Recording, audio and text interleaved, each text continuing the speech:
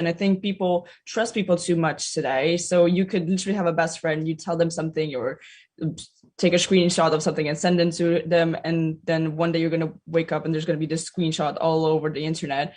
And you're never going to know if it's your best friend if someone doesn't tell you and exposes them. So I think friends are a much bigger problem because there's less of chances of us getting being a part of a cyber crime, because I don't know if someone would actually come to a young person and do that to someone. I think it's more of a friend to friend problem. Which is a very interesting concept also, because what is a friend today?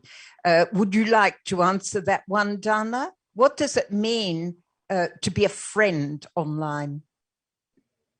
I think if you're not mean, that's a big thing. If you're not spreading hate to that person, to specific person, to be nice, honestly, to just, sometimes I just feel like even if you're just not doing anything on the internet is better than like just being hateful or like spreading hate, or I think it's better to just be nice to each other.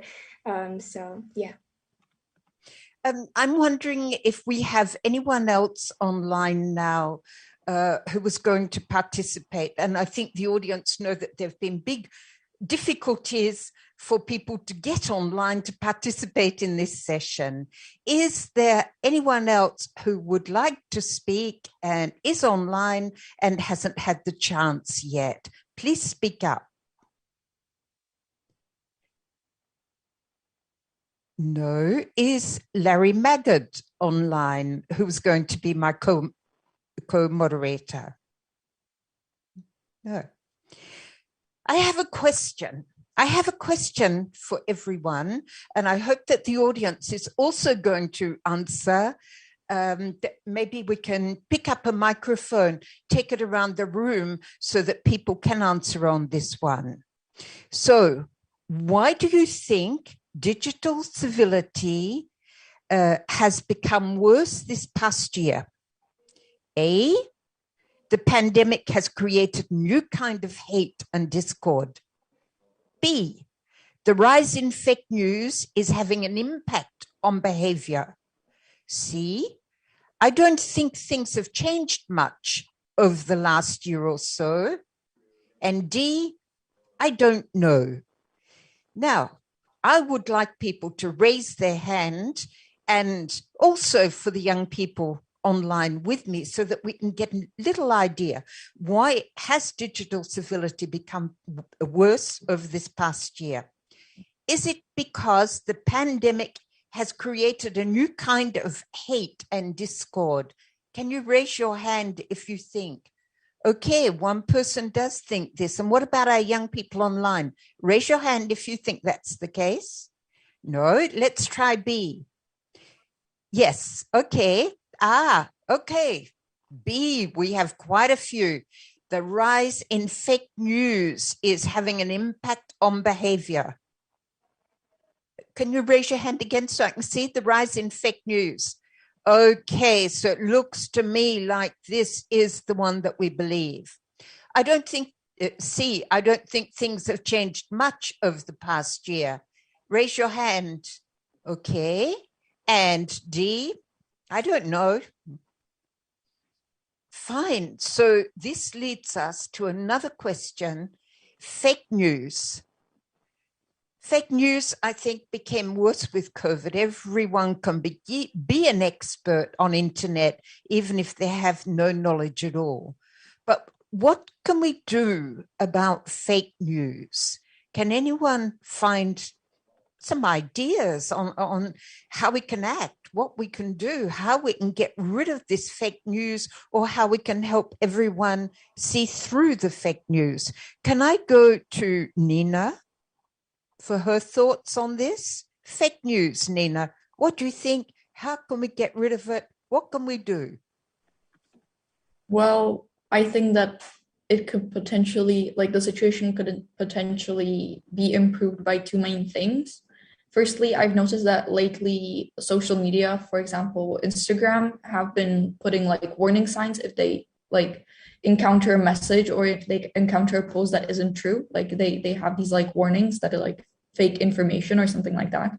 So I think that's very useful because then people are more aware when they read it that they shouldn't probably like take it for granted all like just when they read it, and maybe like more research is required. So I think that if this would be implemented in more platforms, then that would be relatively useful.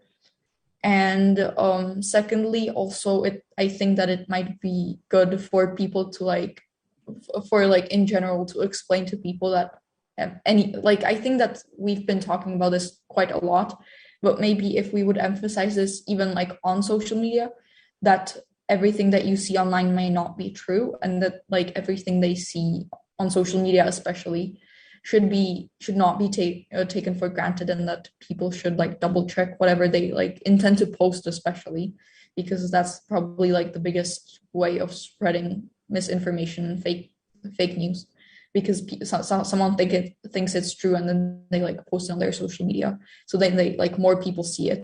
So I think that if we would take like some precaution steps on people like actually realizing something might not be true, then I think that could help, like not eliminate the problem completely, but at least mitigate it to some extent. Okay, so I get the feeling what you're saying is check your facts. Now, I'm going to do something very unconventional here. I'm going to ask the people in the audience to please come up and take a seat on the stage, to pass the microphone between you and to be full participants so that you can also see the young people. Could you come up here, please? I think there are enough seats. I would like you to be part of the debate.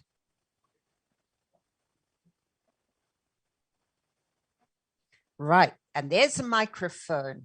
So we've been speaking about two things in particular so far, or perhaps three. The first one is privacy. Can we go back and have a little think about privacy? Can you pass the microphone along, please? And give me your point of view. Now, we're not just here to talk about the problems. We're here to talk about the solutions. So privacy, what does it mean to you? And what are the solutions we can use for better privacy on internet? Well, does it work? Does it work? Up near your mouth. Yes. Okay. I think privacy is like a fundamental right for each and everyone, and it has to be protected at all costs, because it's very important. And I mean, there are certain informations that shouldn't be shared, otherwise we want to. So that's definitely a huge task in the future, to protect privacy at all costs. Right. Anyone else like to say a word? Yes. Microphone. Just come and get it, please. I've got too much. There's another one. Oh, there's another Pass one. it along. Okay. Yes. So privacy. What to do? So I'd like to go back to the question of what privacy is before we go into what to do going forward. I think privacy is essentially a signaling function. It's a question of who can we actually be our true selves in front of. I think if you conceptualize it in those terms, you get a much more holistic understanding of what privacy actually means from an individual action point of view.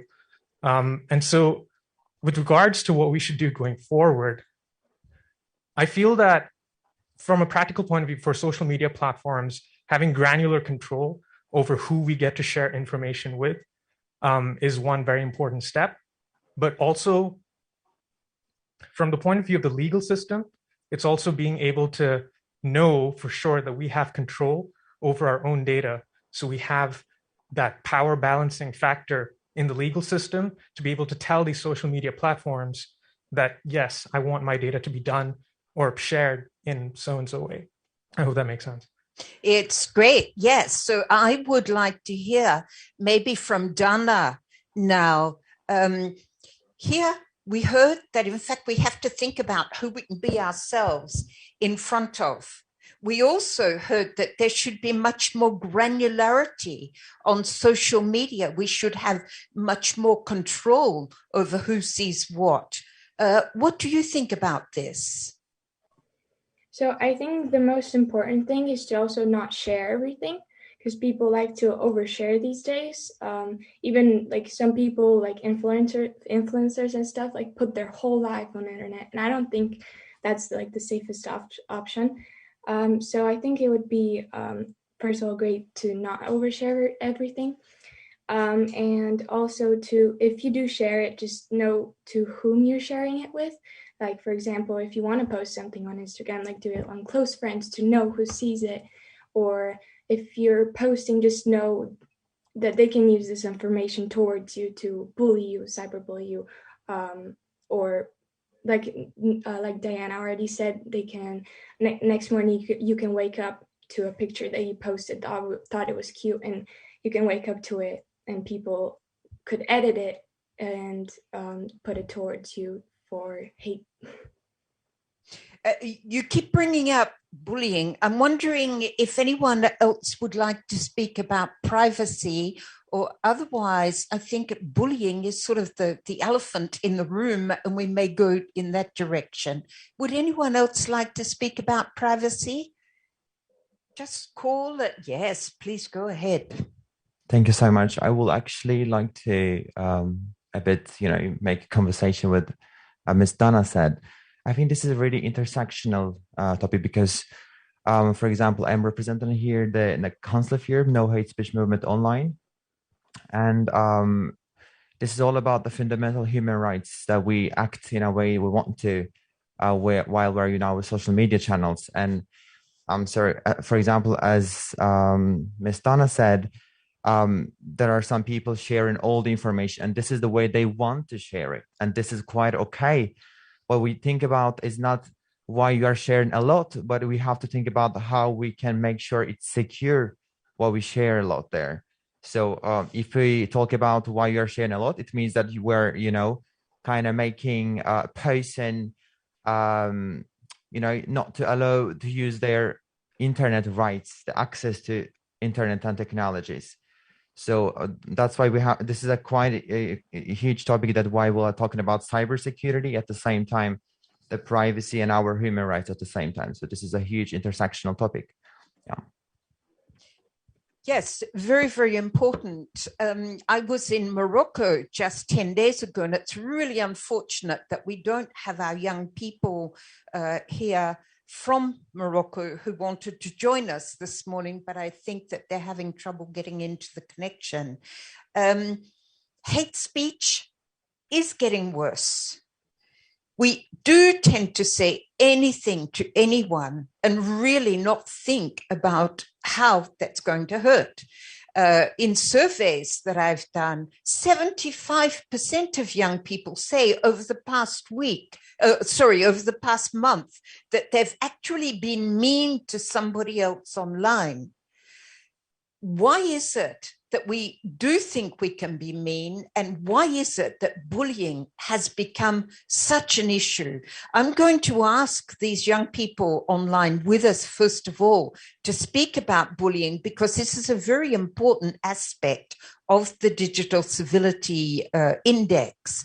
And then I'm going to turn to you to get your thoughts about hate speech, being mean online, because for me, a lot of that can lead to bullying.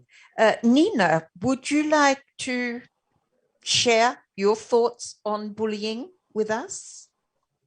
Well, I think that the main reason why this occurs so much online, especially, is because people don't realize what kind of consequences their actions online may have. And that may be like for a couple of reasons. Like, firstly, they might just like simply say something that they don't mean offensively, but the people, because like you don't get to hear the tone, or like in what you don't like often get the context behind why someone said something about you. So that may really like hurt you, because it may not be meant like in a bad way, but it is meant in a bad way. I mean, like then you take it in a bad way, which may not be good. But also, as well as that, just simply people being mean to each other online because they don't think it has such an impact because it's just online. However, like, of course, it hurts people in reality as well. And what about Diana? any thoughts or any solutions? Because I think we've been going round in circles for the past 20 years on many of these issues. This morning, I would like to come out with a few solutions. Yes. Diana. Yeah, I would also like to go back to privacy. One of you said that about privacy, that you have to know around who can you be yourself. That's what I was actually thinking about. That's the problem of communicating through social media. You on the chat, you get a different perspective and different expectations about someone, and then when you meet them online, in real life, for example, they can be a whole different person, because through chat you can't see their facial expressions, their reactions to what you say. Maybe you said something funny in an appropriate way, but they just sent you like a laughing emoji and ha ha ha, you're funny.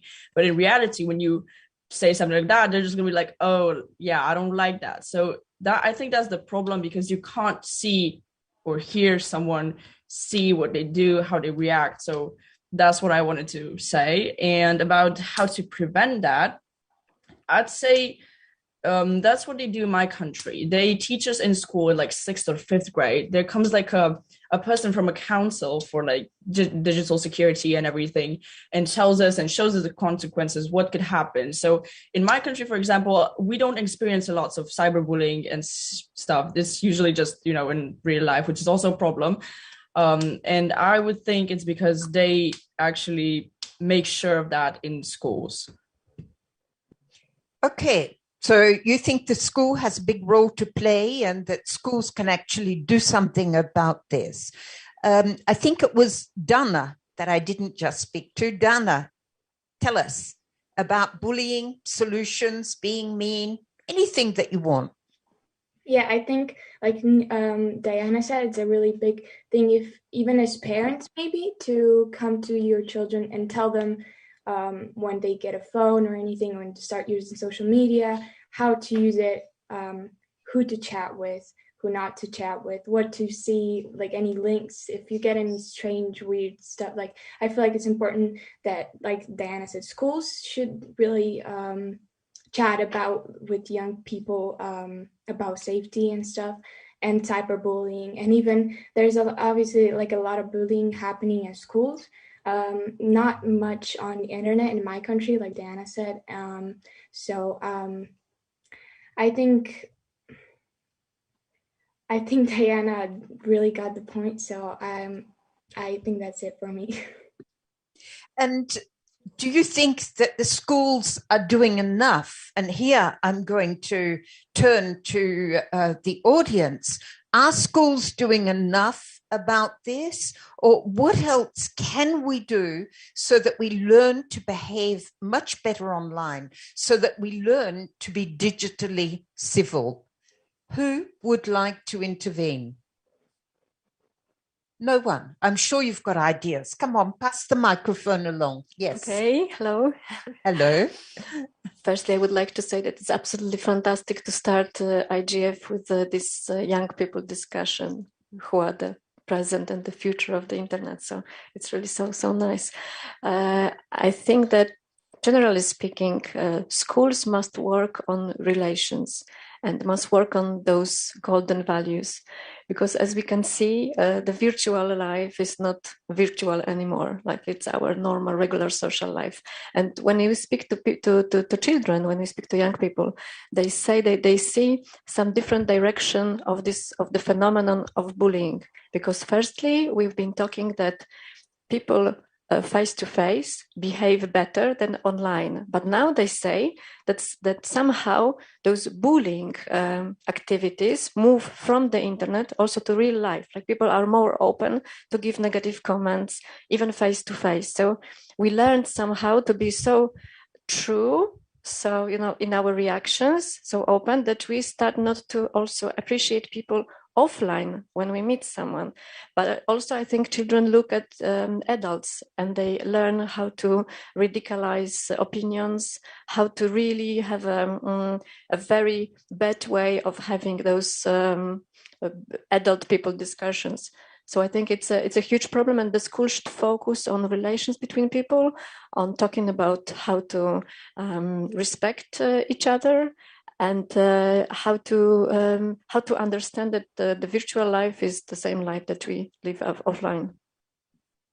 Thank you very much, Anya, and thank you so much for coming in. I'm seeing comments on the chat, and I would love to say them, but I'm afraid my glasses got lost in my baggage and I can't read the chat.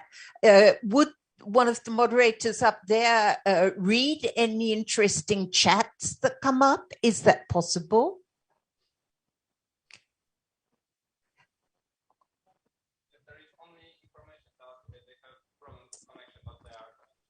Okay, thank you. So yes, please. Please, I have a last comment. While we're talking about gender equality, we say, people say actually don't protect your daughter, but educate your son. It's actually all about the same topic we're talking about here, limiting person for sharing and, connecting people and trying to do whatever they want to online. Instead of educating others not to bull or crush the processes that they do. So that's why I think this is really all about education that we have to deliver for young people in schools and kindergartens, because there is no any curriculum regarding bullying, regarding privacy, regarding internet in schools. Only universities and masters, etc., but it's not really enough for that, because bullying processes especially happening for the young people and the teenagers, and that's why it's really important that we do this in schools, high school, and education system. So that's why the main solution would be making a proper and relevant information and curriculum in education in high schools and even primary schools, I think, because right now we're more like talking about digital natives, which is more likely children that using the internet so much in last century, so that's why it's really important to make sure education provides this information. So yeah, thank you. And it's really interesting to hear, because No Hate Speech, I know, has been running for at least 10 years and really pushing young people to think about what they're saying. I believe now that we actually have Jim into the session. Good morning, Jim. Are you there with us? And perhaps you can take on a little of the moderating. I am here. Can you hear me? We can hear you. Yes. Excellent. Yes. So I am in the chat room. Unfortunately, we've been bit by the technical gremlins yet again. So lots of folks are struggling to get in. Took me 25 minutes. Right now, there's nothing in the chat as far as questions are concerned. So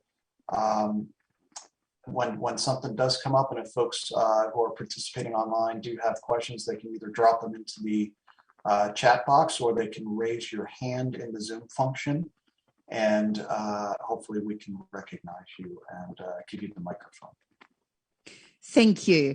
So talking about bullying, many young people say what concerns them the most is not to know how to intervene when a friend of theirs is being bullied, and that in fact it hurts much more than when you're bullied yourself, which is a question of resilience, and we'll get back to that shortly. Do you think this is an issue? And how can we teach people what to do when their friends are being bullied? I'd like to turn back to my panelists now. Nina, does it concern you more when your friends are being bullied and you don't know how to intervene? Or do you think that's not really relevant for you? Well, I must say that I agree with the fact that it does concern me more when my friends get bullied or when someone mistreats them online than if that would have happened to me. Because I think that's also like the reason for that is because I'm part of the digital council that Microsoft organizes. So I think that I'm exposed to more ways and like in general to like a discussion about it. Whereas I think that the majority of my friends do not really know how to cope with cyberbullying online. So I think that definitely the fact that like I would probably know how to cope with it online, whereas my friends wouldn't, would mean that I would feel relatively like hopeless, and I would also like wouldn't probably like I don't think I would know how to like help them specifically, because if they wouldn't want help, because well, each situation like and each thing like each time something like cyberbullying occurs, like it's really individual. So yeah, I would feel worse if it would happen to my friends, because I wouldn't like, especially if I wouldn't know how to help them. That would feel really bad, because then I would feel like I failed as a friend to an extent. Thank you very much. And Dana, what do you think about that? Yes, I think I would feel worse for my friends. Luckily, I have not experienced that. Neither have I known that my friends did. But I think I would send them to read the book that we read. It was Words Wound, and we also had the discussion about that book, and it has a lot of experiences that people had about cyberbullying, being cyberbullied, and them doing the cyberbullying. And it has a lot of great ways to prevent it, to some solutions, and it's a great book. So I think I would just recommend them to read it. If I would obviously try to help them, but if they wouldn't understand, I would just hand them the book. Thank you. And it's Diana, isn't it? The next, or is it Dana? Who did I just speak to? I just spoke to Diana. So no. Now I'd like to hear from Dana. No, you just spoke to me. I'm Dana. Oh, okay. Diana, please. Yes. Actually, I don't know if this would even happen to my friends, because me and my friends were very careless and we don't really care about others' opinion, and we're actually not, our lives don't depend on social media. But if this would happen, I would, of course, be more concerned for my friends if it would happen to them than for myself, because I know how I would act, but I don't know how would they act, because I can't read their minds. So I'd, help them with my knowledge that I got from CDG Europe. And that I'd probably do that, but I don't think that would ever happen. Oh, lucky you. So CDG, we keep hearing about the Council for Digital Good. And this is very interesting, because you young people, you feel that you know how to handle these situations because you're part of a group.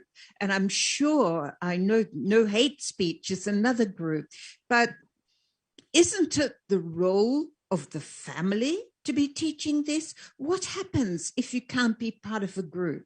And if it's the role of the family, what age should we start learning in our family to be kind to each other, the importance of respect? What age do you think it's important to be learning about empathy online? Nina? Well, to the thing you said about family, I think that to an extent, of course, it's the family's role to prepare you for life. However, I don't really think we should expect the parents to like properly explain this to children, because of course our parents weren't the people who grew up in this environment, because like we were those that like grow up with this and are like exposed to online content like ever since our like young childhood, but our parents weren't. So I think that we should more like keep this role to the school that can actually like invite experts that like know how to give advice. Whereas like our parents should be those that like should advise us with things that they understand. Great. So you're saying wait till you get to school. Diana, what age should we start learning about empathy? And perhaps where should we be learning about it? Actually, I would comment about what Nina said. I would actually blame my parents for not just my parents, most of the parenthood and the upbringing for Generation Z was wrong. Because when a child started crying, they didn't, snuggle them, cuddle them. They just gave us an iPad and they were like, shut up. So I blame that blame my parents and the upbringing, because that's absolutely wrong. But I also agree that it's now the parents is, they have to teach us and tell us why they did that and what should we do and how would we act in different situations. But of course, us, when we become teenagers, we don't really listen to our parents, which is also a big problem because of puberty. So I think schools, I just think schools have to do that. They have to do that, not the parents, because I don't think we would really listen to them. That's because I don't really listen to my parents. So I bet you did when you were very young, though. Diana? You just spoken to Diana. Now you're going to speak to Dana. You've got to put me right. Dana. Yes, so I agree with both of them. I think it's the responsibility of the school, and even maybe at the end of kindergarten, or just start like slowly knowing what to be nice and to not bully and stuff. And I think parents obviously know some stuff, but they don't know as much as some who is their job to tell people and help them with this kind of stuff. So I think parents definitely have a role in that, but not as much as the people that actually is their job to explain that to people. So thank you. And I'm wondering, what do you think? At what age and where should we be learning about empathy? Yes, you've got the microphone. Yeah, I'd love to add something to this. So first of all, thank you all for sharing those interesting perspectives. I myself, I think my teenage years are maybe like, I guess I'm like 10 years older than you guys. And what I experienced was like, when Facebook just came up, my parents always told me, well, don't put anything on there. It's going to stay in the internet forever. And they didn't have a clue about social media. And I think it's critical that we all learn about the internet and about digital civility and empathy online, and that we never stop doing this, and that we don't stop at any age, because right now there's also older people, older generations who have to learn about it, who have to engage with the things that their children are doing there, that their grandchildren are doing online. So to answer your question, I think we should teach everyone at every age to also facilitate teaching in families and in schools.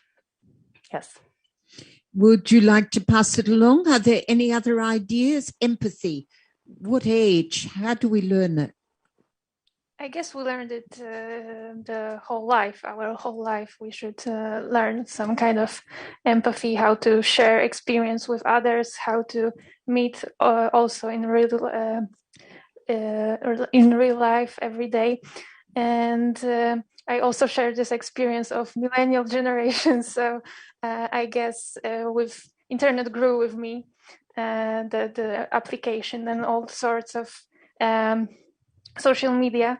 Now Gen Z are all born to this, so it's already evolved.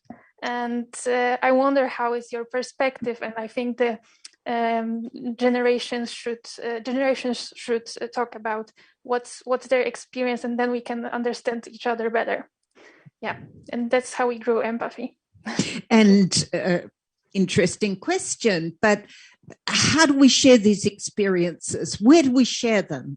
Because so far we don't seem to have that right solution. When? Where? How? Yeah. This kind of conference, of course, is somehow a solution. Now we can share our ideas and thoughts about how the world works right now. And I guess for example, I have a younger sister, so I learned from her the games she plays and new words she uses online, and she teaches me about stuff that I don't know. I teach her about stuff she doesn't know about. So I guess it's all about dialogue, generation dialogue. That's a very, very important concept, dialogue. I see that at long last we have our co-moderator online. Good morning, Larry. Sorry that you've had so much trouble coming in. Would you like to say a few words and perhaps ask a few questions?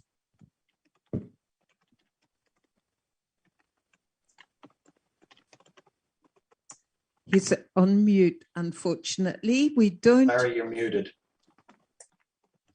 Sorry, that I can fix. I said, I thank you very much. I am at a bit of a disadvantage because I don't know what we've been discussing so far. Sorry about the technical glitch that apparently is affecting a lot of people. And thank to Una for allowing me to use it, come in on her account. The question that I'm curious about is what's going on right now with digital civility. Perhaps you've discussed this, but the fact that we've seen a downtick in 2021 obviously is concerning.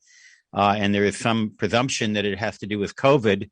Perhaps that's the case, perhaps there's other issues. So if you haven't already discussed it, I think it would be very interesting to talk a little bit about what's happening right now in the world that seems to be affecting digital civility. Actually, and it's a pity that you weren't able to be with us, Larry, earlier. I think that we have discussed that, what's going on right now. And I think we've come to the conclusion that well, it was very interesting what one of our young people said, that in fact, kids are growing up with the tablet. They're not, dialogue is key. Another thing we've talked about is fake news. We've also talked about bullying and about empathy. We've talked about privacy this morning.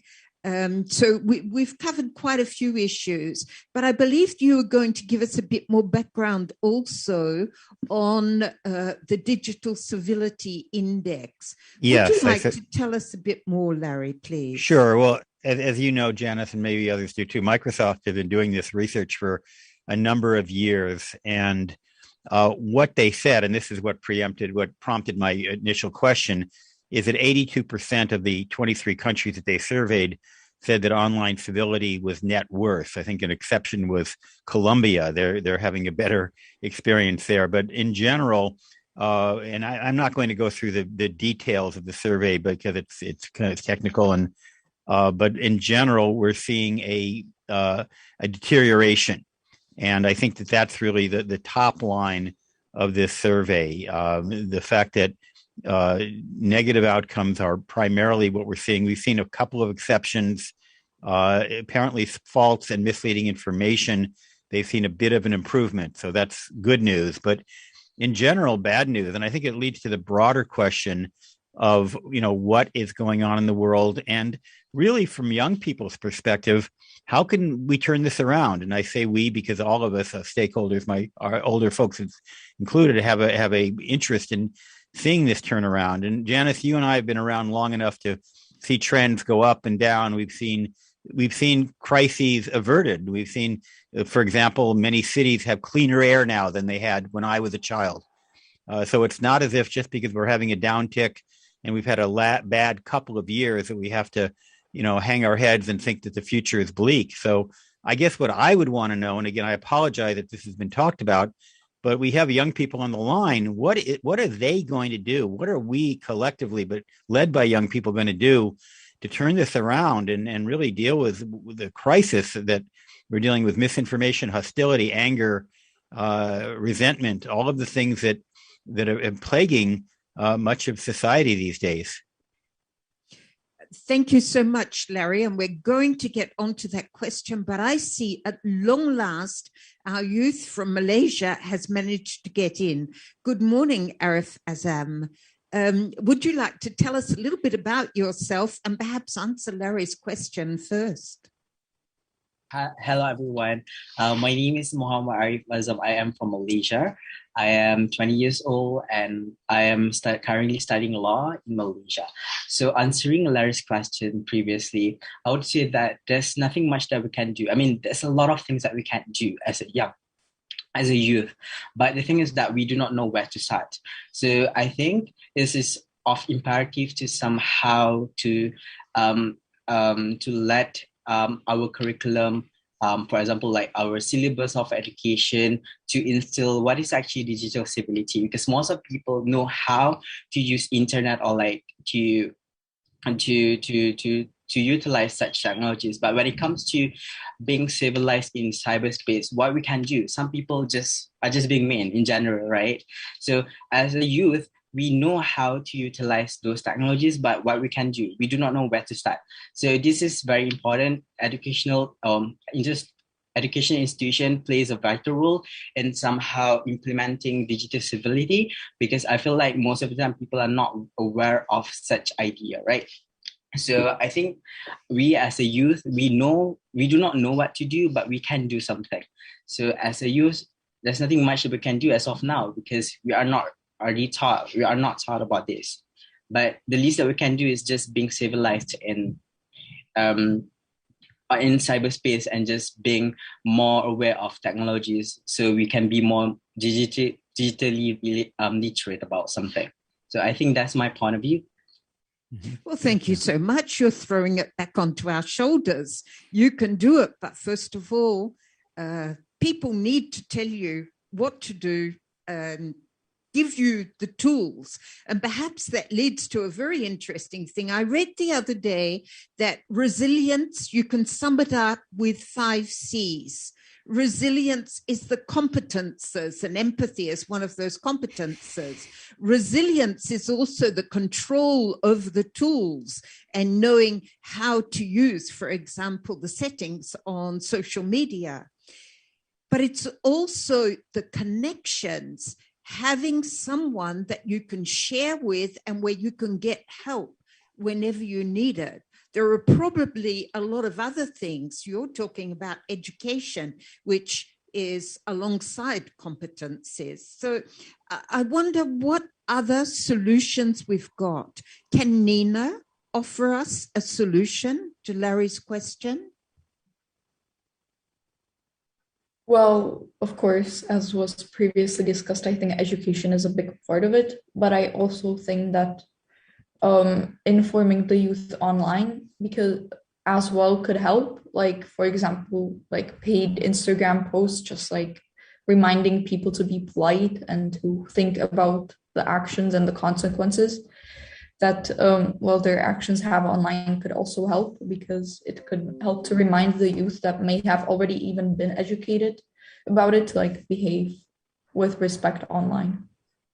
May I ask a related question about youth activism? I actually come from when I was your age, and I know that sounds funny to say that, but it was right in the middle of the Vietnam War, and young people around the world, I think, were largely responsible for convincing the United States and other countries to change a policy, and we ended a war that seemed like it would never end. I have never given up that optimism that I had at that point of having been part of that movement. And I'm wondering how that translates to the crises of today, whether it's the environment, the climate challenge. And the reason I say this is because digital civility is not simply just behaving yourself, being nice people. It's great to be nice people, but it also means involve people, taking those passions, channeling anger to where it really belongs, which is whether it's oppression or misogyny or racism or climate crises, authoritarianism. How can the voices of young people be mobilized to really focus on some of those pressing world problems, which I think, frankly, if you were universally mobilized, that might help some of the situations that we're talking about today? Donna, do you have a solution? I actually don't really know how to answer this question. So I would just say I honestly, I don't know. So if anyone else could answer. Do you feel that you actively participate? Are there any things that are really, really important to you and where you make sure that your voice is heard?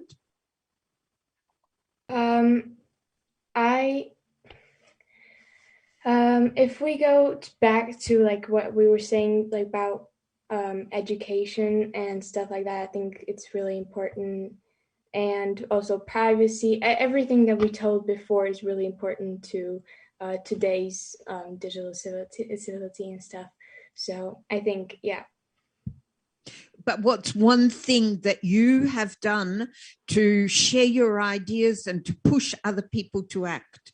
Can you think of one thing that you've done so far, perhaps as a member of the Council for Digital Good, where you've shared an idea and you've pushed people around you to act? Is there any example you can give me? Maybe even for the council that we do, we sometimes do presentations to represent any sort of topics, and I think maybe even to at schools, I've definitely told even my friends how to act everywhere on social media and internet on as the big on internet at all. So that's great. So you're active, and this is really digital civility, teaching others, participating. What about Diana? Yeah, actually, I have my schoolmate actually has made like an organization. First, it was just only an Instagram profile when they were spreading awareness of what was happening in my country, because teenagers my age don't really know what the government is doing in our country and how much power it actually holds. And now it's a whole organization, and basically they organize protests against the government. And I think that's a really good example of how much power the youth has if we connect, if we spread the awareness. The fact that we already have internet, and the fact that we can spread something so fast by just clicking a few buttons and already so many people can see it, I think that is like a pro about the internet these days. Thank you. Thank you. Janice, yes. It's Jim. If I could just interrupt, Felicia has also joined us, but she shows up as Jennifer Chung. So we may want to bring Felicia into the conversation here as well. Yes, please, Felicia, and I believe that Aya has also joined us. Felicia, can you tell us a little bit about yourself and give us an example of where you are really active and trying to change the world and make it a better place? Hi, I'm Felicia. I'm from Indonesia, and I'm actually a social science student. My background is business law, but I currently study international law. So speaking of digital civility, I would say that I'm not sure if some of you has brought up the idea of mental resilience. So I think it's quite important to bring up the idea of mental resilience. What is that mean? I would say that in simple words, mental resilience is about how we don't get easily triggered by people saying, especially on the social media. Because as far as I observe, I'll say I'm an introvert type when it comes to using social media. I would say that there are some young people who get easily triggered when reading offensive comments. However, I would say that in the digital space, everyone is equal, as in if they have this difficulty, such as of today, people have this opportunity to open up their own mental health issue, I would say, and they just spread this awareness. Like the others say that spreading awareness is quite important. So I would say that digital space is quite important, that give people equal opportunity to share their point of view. So yeah. Thank you. And yes, we started speaking about resilience because I agree, it's really important. I believe now that we have the young person from Iceland, Aya. Aya, would you like to come in and give us your ideas and tell us a little bit about what you have been doing? Because I know you've been very active in trying to make internet a better place, a more civil place. Yes, hi, I'm Aya. I think that what I've done is that I live by the golden rule always. And I think when somebody does it, that other people will try to imitate that behavior. And so we really need trying to find the right words. Role models, perhaps? Yeah, exactly. But I have been very active in making prevention videos and such. Yeah. Great. What are some of the focuses on your prevention videos? What do you actually say in the videos?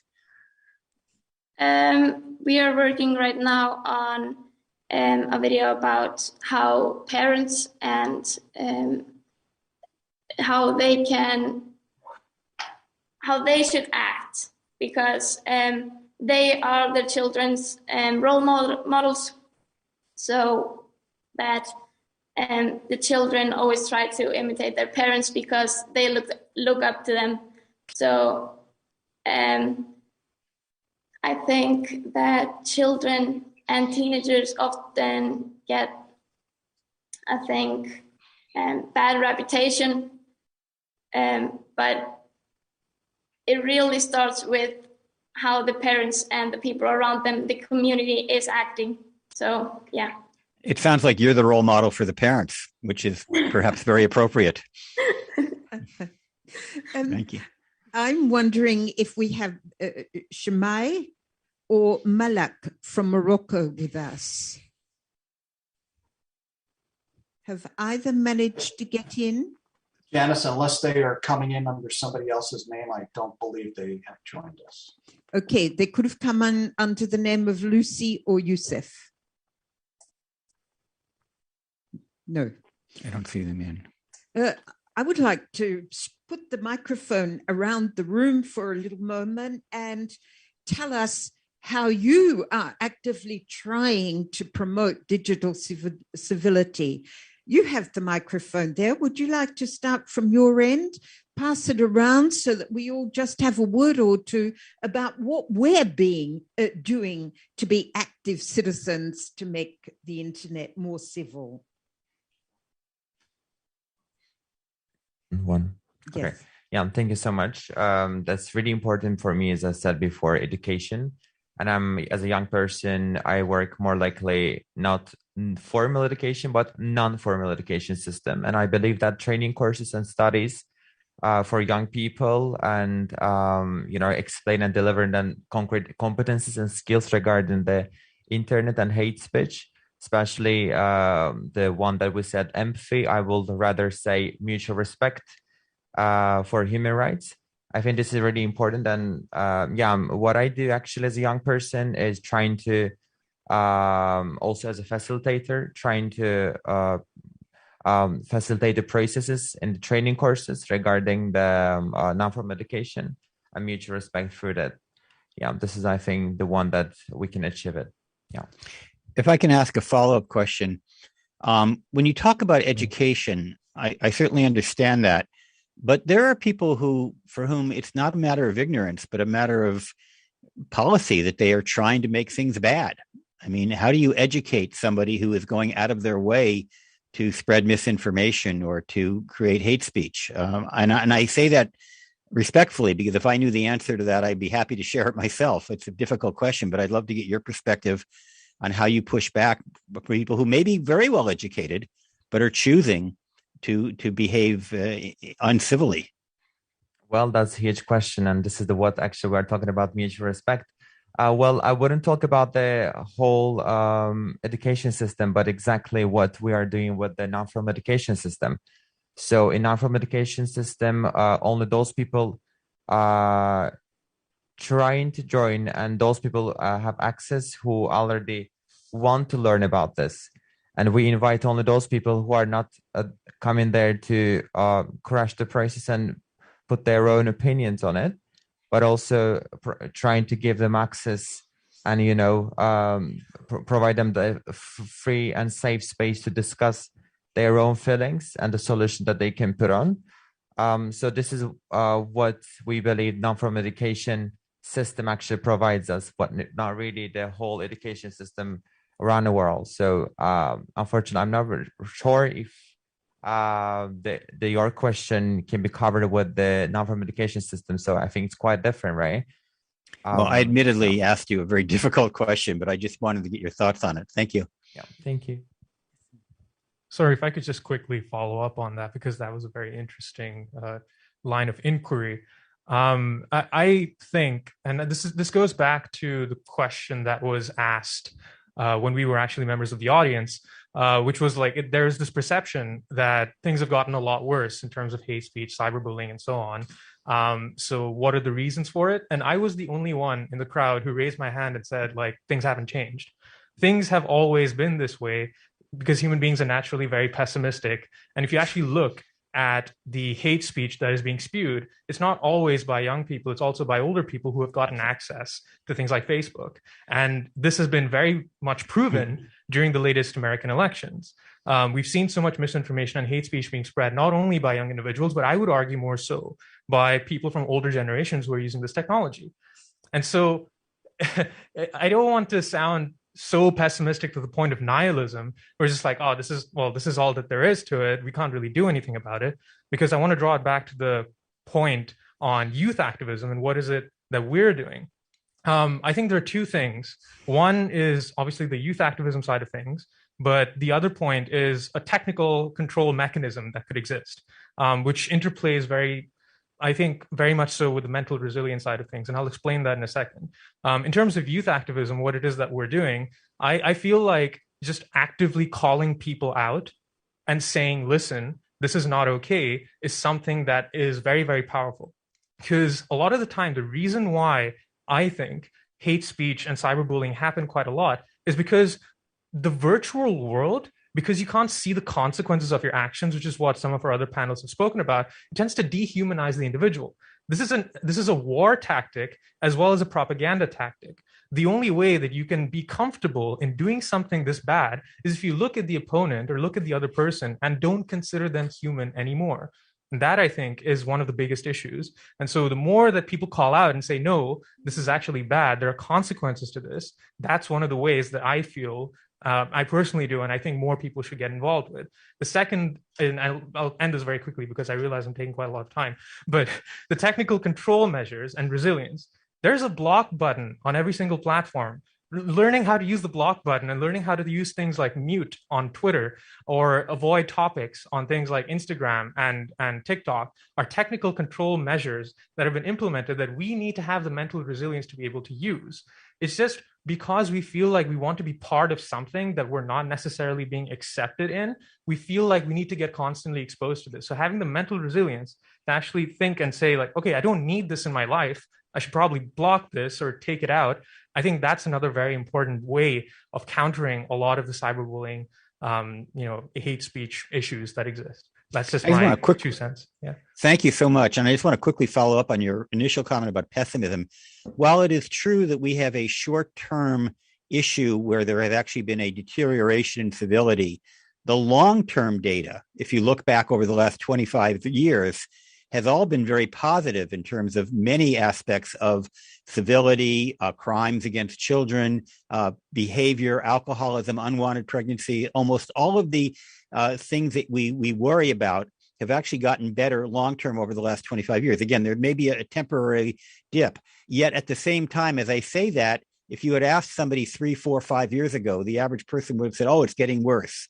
So you're absolutely right. There is a sort of a perpetual pessimism even when the data happens to be positive. Well, right now, admittedly, there is some negative data, but generally speaking, we do need to remind people that young people especially have been pretty remarkable in many ways overall in adapting to the technology and using it in positive ways. Larry, I think that two of our young people want to come in and have their word on this. I saw that Diana had her hand up. Diana, did you want to add something here? Yeah, I wanted to answer to Larry's question. So how would you actually prevent someone from bullying someone? I'd come up to the person and ask them, what if this was your sister? What if someone was doing this to your sister or your brother? There was like this thing where people were talking about abortion, and then some guy was like, oh, I think abortion shouldn't, be legal and thing. And then a girl came up to him and she was like, what if it was your girlfriend or your sister? What would you do? Would you think abortion should be illegal? So I think that's how I should do it and prevent it. Thanks. And Arif Azam also had something to add. I saw his hand up. Hi, I am actually trying to respond to previous speaker. So he said that it's very good for you to use that control mechanism where you can just block and use that kind of button effectively, right?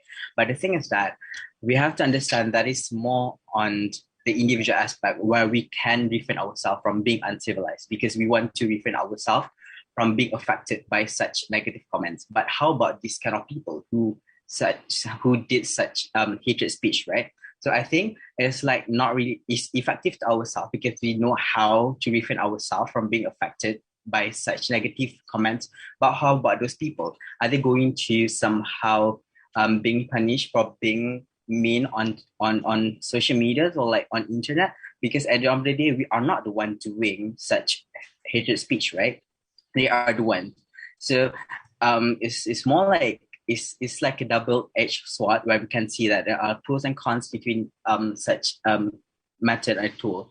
So, and then another thing is that I think like digital civility is not just about empathy, but it's more than just about that. It's such as like how the internet works, understanding users' data, and then practicing digital literacy. So in order to attain digital civility, I feel like these are the key concepts that we need to dissect and also need to take into account, because most of the time people think like, oh, we just being, like Larry said before, digital civility is not just about being empathy. It's more than that.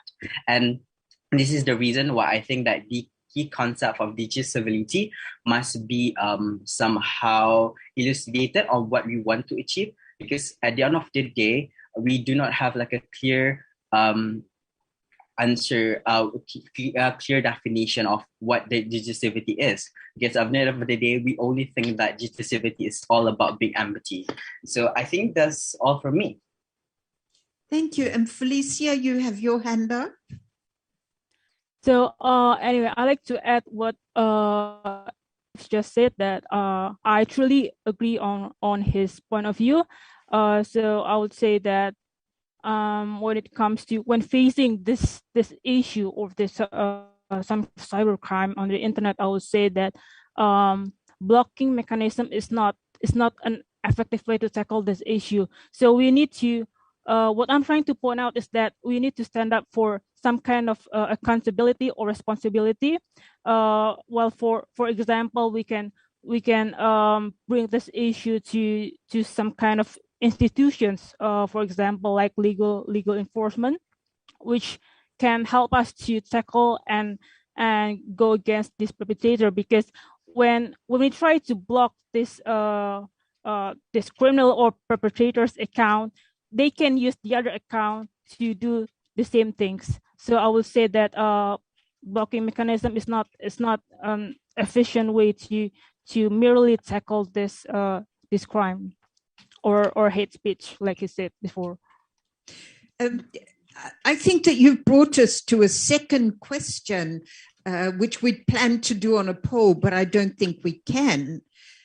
I would like you to raise your hand when you hear the answer that you think is correct. So why do young people rate the level of digital civility higher than adults? Is it because young people more easily accept posts and comments that adults find mean and don't find funny?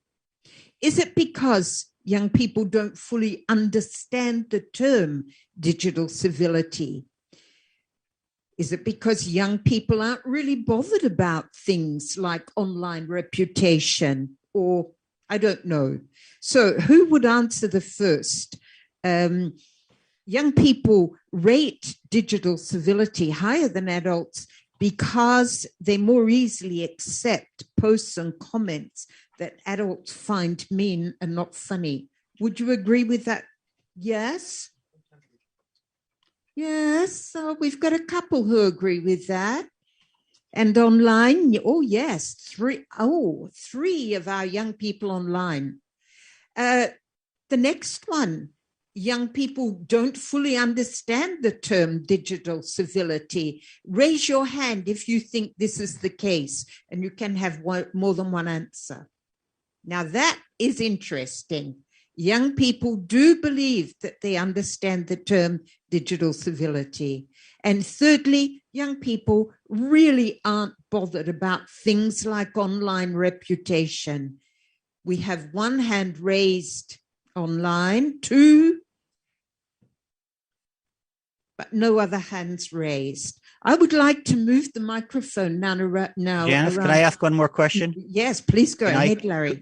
Could it be that young people are more resilient than adults give them credit for? Who would agree with that?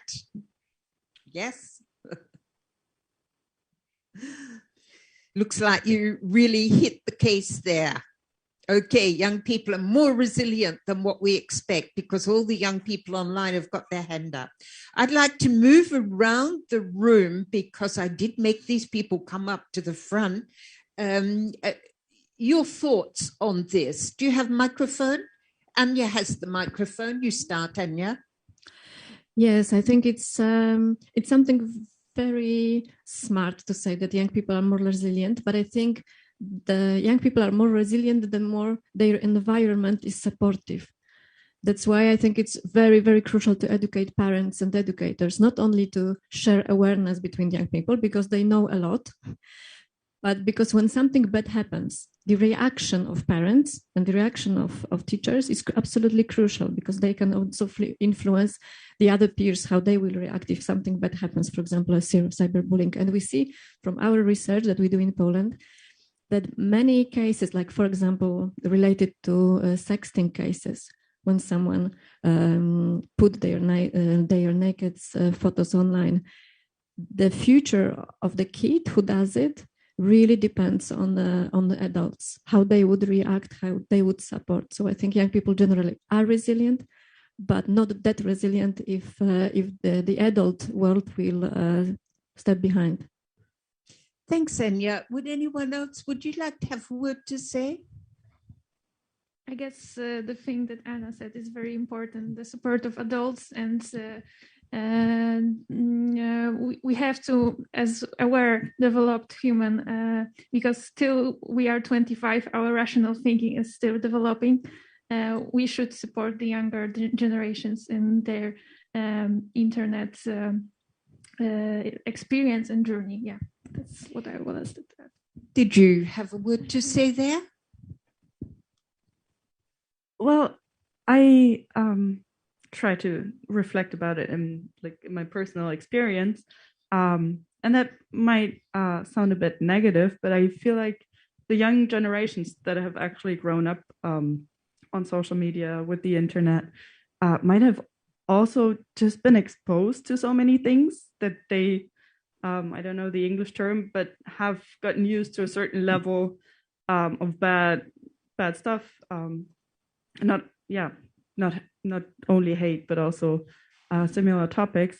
So it also might be the case to a certain extent that they're just used to these levels, and they have learned to deal with it. I don't know how and to what extent that's part of resilience as well. Maybe you have some points on that, but it's not a good thing to say. But I'm afraid that's part of the story too. So the sensitivity has dropped. And would you like to have a last word? Yes. What are your thoughts on it? Do you have any thoughts on it? Did you want to add anything? I don't want to add anything, but I totally agree with what was said. There's before. someone. Yes, come and get a microphone, please. Someone in the public, and then I'm going to hand it over to you, Larry, to do the last 8 minutes with our young people, because we must stop right on the dot of 11 o'clock. Yes, hello. I'm a member of a network called I Am Here, hashtag I Am Here. And what we do is that we go online and we counter hate speech and misinformation by posting comments. We try to be respectful, we try to be benevolent. And so now we are in 18 countries in the world. We have 150,000 people. So we think community can play a role, like being together, supporting each other, protecting each other, And you know, this is a key element of resilience and safety.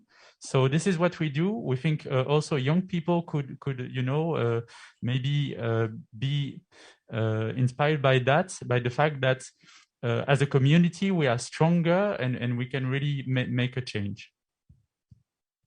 Thank you. And it's great to have the audience participating like this. Over to you, Larry, for the last 8 minutes, please. Yeah. And perhaps Aya wanted to add something, as she's hardly had anything to say. Okay. Well, I mean, in general, first of all, I want to say this has been a really great discussion. And, you know, as somebody who's been involved in internet safety now since, believe it or not, 1994, that's long before most of you were born. Janice also has been around that long. I am very excited to hear the conversations here because we've elevated the conversation tremendously over what many have been talking about over the last 20 or 30 years. But I am particularly interested at right now as to how those of us who really have a sense that we need to be fighting hate speech, we need to be fighting misinformation, we need to be encouraging civility, we need to be fighting bullying, what we can do. Because almost anything that I could say, and I could, like anybody else in this room, give you a speech as to all the things we should do, but almost everything I could say is going to have a potential unintended negative consequence. So, for example, it's already been talked about by one of our participants that we should push back. And I have done that. But sometimes when you push back, you actually wind up creating more anger. And you just, the term is feed the trolls. You know, that you should correct misinformation. But sometimes when you correct information by giving credible sources, like, okay, here's an article in the Guardian or the New York Times or whatever, they'll just say, well, see, that's more fake news. That they will reject the validity of science, of journalism, of government leaders, whatever.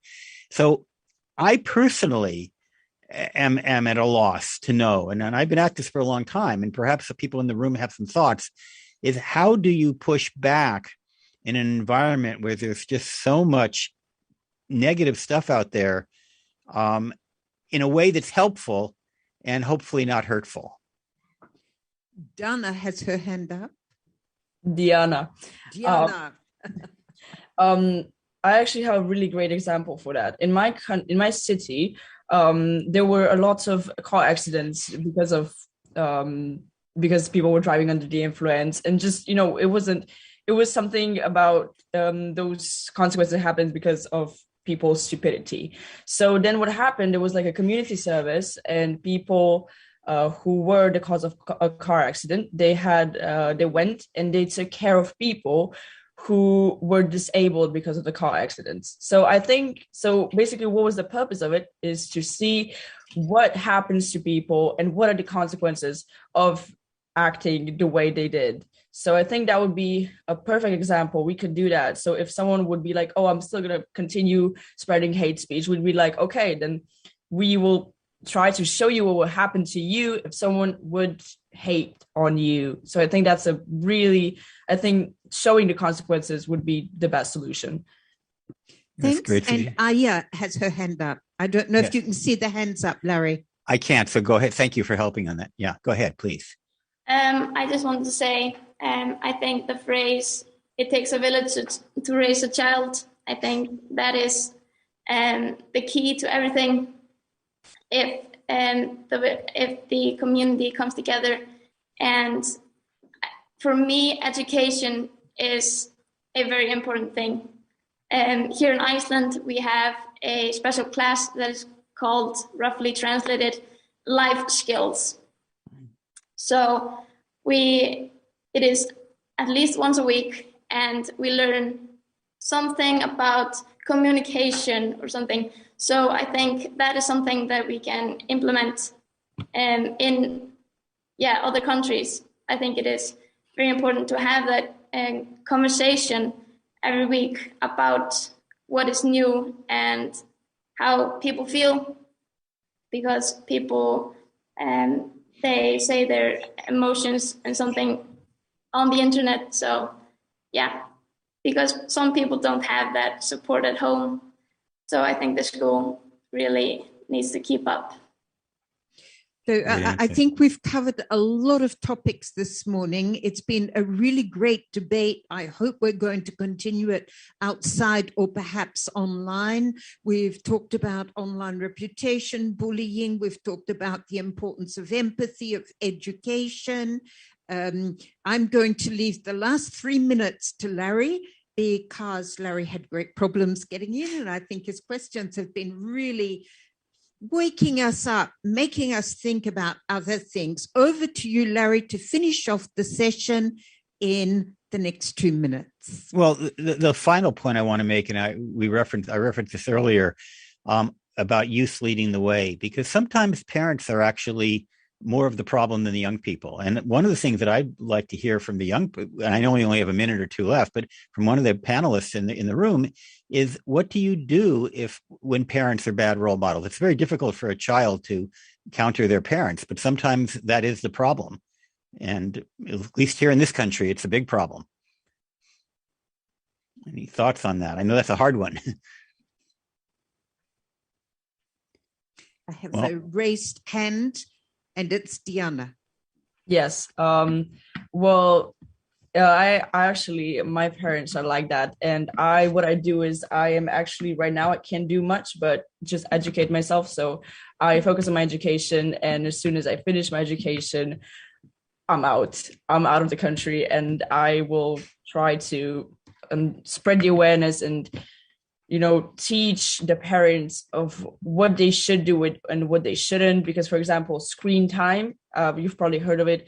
I think that's a pretty negative thing, because once the screen time is off, the child will start using the device, and it will be on the device for like more than 10 hours, because I've experienced that. So yeah, that would be for me. Well, one of the things that makes me optimistic is, obviously you are on the verge of being an adult yourself. And if we have more young people like you entering adulthood, perhaps the next generation of young people are going to have fewer problems than your generation does in terms of parental role models. So thank you for being a future great role model, and maybe a present great role model. Any other comments about, and just adults in general, maybe not even your own parent, but how do young people lead? Because let's face it, if you look at the world now and even historically, young people are usually at the vanguard of great social movements. Thank you, Larry. I'm afraid we have to close now. It's exactly 11. We will continue this conversation. Thank you. Goodbye to everyone. Thank you, everybody.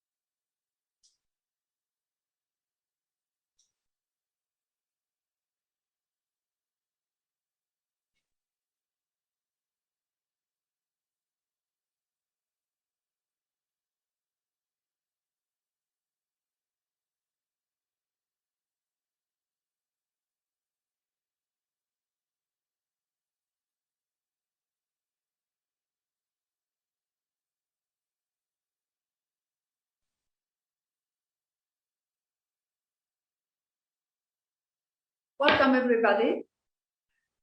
My name is Monika Krzyżanowska. I'm from Cloudferro, and I would like to welcome you. And in particular, I would like to welcome Mrs. Kinga Buszecka, who from Polish Space Agency, a co-host of this panel, and our distinguished panelists from the world of Earth observation applications, science, industry, administration.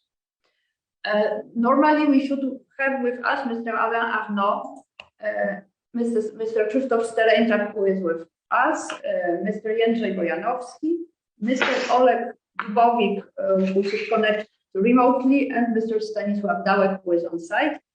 I am informed that there are some technical issues to connect remote panelists. I hope they will be solved soon, but we shall start.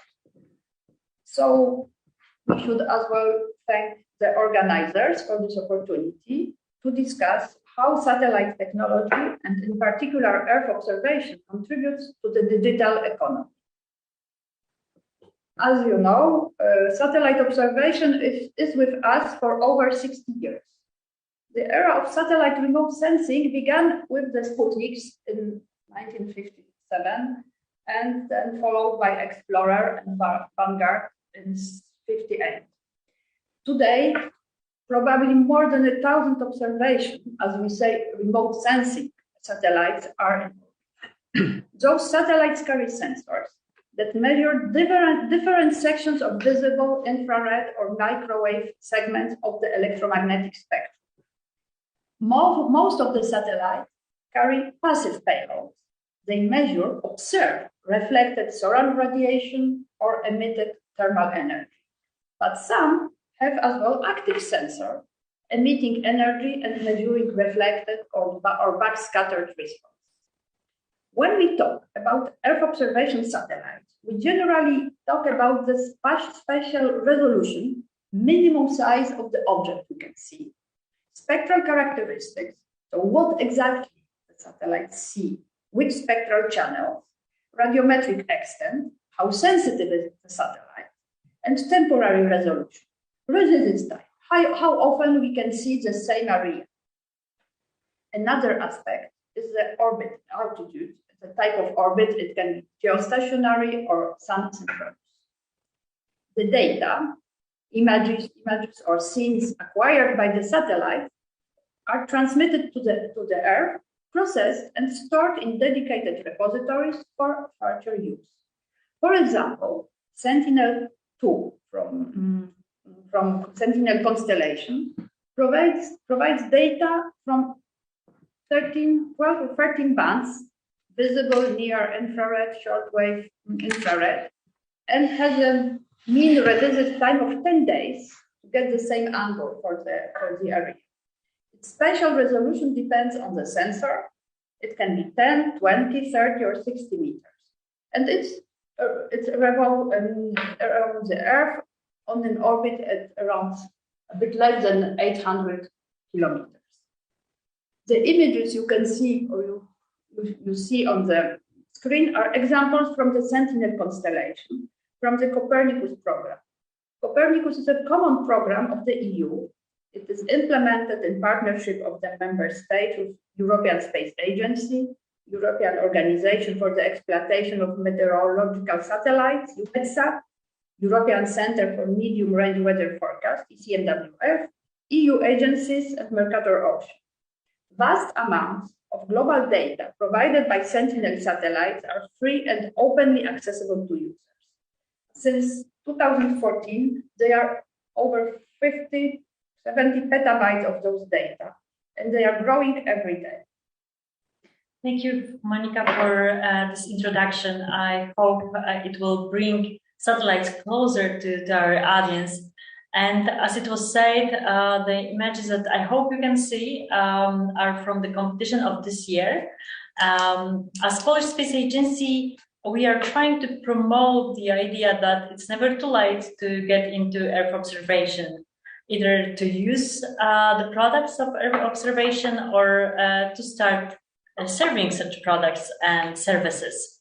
I should add that Earth observation and Copernicus, it's not the only program of European Commission that brings us valuable data from satellites from orbit. We should remember that there is Galileo and EGNOS, which bring us information about, for example, positioning, GPS signal, and it helps us not only in like geodesy, for example, but also, for example, in banking. And then the European Commission is working hardly on satellite connectivity and communication, satellite communication. The program will be called GovSatcom, and if anyone is interested in this data, so connectivity nevertheless of terrestrial network, and in remote places like, for example, ocean, you might want to visit a trusted website where you find more use cases on connection and satellite connectivity. Today we will focus on Earth observation, and well, we will discuss something that Frank Sanderberg said. And I call space is the backbone of the new digital economy. And we will start with a short technical check. First of all, if you will have any question to our panelists, please write them in chat. We will check the chat, and during Q&A, we will address the questions. And then I would like to check if Alain is with us.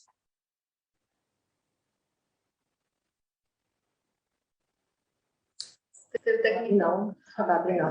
technical issues. So, okay, let's just, while waiting for Mr. Arnaud, let's shortly introduce him. So when he joins in, definitely will already be presented. Yes. And we will move so on. We invite Ms.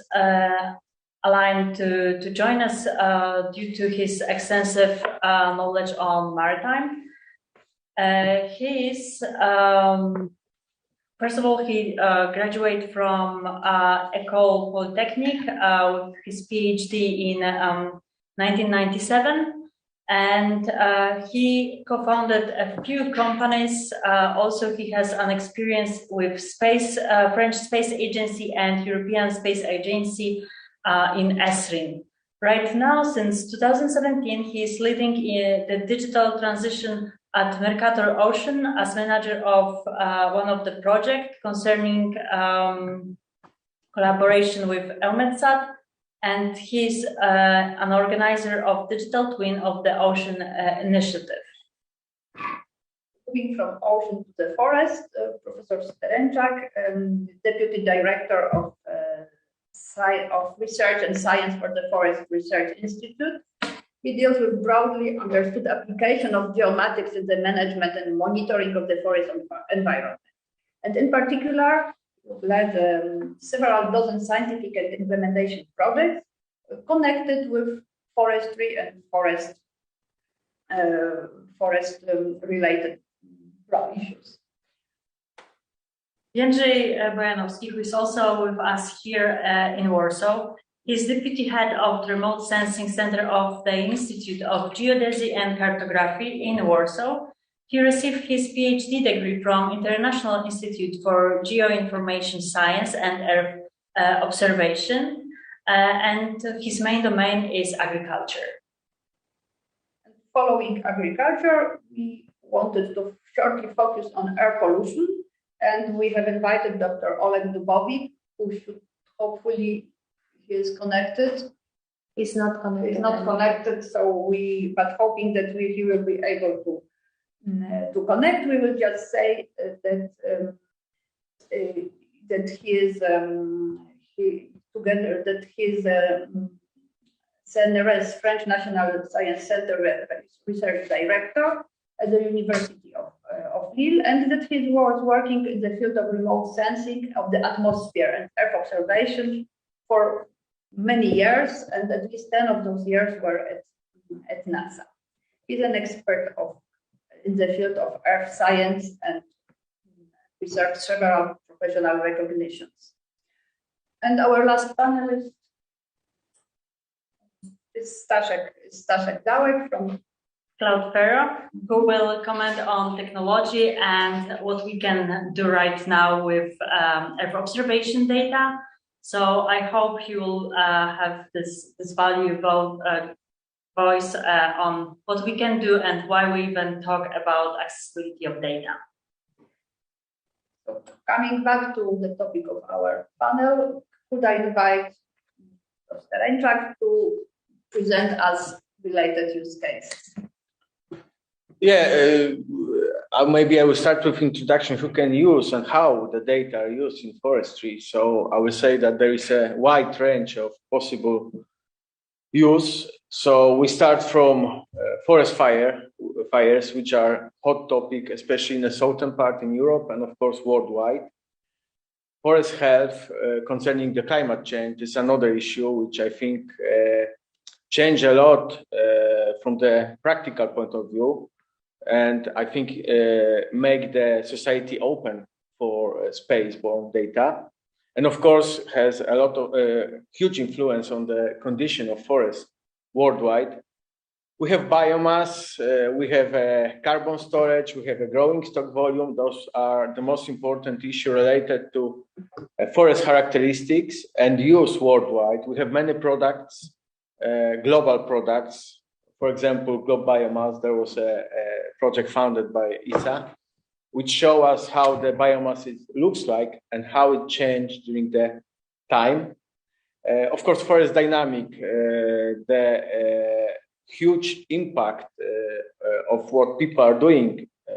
It's of course related to how forest is changed, and with use of multispectral data and multi-temporal data, we can study this phenomenon. Of course, deforestation and afforestation are another issues related especially to Southern America, when we are really would like to see that the Amazon forest will stay as it is now. And who can use it? Of course, I will say everyone. We have a policymakers which create a policy based on the information taken from Earth observation data. We have governments for some parts of the world. The remote sensing data is only one information source for them. There is no additional information, so this is a crucial issue for them to have access to the remote sensing data. Of course, there are public institutions and, of course, researchers which develop the algorithm to better analyze the data and, of course, to push the technology forward. And on the end, there are practitioners, foresters, which use the products from the Earth observation data in the practice. So there is a huge branch of forest-related remote sensing application in the market. Thank you very much. We're still waiting for the marine use cases. We will ask. Yes, we will discuss some use cases of agriculture. It's okay. It's up to you. Okay. So, well, I have to start with what was already said with the new Copernicus program, with Sentinel-1 and Sentinel-2 satellites, because these two satellites offer like unique, unprecedented combination of high temporal and high spatial resolution. And this is a big change and opportunity for agriculture monitoring, because it's for the first time we can basically monitor each particular field, knowing what's growing there and how it's growing. Of course, with some limitations, but in general, it's the first time we can, on the large scales, country scale, regional scale, we can do that. And that's really a game changer. And so for the use cases, we are just about to finish two big projects in cooperation with the Space Research Center of Polish Academy of Sciences, funded by European Space Agency and the National Center of Research and Development. So to exploit Earth observation data, satellite data for Statistics Poland, so the National Statistical Office, and the paying agency, which is responsible for paying the subsidies to farmers under the Common Agriculture Policy. So for Statistics Poland, the objective of the project was to get the statistical information on agriculture production. And for this, you need like two sides. One thing is we need to know the area of the crops sown. So we need to recognize, identify crops on the field. And the other aspect is the expected crop yields for the unit area. So the multiplication of these two sides, you can get the crop production. So we built a system, operational system, and it runs in Statistics Poland, getting an automatic information on crop production assessment along the season. So this is one implementation of the. If I may add, I've heard that that's the only such use for statistics in Europe. I also heard that. I'm happy that we were able to. Congratulations! Thank you to start. I think it's not the first attempt to use Earth observation, but it's the first operational system, and it's really implemented on site there.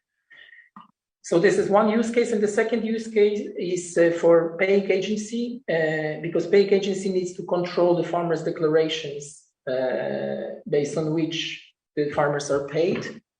So there's a second system, also operational, where we create reports on each field that was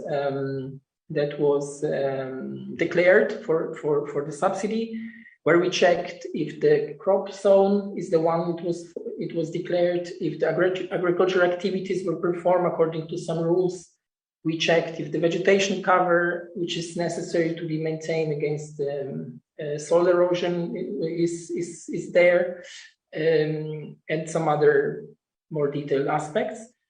And this is also very important, this implementation, because since Statistics Poland is not obliged to implement anything, paying agency is obliged, and all member states, European member states, are obliged to start so-called control by monitoring, satellite monitoring, I think starting in 2023. So next year, our system will be like in a pre-operational, it's operational, but it will be like a phase at the beginning to be sure that Poland will comply with the requirements of Common Agriculture Policy.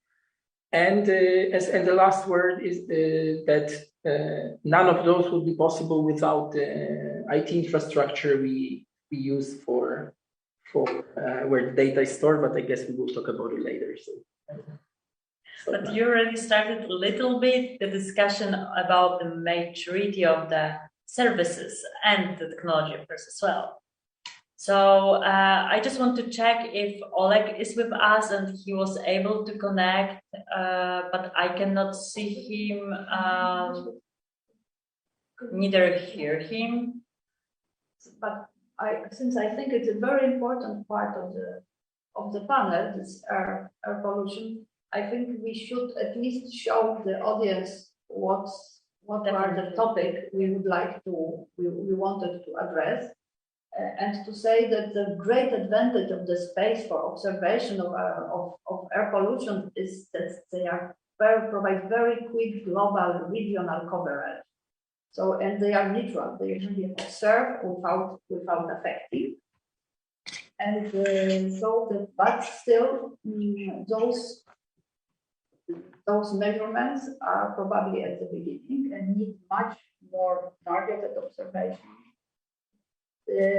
Space missions related to Earth observation are quite expensive, and of course, the resolution is still not satisfactory to tell if your backyard, the air in your backyard, is clean. I think what is also important to say about atmospheric and atmospheric applications is that this is a kind of application that is quite similar to what is being done with weather forecasting. And what wasn't said before regarding the general mechanics of the satellite observation satellites is that most of the imagery related observation satellites that we're discussing are low orbiting satellites that orbit on polar orbits that are 700-800 kilometers high, and the revolution lasts around 2 hours. While for atmospheric applications, it is often very important to be able to stay over one point over the Earth all the time, to target the same area, to have not to have a revisit time, but to have a constant view of a given area. And such satellites are geostationary satellites that orbit much higher than the low orbit. It is the stationary orbit is 36,000 kilometers.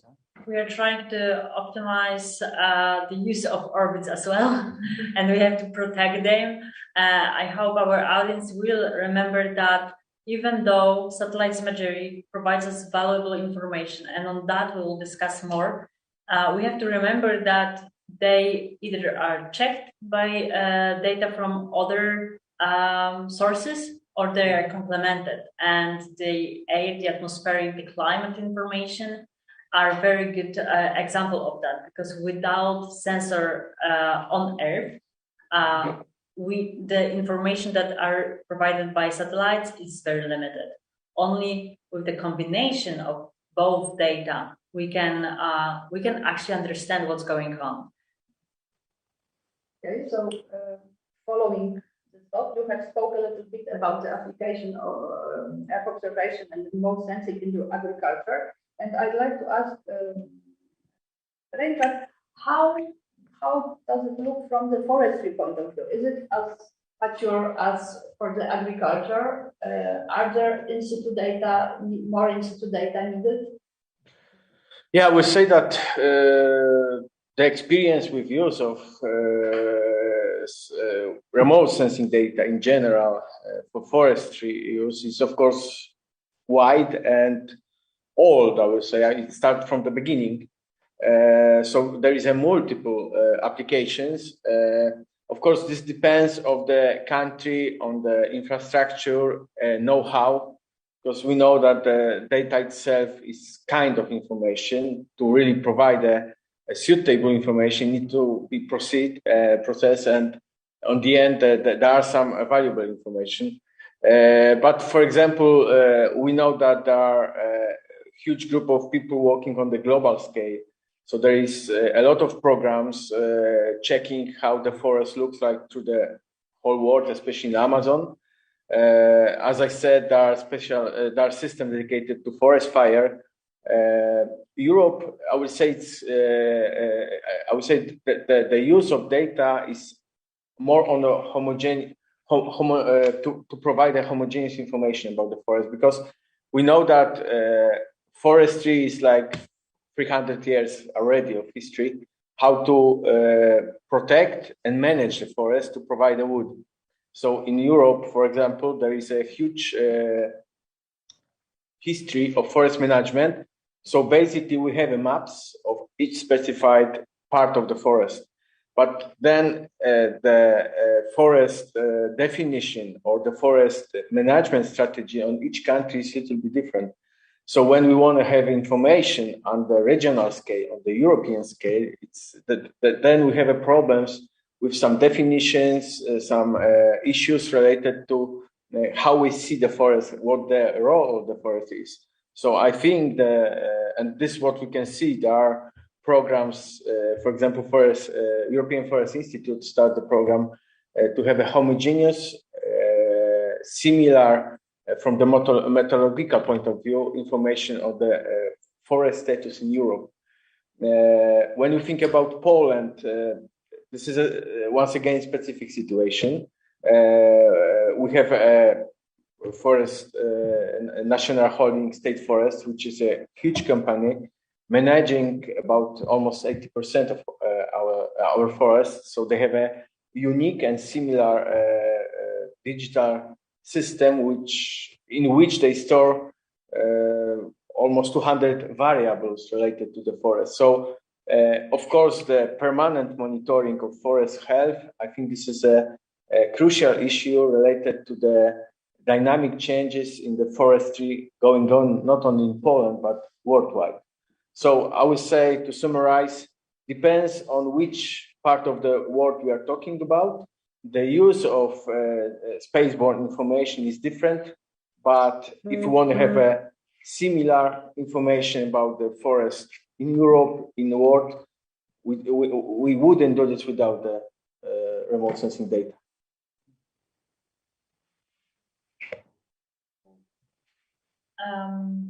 Maybe, so we discussed the forestry and how it's needed. We also heard how valuable data are for agriculture.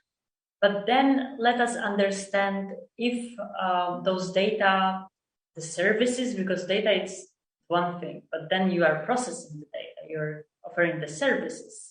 So is that for everyone, or it's just for large institutions like statistical office, the institution responsible for forestry? What benefits have ordinary person? Maybe let's start with agriculture, because I know Poland is seen as agriculture country. Yeah. Well, it's complex question, I would say, because I guess for the institutions, it's maybe easier to formulate the user needs, because the dialogue, it's, you have you discuss with one entity or two entities. So this may be a bit more straightforward, although still difficult, because both sides need to learn, what is really needed, what is possible, what are the limitations, and that's always a long process. But in terms of agriculture for public, I mean, of course, we have a huge parallel, I would say, field, which is the precision agriculture, where you use observation data as well. So, and of course, then the information is more dedicated to individual farmers or companies having like a bigger area, but still looking at particular fields. And I say that it's a bit parallel because, I mean, the methods are quite different. We are not yet there where we can use really precise information on fields, even within fields, and then aggregate it to be available information for institutions like I mentioned, like Statistics Poland. Probably we'll get there at some point. But I think the benefits for precision agriculture, mainly the fertilizers, measurements where you have to water plants, where not, so optimization, reduce costs, probably a bit of yield forecasting at each field, agriculture activities support by satellite, also indirectly because the navigation is also satellite part. So before I will ask for whom data and services of the forestry, I would like to check with you one thing about in situ data. I remember I was talking with Statistics Poland, and they told me that the validation of data and the service that you mentioned about took them 2 years to find out if what the satellite says and you think it's really there. Yeah. So I mean, without in situ data, we cannot do much because we cannot not only validate, but we cannot train the models.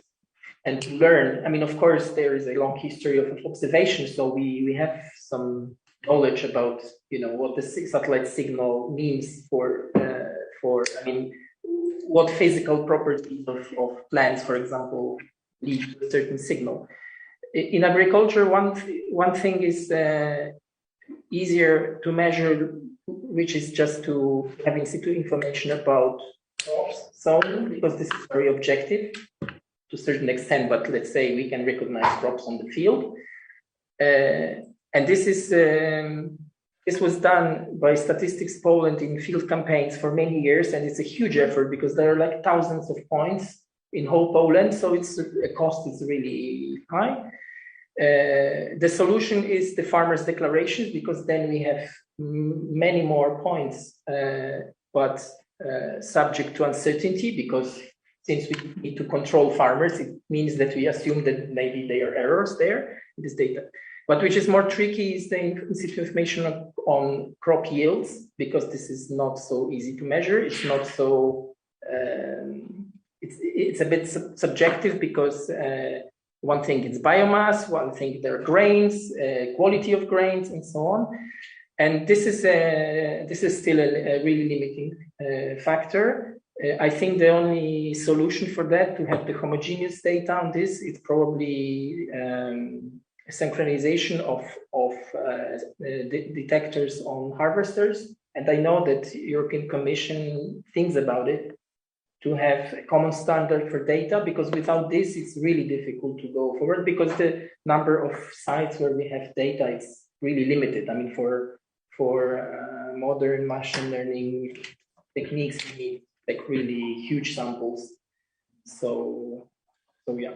Yes, I think this issue of data homogeneity is generally something we see across. We have quite a panoramic view of the different use cases of observation data, and we often find that the users of our platform, we run a platform for processing that observation, storing and processing that observation data. We often see that users spend an awful lot of time on homogenizing data.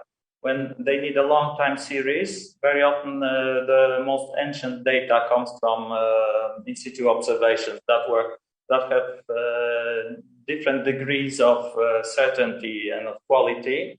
Then they have data from several generations of satellites that have quite incompatible data, both formats and instruments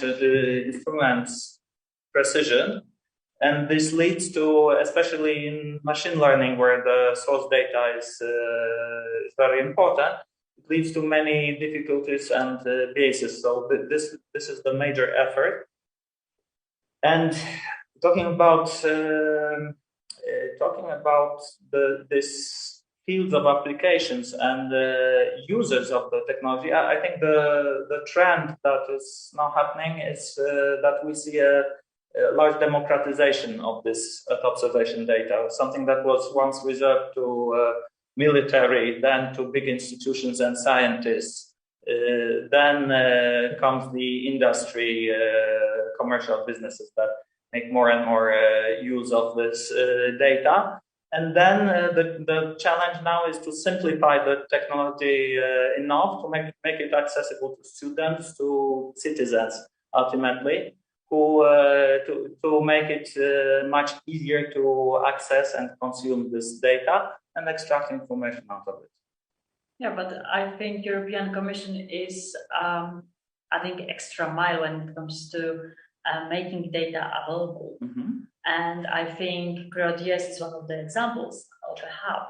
And Monica once showed me how the platform works, and I'm not a scientist. I'm not even remotely connected to imagery, and it was super easy to use. But then you mentioned another very important topic, that everyone basically can now build Earth observation satellite. So as I said at the beginning, it's not only that everyone can use it, not everyone can analyze it. I mean, yes, everyone can analyze it, but it's not reserved. Everyone can participate in exploration of our Earth to understand what's the processes. But I would like to get back on the users and cases. In situ data, homogeneous in situ data is a challenge in agriculture. Is it in the forestry as well? Yeah, I think even more. I mean, why? Yeah, we say about forests that are not crops.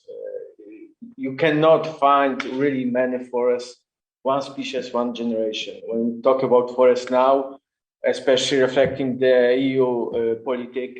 We're talking about biodiverse forests, multi-layer, so it makes things more complicated. So yeah, there is a lot of limitation with use of Earth observation data, especially spectral one. We need 3D data for forestry, and when it comes to the in situ data, so you have very different forests to the world. You have different species composition. You have different age classes, which means that you should have information at the single tree level. The example of such very good in situ data, for example, from Poland, is a project which I managed. This was a Rembio from a National Center of Research. So we cut 3,500 trees to measure exactly how the volume at the single tree level, and then we move to the volume, then to carbon storage and biomass. But this is just one tree. Now, when you consider on the sample level, this can be even 40, 50 individuals, then you can to generate this information at the sample. But this is still a sample, and then you need to transfer it to the let's say country. So there is a lot of issues. So what we can see, there is wide use of airborne laser scanner data or maps as wall-to-wall information, which are widely used either for calibrate models with use of spaceborne remote sensing data, or to evaluate the quality. So I think for the practical forestry, for the really single precision forestry, there are some data on the market. Of course, we need to pay for that. But after we move to, let's say, 1 meter resolution worldwide for free, I think we'll be in the place where everyone wants to be. Are we moving to 1 meter resolution? For free, I hope. Yeah, that's the point, for free, because as you said, commercial. We need to update information. There are some dynamic things. For example, bark beetle issue in Czech, Germany, Poland, US. So everyone wish to have, let's say, every week, every 2-3 days, precise information, and then we can use it for management. Otherwise, if we have once or 2 times per month, or even a half year time, 1 or 2 images, we cannot really use this in the operational forestry. And this is the case. Understood. I'm checking time, and we have some time for maritime. So we have, I understand that Mr. Arnaud is still not with us, but I think that our panel wouldn't be complete if, let's say, at least a few words about the use of remote sensing for maritime applications. So, of course, I'm not being an expert, I cannot tell you all that should be said here, but I still can say that Earth observation data are very widely used in the ocean and marine applications. That there are over 30,000 users for Mercator Ocean, that is an European organization. That they are what's called Copernicus Marine Services products, and that they include, for instance, such information. They are available to everybody as global ocean chlorophyll trends, modeling, and temperature measurement of the ocean, water mass, and heat exchange. So there is a really huge amount of data and information and services related to this very, very important part of our ecosystem. This is just to complete our range of topics. Yeah, I wanted to add on that about maritime, because this is a quite unique field in Earth observation, because it's something we cannot do without Earth observation at all, I would say. And this was the same for polar regions. I mean, that the first, so, people starting with Earth observation, I don't know, 30 years ago or 40 years ago, on land, especially in Europe or US, you have a lot of information from the ground, from the field service, but on the ocean, like, there is no other ways, and which is a challenge because it's lack of in situ data. But on the other hand, you can provide some information that something really, really new. So it's quite exciting field. Okay? So, yeah, and we see all those pictures from the competition that very often shows the beauty of ocean, but at the same time, we better understand what our action has when it comes to ocean's health and sea health. Yes, and ocean is 2/3 of our globe. That's why it's pretty important to take care of that. Yeah, and we have also the very dedicated application, the services that helps tourists plan the vacation. So going from the global scale, understanding what's on the earth, we also can apply it to our everyday life. Yeah. And also the other issue is that since the resolution, the spatial resolution is not so important, probably there are some aspects that still it's important, but so what we benefit, we can have information for like 40 years now about the ocean. There's something we cannot when we talk about Sentinel-2 or so high resolution we can use. We have 5 years of data and it's really limited what you can do. For the ocean, I mean, of course, there are some aspects also on data homogeneity and there are a lot of works on that, but you can really observe long-term changes. Yes, on the contrary, with the modern satellites that have higher resolution, higher revisit rates, this enables new possibilities for fisheries monitoring, all monitoring of all illegal or potentially illegal stuff that happens at sea. These are the new application fields that are enabled with high resolution, high frequency. Including pollution. Including pollution, of course. I often get a question because my role is to promote data, satellites data to, for example, public administration. I often get a question how often I can get an information. So it's very important also to, as it was already said, to have dedicated infrastructure. And now, well, we introduce you, Mr. Staszek, as someone who will comment on technology. Yes, so I was injecting my few words into this previous conversation, but generally the challenge of Earth observation data is around its variety of sources and volume of this data. This is one of the big data areas.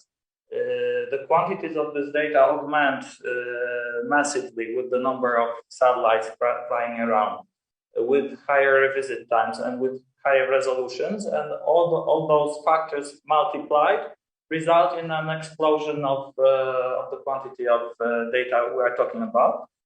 So 10 years ago, people used to acquire this data from different sources because in order to do something useful with the data, you usually, as it was said, you usually need to combine data from different sources. You need multispectral imagery and radar, for instance, or you need to combine it with some in situ data.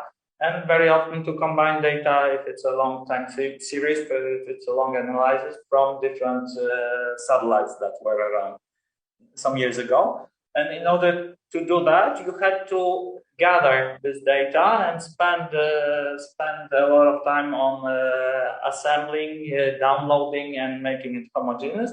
You also had to have a huge data center to process this data and to do something useful out of it. Nowadays, with a platform such as Trail Dias run by Cloudflare or Wikio, which we are also participating to, you can get this data assembled and homogenized in one big database that is searchable and where you can access this data easily. And you can just rent the processing power that you need. You don't need to own the data center to process data at regional or even at global scale to run a huge processing campaign. And this all makes the technology more and more accessible to everybody. As I said before, it is there is this democratization of technology, and the major challenge right now is to simplify the technology. We often see the major group of users are scientists or institutional users, and they are not necessarily experts in mass parallel data processing. And this is what a platform such as ours brings to the table, that it makes it easy to scale the processing up to the level of a global processing campaign. You just need to know and to understand your specific matter, whether it is forest or agriculture or other applications, and to know the imagery or radar data processing algorithms that are necessary to extract the information that you need. The platform performs the scaling for you, and this is a great advantage. So the challenge,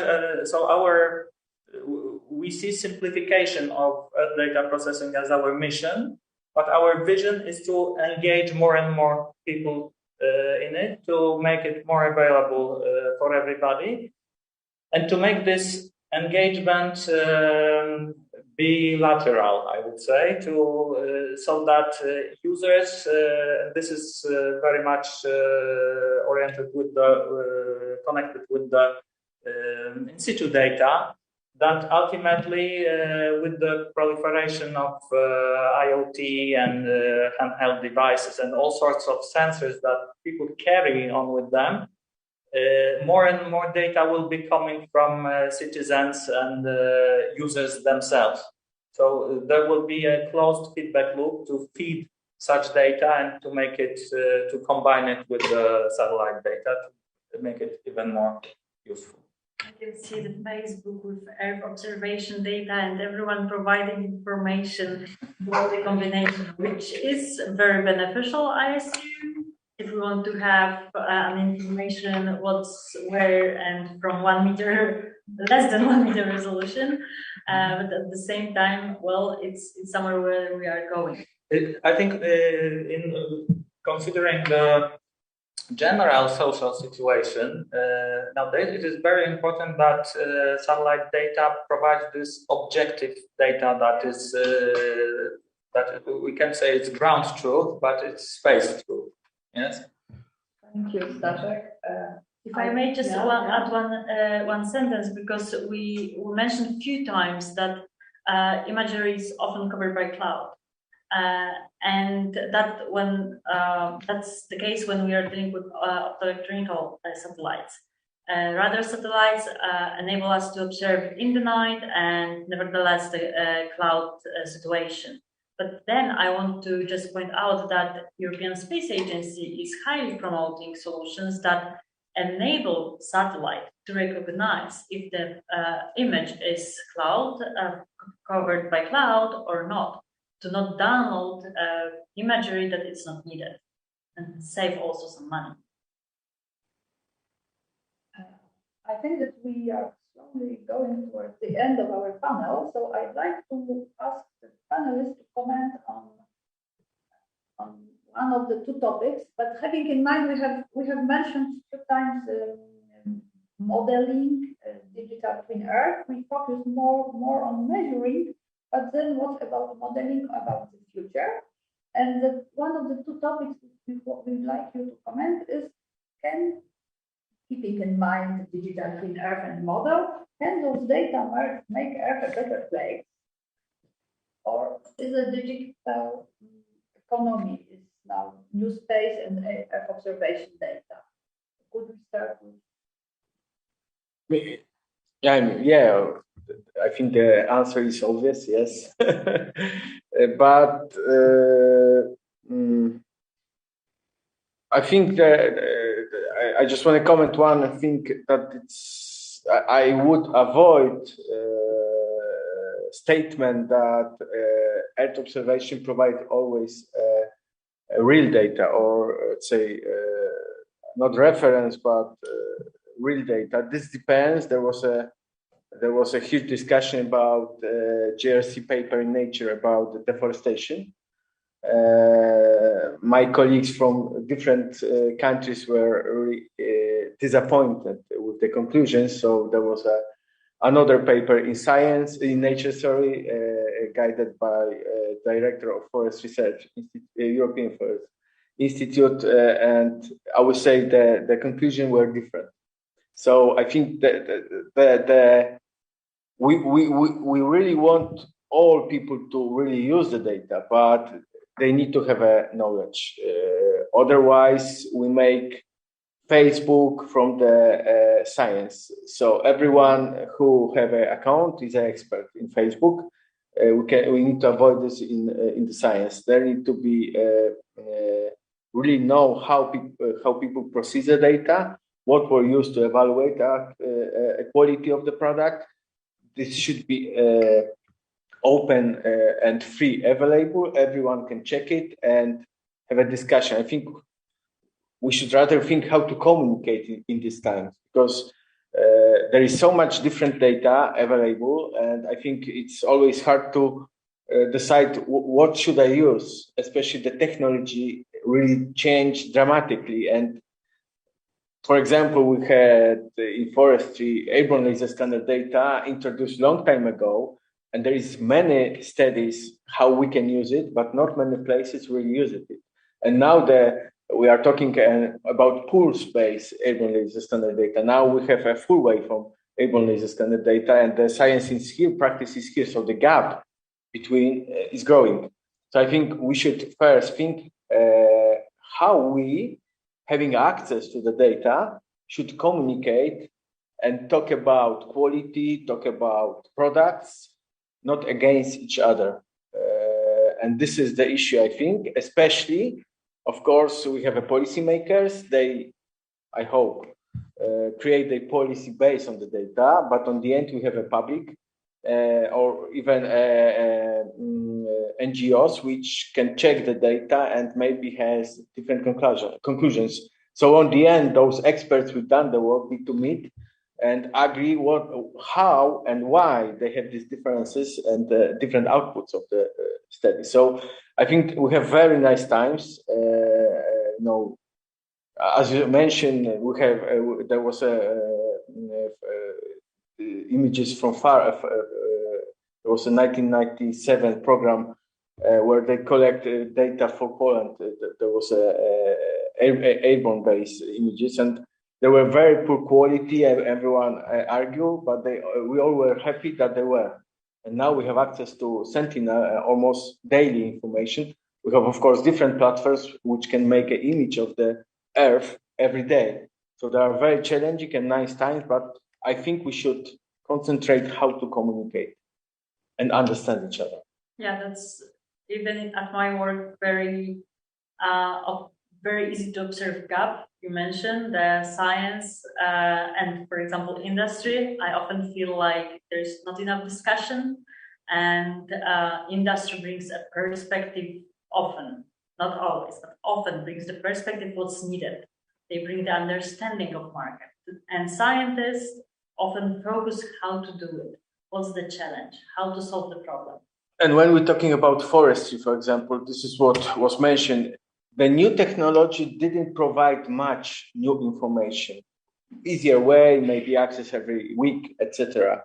So the issue is to understand each other. And I think this is the key question, because sometimes scientists cannot understand. So how we can expect, let's say, foresters to understand scientists? So this is something. Right. Yeah. I observe the chat. If there are any questions, please send us the question. We still have a few minutes. And now the agriculture, Mr. Jerzy. Okay, I can try to merge answer for both questions you asked, because one thing because to make it a better place, one thing is that we want to understand the processes on Earth, and something we didn't maybe mention yet is that maybe even in a bigger extent, satellites are used to assimilate to models that describe what's going on Earth. And this is it. Maybe it's less visible for users, but it's probably, if you count the amount of data which is really used every day, more is used in the models that describe weather, interactions between land and atmosphere, and so on.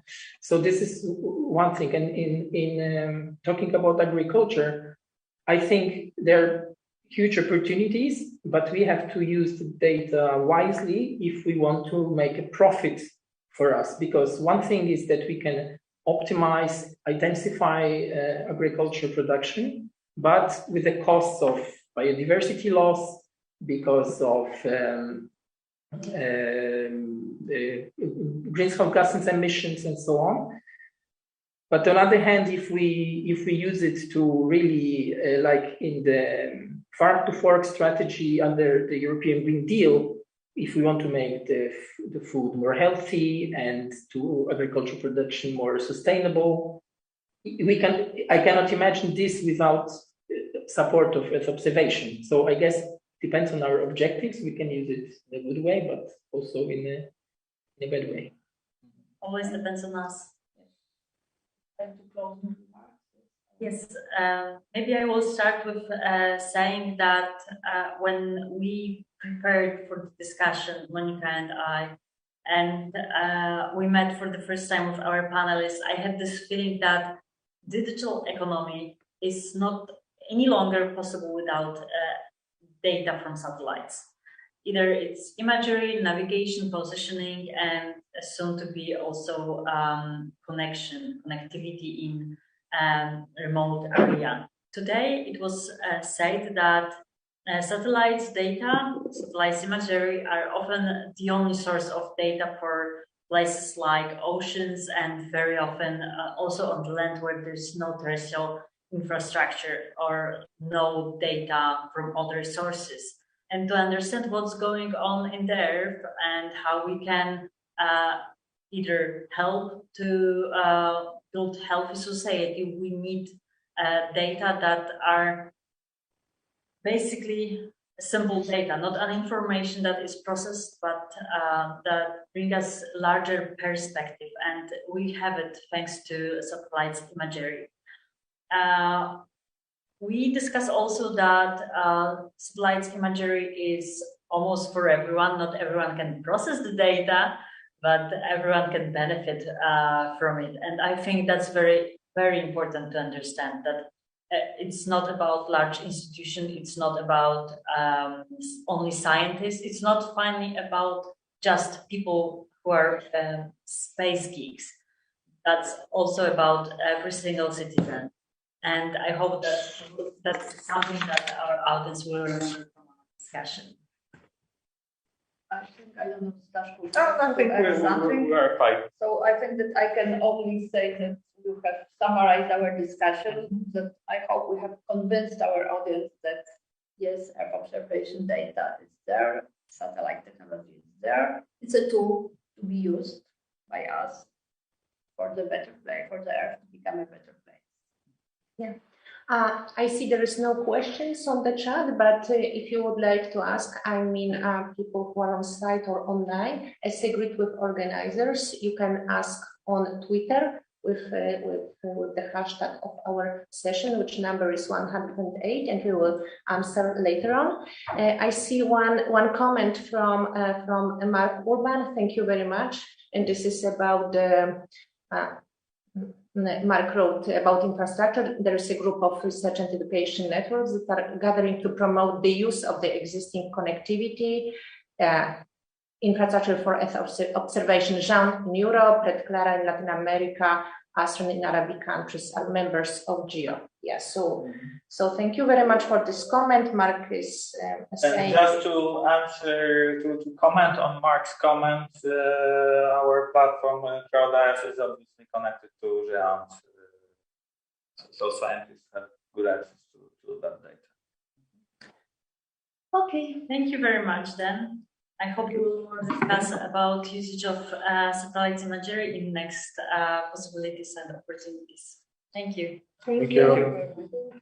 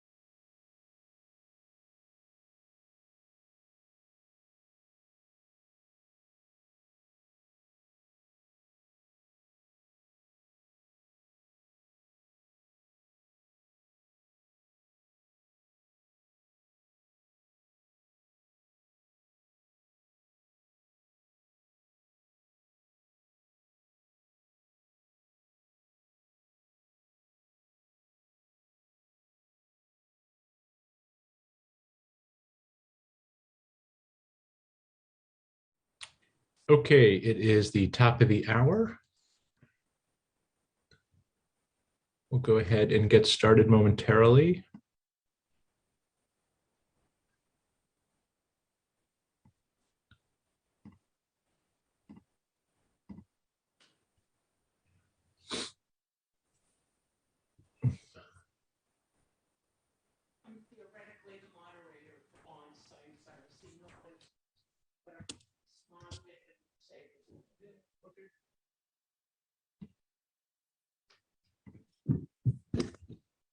Hi, this is Avery Doria. I was asked to step in as the on-site moderator, but as you can see, we have a completely empty room. So I'm willing to stand by if needed, but I think the online moderator can take the meeting away. Great. Thank you so much, Aubrey. I'll sit here in the moderator spot so it looks right, but thank you. Okay, Ken and Liman, when you are ready, so are we. I'm ready. Thanks. I hope you can hear me. I have struggled with access to this meeting, but it seems like things are working now. Are they? Yeah, your mic is very faint. Okay. Let's try this then. Is this better? A little bit, yes. Okay. I'll see what I can do. If I can fiddle with something as Ken speaks. We were expecting to have Fred with us, right? Yeah. Yeah. Okay. I wonder if he's struggling too with access to the system. I had to jump through all kinds of hoops and trick the system to get here. But if not, I think we can handle it, Ken, can't we? Sure. Yeah.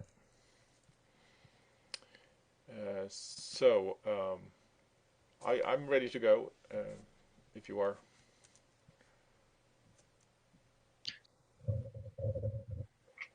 So who was supposed to start? Was that you, Ken? Sure, I can start. So good morning, good afternoon, good evening. This is Ken Renard. I work with the U.S. Army Research Lab. We are a root name server operator. Today we're going to talk about the root server system and kind of setting things up to discuss and understand governance of the root server system. So we're going to talk about the overview of DNS, kind of level set, make sure we're on the same page technically. Go on to some root server system, how it appears today, a little bit about the ICANN events and the organization within the root server system, and how the root server system is evolving, and specifically with respect to governance. We can go to the next slide. All right, so again, a technical background here. I hope this isn't too basic for everyone, but just kind of want to make sure we're all on the same page technically, looking at DNS, how it works with a focus on the root server and the root server system. So as we know, the internet, the fundamental identifier on the internet is the IP address. It's a string of bits. We usually see it as a numerical label. We have two versions of the Internet Protocol, IPv4 and v6, and you see some addresses down there. They probably look a little bit familiar. Next slide. So why did we go through and do this whole DNS thing? This goes back to 1980s. The original problem was that we as humans are not very good at remembering IP addresses. Computers are, humans were not. I know I'm not. And also IP addresses change. They change with regularity. Today's problems, the internet is becoming very complex, and we try to optimize things. So the complexities, we want those to remain hidden from users to make it easier. But we have IP addresses that can be shared among multiple names, as well as names that actually span multiple IP addresses. So all these problems contribute to why we want to do DNS. The next slide, please. So the domain name system is this hierarchical layout of essentially databases, or we call them zones. And the typical transaction that you're going to do with DNS is use a name to look up an IP address. Right there we have on the right side example, www.example.org, and we will contact a name server and get the response of the IP address. Now, IP address is one of many things that DNS stores. For example, DNS is where we find our email server mappings. That's how we can discover where email servers are. There's reverse mappings. We can take an IP address and look up its associated name. There's other service and security parameters that are built into this namespace as well, that the DNS provides this globally distributed, coherent, and very scalable database.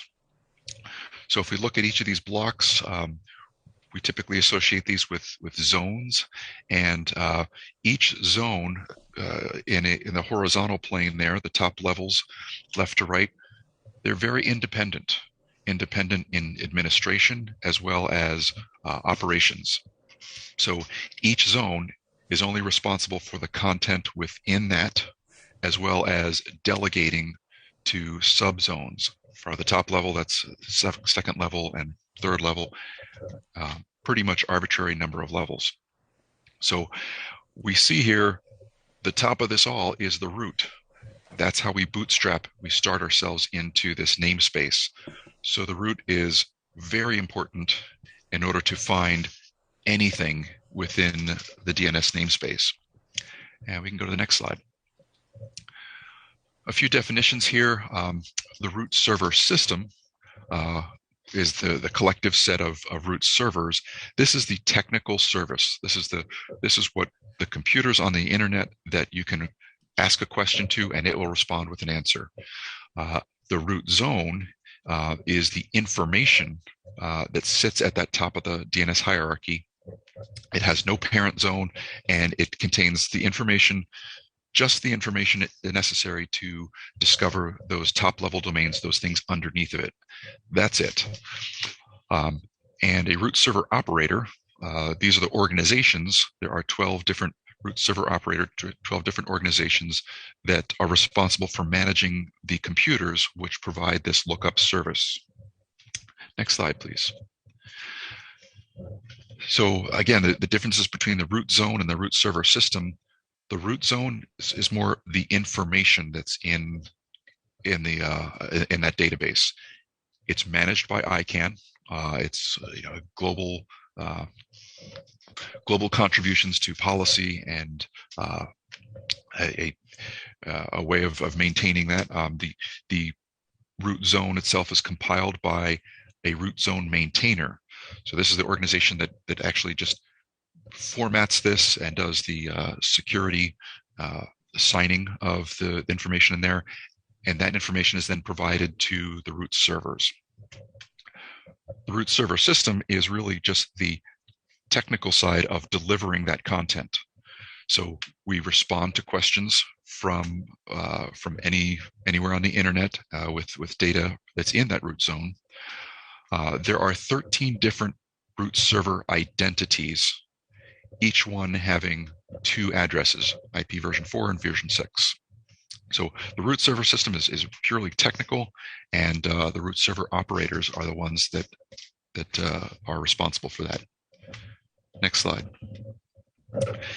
So we'll go through quickly here the domain resolution process and focus on how the root servers are involved. So there on the right side, we have an internet user. This is you, that you're using your mobile device, your laptop, your smart refrigerator, talking to your smart toaster. Anything, pretty much any computer on the internet can take on this role of a user that uses information in the DNS. Now, that user does not contact the root name servers directly. They go through via a recursive name server. Recursive name server is something that's configured generally when you attach to a Wi-Fi or configure your computer automatically. You'll have several of these available to you. So when you want to ask a question, let's say you're looking for the address of www.example.com. Your device is going to contact the recursive name server first. At that point, the recursive name server is going to go through that namespace, starting at the root, asking these questions. Now, when it asks the root for the address of www.example.com, the root doesn't know. It will only give you a reference to the .com server, because all it knows about is those top-level domains. The recursive name server goes to the .com server, then to the example.com server, and that process completes. The answer goes back to the user. Now, a couple of neat properties here. That recursive name server is going to remember these responses from each root.com and example.com, and it's going to cache them for a certain lifetime. So if you ask again for a address that's in the .com's domain, well, the recursive name server already has the answer from the root. We do not need to go back to the root to ask that question again, because that answer that it got previously is valid typically for the root server for 48 hours. The other scaling factor here is that this recursive name server is going to be used by tens, hundreds, thousands, maybe even millions of different users, such that that caching mechanism really builds up efficiently. And the chances of when you actually ask your recursive name server for any particular address, there's a pretty good chance that somebody has already done that and it can answer from its cache. So it becomes pretty efficient. So the root name servers are critical to the namespace, but are not necessarily involved in every transaction. Next slide, please. So the root servers, the root zone only contains information about those top-level domains, like the .com, .net, .org, all the country codes. The only thing that the root servers can answer are references to those top-level domains. And again, about 2 days is the typical lifetime of those answers. After 2 days, you should ask again. Next slide. So refinements, the DNS has been around for over 30 years. Over those years, some very important refinements have been made. DNS security extensions allow us to cryptographically sign the data within the zones. This significantly reduces the risk of spoofing or somebody giving you an answer that they're not authorized to give you. Signatures can be validated. This is something that happens at that recursive name server. Much more recently is privacy enhancements. DNS was not originally designed with privacy in mind. So these newer protocols are being pretty well deployed now to essentially protect the privacy of end users going to their recursive as well as recursives to other name servers. So this is ongoing. This is being deployed and even further developed these days. So DNS over TLS, DNS over HTTPS, and query name minimization are good protocols that can be used for privacy. And we'll talk about Anycast real briefly here. This is what allows us to have multiple computers, multiple servers that actually respond on the same IP address, improving resiliency, latency, and also gives us some protection against denial of service attacks. Next slide, please. So real quick, Unicast versus Anycast. Unicast is a single source and a single destination computer. This is what we kind of typically think of when we're talking maybe internet computers or phones or things like that. Anycast is the case where we actually have multiple instances of the service with identical information such that the user can actually go to any one of the potential computers that are implementing this IP address. So typically the decision is made by the routing infrastructure of the internet, and the routing infrastructure will typically choose the closest or most efficient path to to get to that IP address. Next slide. And we see here an example of unicast where we have one source and one destination and the path that it takes through the network. Next slide. And with Anycast, we have multiple destinations, and that path is chosen again by the routing infrastructure of the internet to find usually the closest destination, but also gives us the ability to, let's say if that destination needs to be taken down for maintenance, packets will automatically be rerouted to an available instance. And because we have multiple destinations and multiple paths to those destinations, we have significantly increased capacity, and that helps us in denial of service attack situations where we have the additional capacity to absorb some of that traffic. And that is it for the background. If there are any questions, we can take those. If not, we can go to Leman on the root server system today. Thank you. I suggest that we try to take questions at the end of the presentation. So hello, my name is Lars-Johan Liman. I work for a company called NetNode. We're based in Stockholm, Sweden, and we operate one of these sets of servers and one of the identities, the root server identities. So how did we end up with the system that we have? I'll give you a bit of a history how we came to the place where we are. So next slide, please. The root server system is as old as the DNS because it's a vital part of the DNS system. So already back in 1983, when the DNS was invented, there was instantly need for root servers. Now the internet back in 1983 wasn't anything like what we have today. So only 4 machines actually acted as root servers back in 1983. Then over time, as you see, the number has increased. 3 were added, so in 1987 we were up to 7, 1991 up to 8, that was when the server that we operate in Sweden was added, and then in 1993, in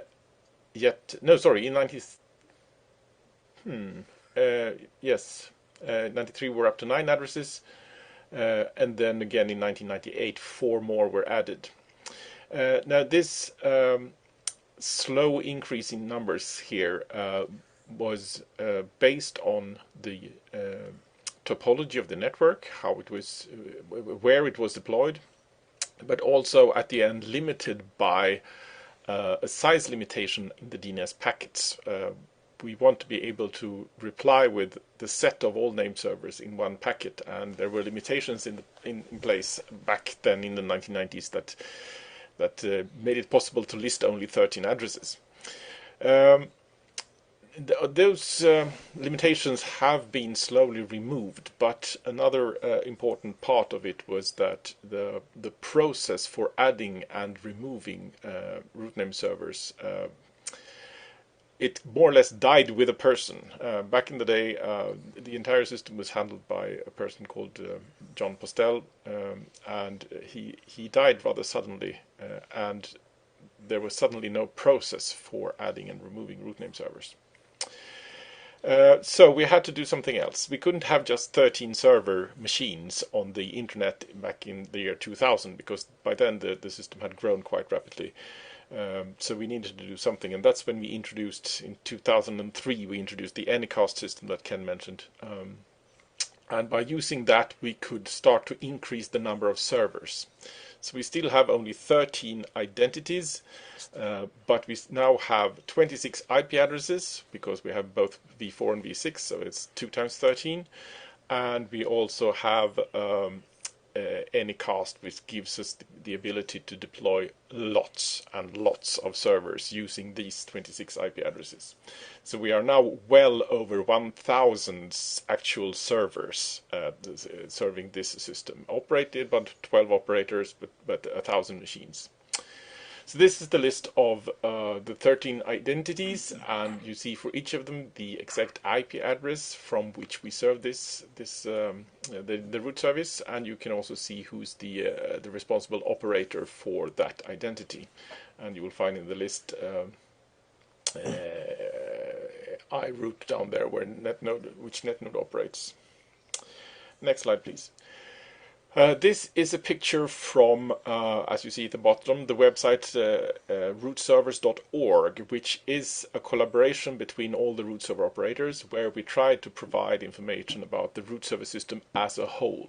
Now, the root server operators are independent of each other. We don't have any common business arrangements between us.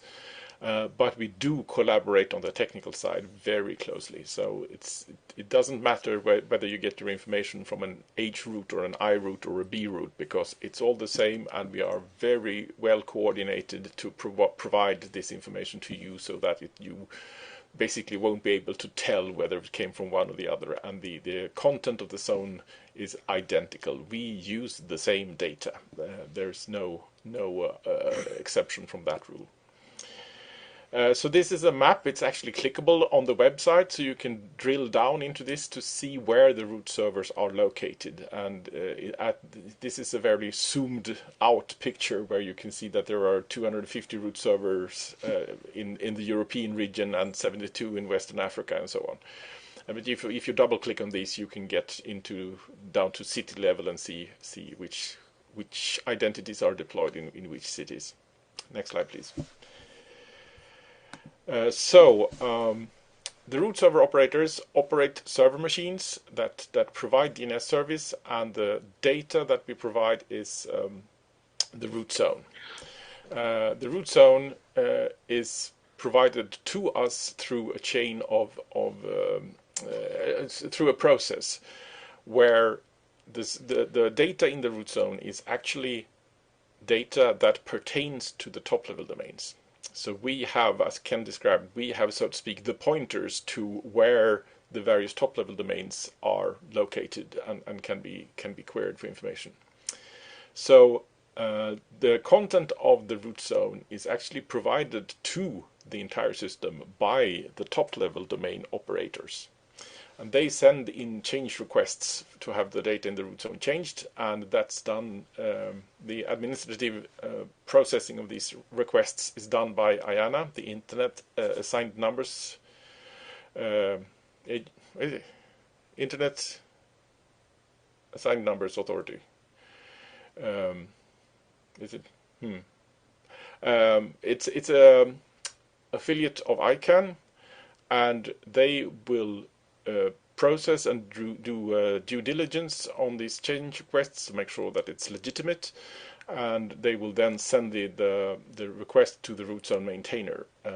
That is the company VeriSign, which operates under contract, and they will do the mechanical chores of generating a new content in the root zone and generating a new file which contains these changes.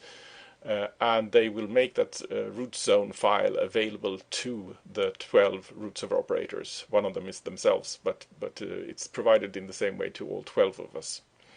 So the root server operators will pick up that database. It's essentially a small database, and we pick it up and we each distribute that within our set of servers. So NetNode will pick up the zone file, the same zone file as all the other operators. We will distribute that to all the Anycast instances that we operate, and we will make sure that our servers provide the correct data to the DNS resolvers. The blue square in the middle, that's the job of the root server operators.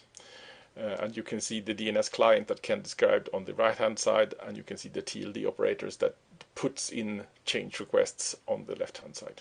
Thank you. Next slide, please. So, who are the root server operators? These are 12 different professional engineering groups. We are as I said, we don't have any direct ties between us. We don't have any contracts, but we have very dedicated engineering resources to keep this system running.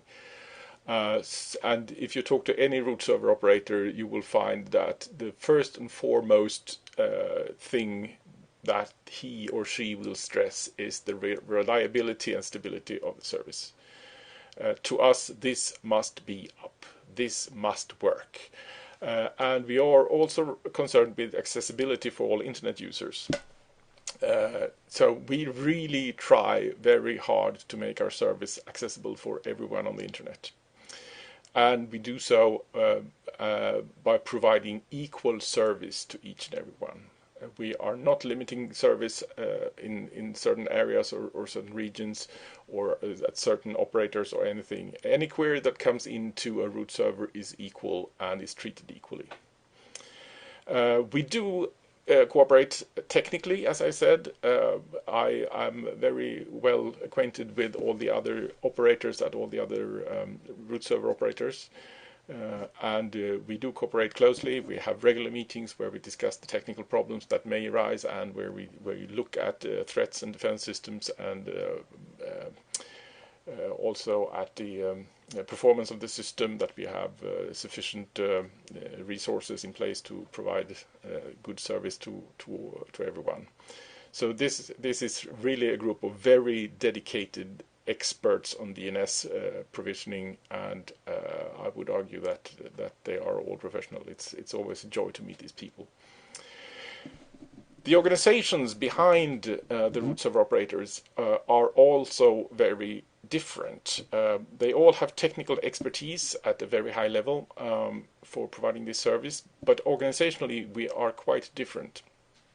So you will note that NetNode, for instance, is a small commercial company in Sweden, whereas other organizations are, for instance, universities or government organizations or not-for-profit companies. So in the organization governance, we are quite different, and that's actually a good idea. We're also geographically spread somewhat, at least a number are operated from inside the US, but we also have root server operators based in the Netherlands, in Japan, and in Sweden. And we also have very different funding models.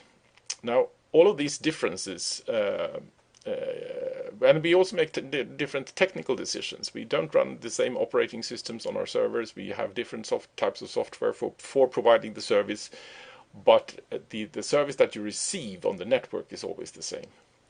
Now, all these things tie into the motto of the root server operators, which is diversity is good. The diversity is our way to protect the system against single points of failure. If we were all business companies, commercial companies, there could be some kind of condition where commercial companies are prohibited to provide the service. But that can't happen now, because some are universities and they are governed in a different way, which means that they are, so to speak, safe from the threats of a commercial company. And again, our geographic spread means that if there is a law passed in one of the countries that prevents something or makes something difficult, it's not passed in the other countries. So we have this diversity which makes the system very, very strong. And also the funding models. There's not a single source of money that controls this system, because money is often tied to control, and we have totally different funding models for how to provide the money needed to operate the system. So if one source of money dries out, there are still plenty of others to choose from, which are chosen by other service operators. And it's also known and stated that if one of the root server operators were to be forced to stop operation, you wouldn't notice, because the system is so over-provisioned that taking out an entire operator with all his Anycast instances is not going to have any major impact on the service at all. Next slide, please. So what are we involved with? We are involved with careful operation and evolution of the service. We need to stay in tune with what's going on in the DNS on the DNS field because there are technical evolvements. DNSSEC was added, Anycast was added. These are things that IPv6 was added. These are slow and deliberate changes to the system, and we are never the first and early adopters because we want our systems to be stable. That's the primary goal that we have, but we need to stay in tune with what's going on. So we will carefully evaluate and deploy suggested technical modifications. We carefully follow what's going on in the IETF, the Internet Engineering Task Force, and we make every effort to ensure that the system is stable and robust. That is again our prime target. The root server operators try very carefully to stay out of the policy making related to the data in the root zone. We really don't care what's in the root zone. That's not our business. That's the business of ICANN and possibly to some extent to the IANA. And we don't change the data. We run the bookshop. We don't write the books. We run the bookshop where you can buy the book, but we don't really care what's in the book. So we really do not modify data in any way, and you can test our systems from anywhere, and you will see that we don't change the data in any way. And regardless of which root server operator you send your query to, you will get exactly the same answer. Next slide, please. As I mentioned, we coordinate a lot between the root server operators. We do attend various industry meetings and internet bodies. ICANN, we are operating a separate committee in ICANN called the Root Service System Advisory Committee. We do attend IETF, the standards meetings, and various meetings regarding operations of the internet, RIPE, NANOG, APNIC, ARIN, AFNOG, what have you, for various regions. We try to participate as best we can. And there's also a DNS focus group, so to speak, called OARC, DNS OARC, which focuses very heavily on DNS operations in the global arena. We have diverse communication tools, of course email, but we also have phone bridges that are on standby. We sometimes use video calls if we have to, and we do share a lot of data regarding the operations, query rates, and if we have any type of attacks, that's immediately shared between the root server operators. And we even do various types of tests to our emergency response capabilities. We have the bridges which are tested regularly, the phone bridges, and we also actually conduct training exercises between ourselves. Just say, what would we do if? And then we have a scenario that someone has thought out, and we try to address that scenario in tabletop exercises and so on. Next slide, please. I mentioned RSAC, the Root Service System Advisory Committee, which is a committee of ICANN. It's an advisory committee to the board and the internet in general, and we do issue documents there. One of the document is a statement from the root server operators regarding the root server system, and that is what I mentioned before. That is that the reliability of the data received from the root servers. And here again, these are talking points that I've mentioned already. Every instance of the root server system, all of the more than 1,000 machines, serves exactly the same data. And the data originates from the IANA through that process that I described, and it's made available to us by the root zone maintainer. The DNS system is a hierarchy with a single globally unique root, and that's very important. We believe that the DNS should be a global system that looks the same from regardless from where you look at it, and all clients are treated equally by the system. RSAC also supports the continued deployment of DNSSEC. As Ken mentioned, DNSSEC is actually the only method you can use to verify the data you receive from a DNS server, regardless of which DNS server, be that a root or a TLD server or even an enterprise server. if the data is not signed, you cannot really trust it. But if it's signed using DNSSEC, the security additions to the DNS, then you can rely on it and make sure that it's at least the same data that the appropriate entity put in the server at the other end. It hasn't been modified in transit on the network. Next slide, please. There are a number of myths going around regarding root servers. One of them is that the root servers control where the internet traffic goes. That's not true. We are the phone book of the internet. We do not carry the phone conversations. The traffic on the internet is handled by routers, and that's how the traffic is funneled through the various channels on the internet between the servers and clients. The root server system only tells you which server to talk to and where it's located, more or less.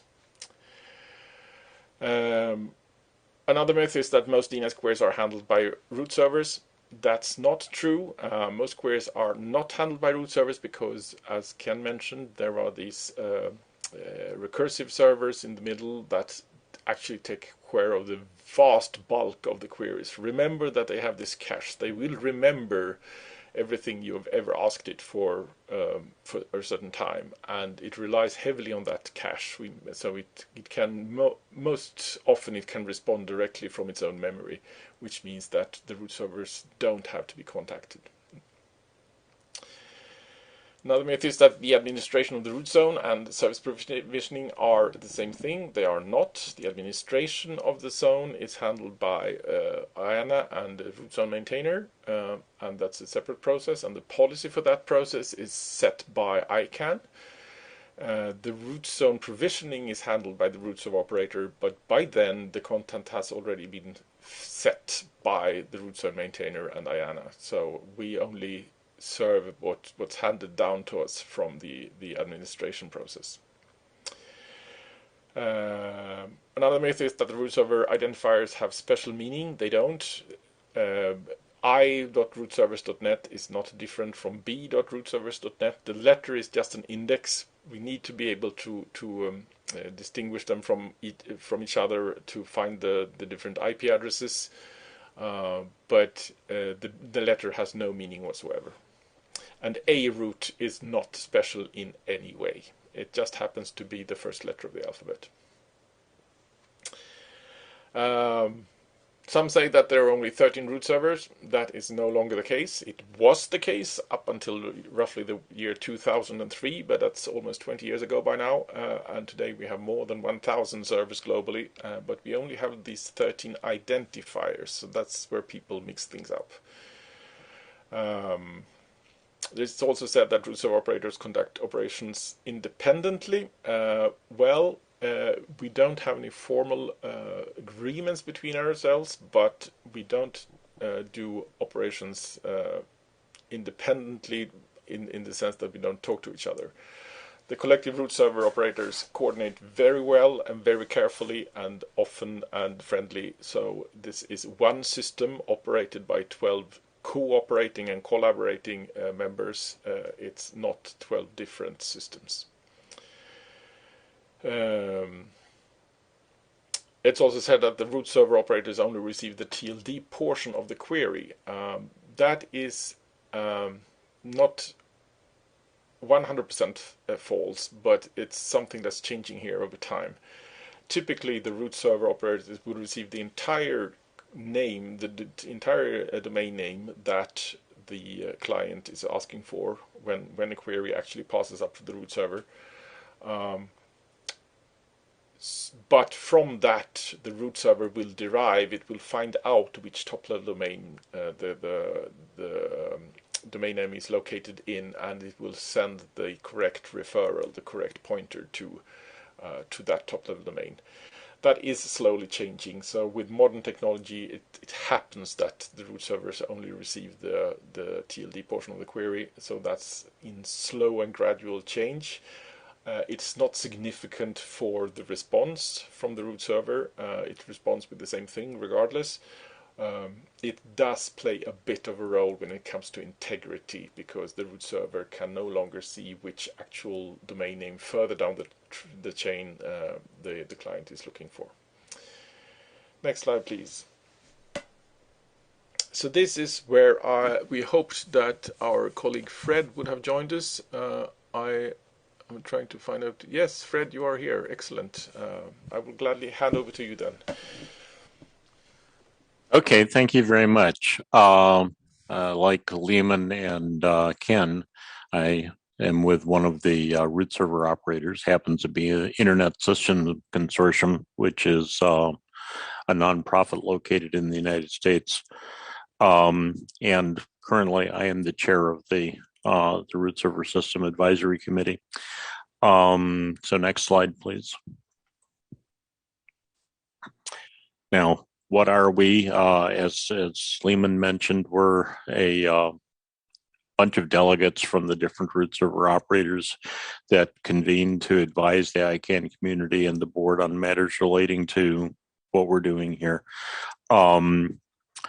This really is a very narrow scope. We get a lot of questions, what do you think if we add some particular TLD, or if we do something of a certain type in ICANN? And we kind of say, well, that's not the operation of the network. That's not what we do. So next slide, please. So we produce advice, which are documents, and you'll find them. You can look in your browser, and RSAC zeros and then a number, 2-digit number. And we'll give you a list of the documents that we have produced. They include our operational procedures. They include ways that we measure the system, the way that we measure service, governance proposals, and so on and so forth. So the root server operators as a group are not represented inside the are represented inside the RSAC, but it doesn't directly involve itself with the operational matters. That's handled by the root server operators themselves. So next slide. So we have representatives of the root server operators, of which the three of us are alternates to those, and various liaisons that come from different organizations. We also have a larger body, roughly 100 people, that we call the RSAC caucus, which is subject matter experts of various kinds that have expressed interest in the operation of the network and the things that the RSAC does. So next slide. And I'm that guy on the left. So next slide. Who's in the caucus? Well, we have about 100 technical experts. We have statements of interest from them online and give them public credit for individual work that they do. And the idea is, even though we operate the network, believe it or not, we don't know everything. And so we try to involve people that are interested in that and are technically capable. So if you'd like to join the group, please drop an email to rsacmembership@icann.org. Next question, or next slide. So to identify that transparency, you can find our documents and our description at rsac.icann.org. The root operators are at a different address, which is rootservers.org. You'll find in each place, and you'll find in each place a list of our agendas and minutes and so on and so forth. We have various public meetings. RSAC meetings at ICANN, should ICANN ever actually meet face-to-face, are open. We invite visitors. We don't invite them to join in the meeting because we're trying to get something done, but they're welcome to sit in and observe. We also meet with other ICANN community groups, perform tutorials, of which this that the three of us are doing is an example. We have liaison relationships. And if you look for RSAC 0, you'll find out a little bit about how we operate. We can answer questions about the way the root server system operates and obviously do that. And so you can send a question to askrsac@icann.org and we try to respond. So next slide. So now the evolution in, I think, 2014, the chairman of ICANN came to the root server operators and kind of said, well, you guys are here and that's great, but how do we add a new root server? How do we, suppose somebody acted up, how would we remove a root server? We don't have any process because John died, John Postel, as Lehman mentioned. We need a mechanism to carry that out. How do we do that? And so we have been working for the last several years to describe a process by which ICANN can add root server operators and provide the facilities that are needed. Next slide.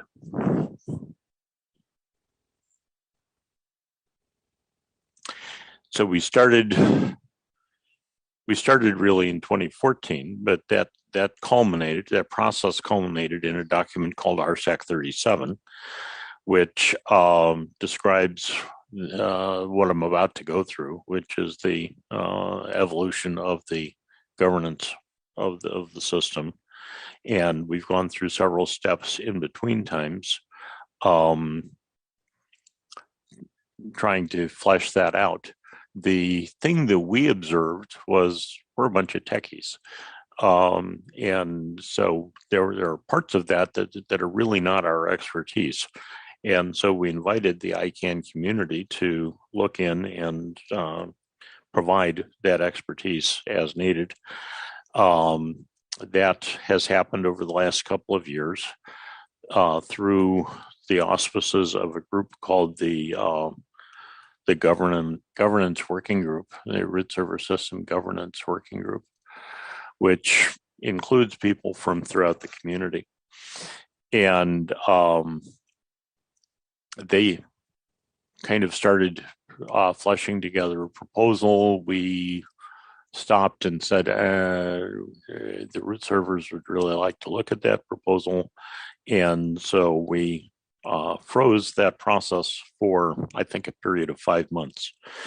And then published a document very recently called RSAC 58, which gives an idea of the how we think that one might tell whether the governance working group has accomplished its job and whether the system design has been agreed to by all parties.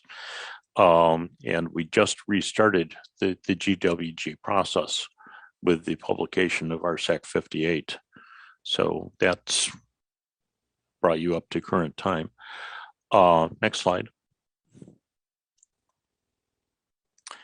So RSAC 37 says a little bit about what we think is important. And Lehman mentioned this, that if there's any one thing that's really important, the system has to exist and it has to work. And it has to be identical throughout the world. So we've seen some people that, or some sets of people that have decided they want to have their own, and I guess I can't stop them. But that doesn't necessarily help in getting a system that operates equally everywhere. So we proposed a governance model for the root server system and its operators, and then went through and kind of said, so what would happen if something happened? And how would we determine whether the system is actually operating correctly? How would we correct it if it was wrong? And as a test of the design. And of course, in looking at that, we found some things that, oops, that wasn't quite right. But RSAC 37 tries to describe a proposed system and test whether it works. Next slide.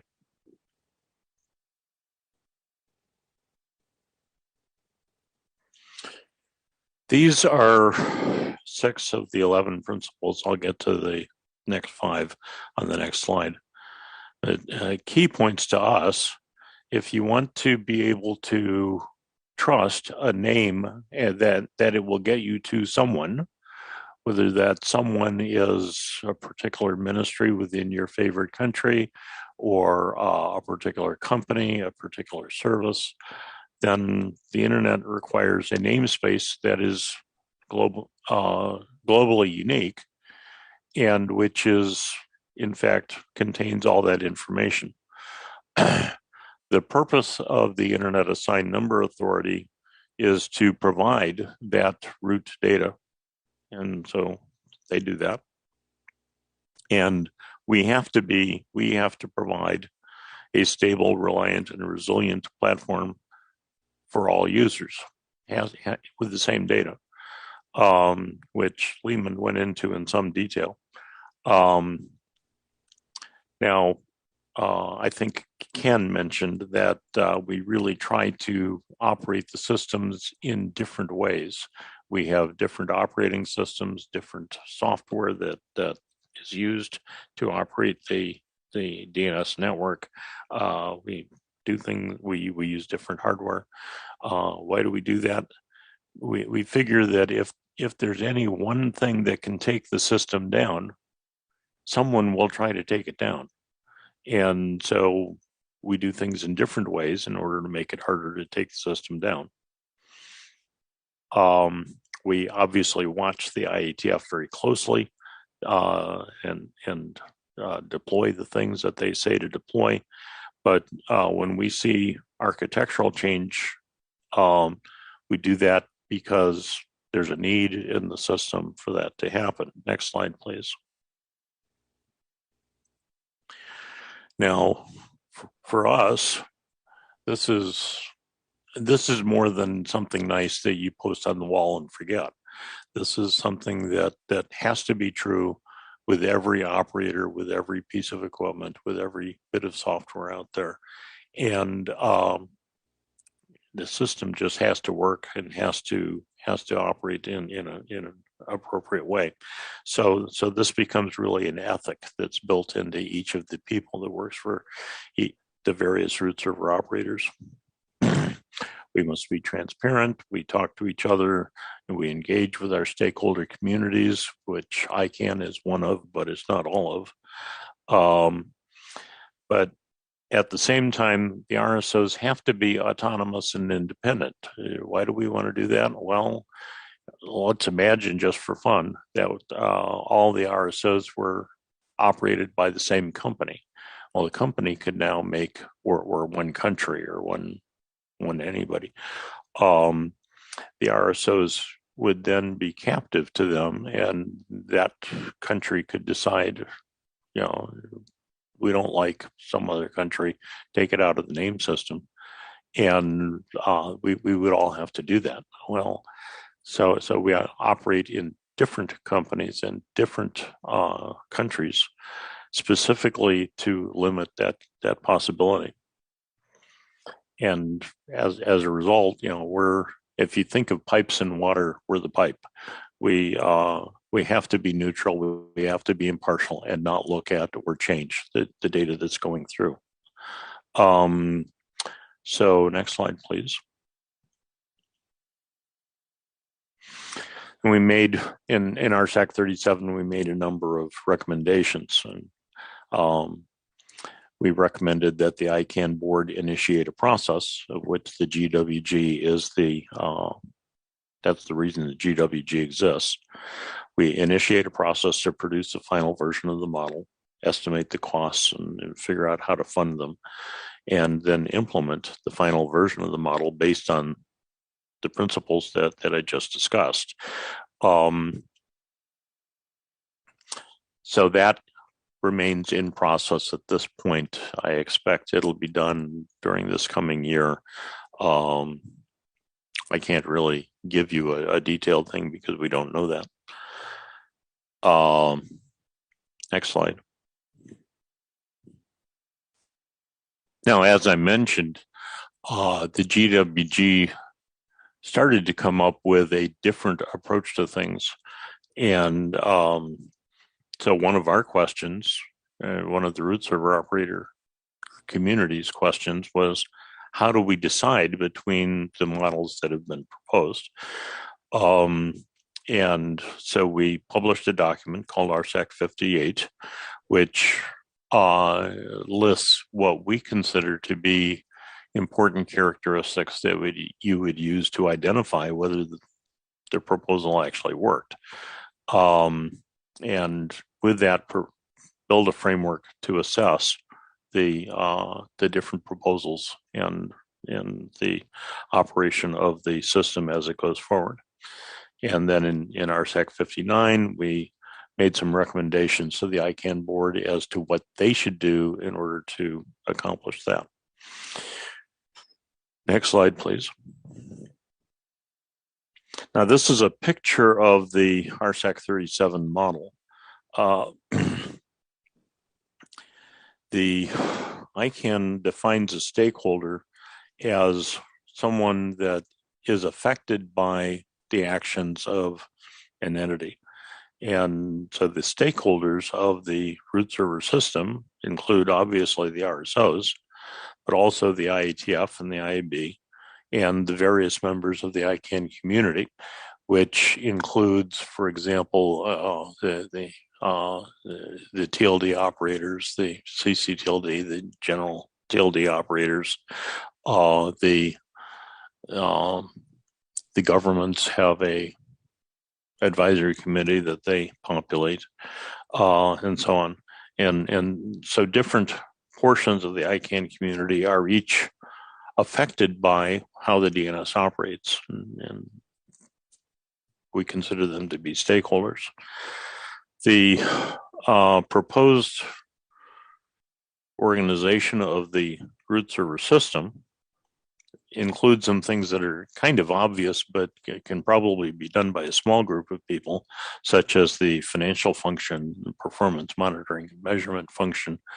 But one that is fairly wide and includes input from the root server operators and from DNSOARC and various other places, which we call the strategy, architecture, and policy function.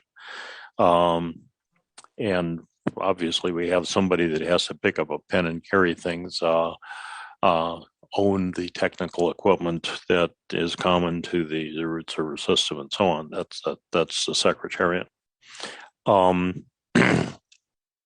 So those are the different parts of the proposed organization. RSOs talk to the secretariat and then operate, as Lehman said, over 1,000 instances of systems all over everywhere. We develop various performance metrics. If you go to rootservers.org and then look under each of the, at the bottom of the page, you'll find a list of the different root server operators and some links to information that they maintain. And part of that is PMML files of how many requests we've received, how many we've responded to, and so on and so forth. There's, I guess, data starting in the case of some root server operators as early as 2013. At this point, we have data from all of the operators there. And then the decision process that's made by the SAPF, the Strategy, Architecture, and Policy function. Hello? Oh. Okay, my web browser just decided to inform me of something. Sorry about that. And, okay, so our process right now, we're working with the governance working group. It's composed of representatives from various and different places and tasked with working out the details of the model, and is busily working on the things that I've discussed. Next slide, please.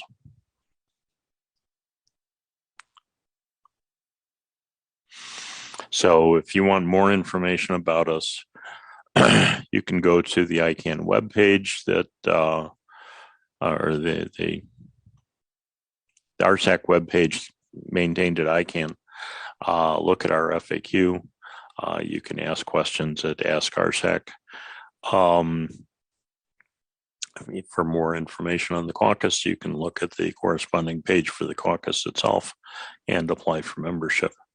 Do we have one more slide? Nope, that's it. And the next meeting is getting ready to start. Okay, so thank you. Thank you, everybody.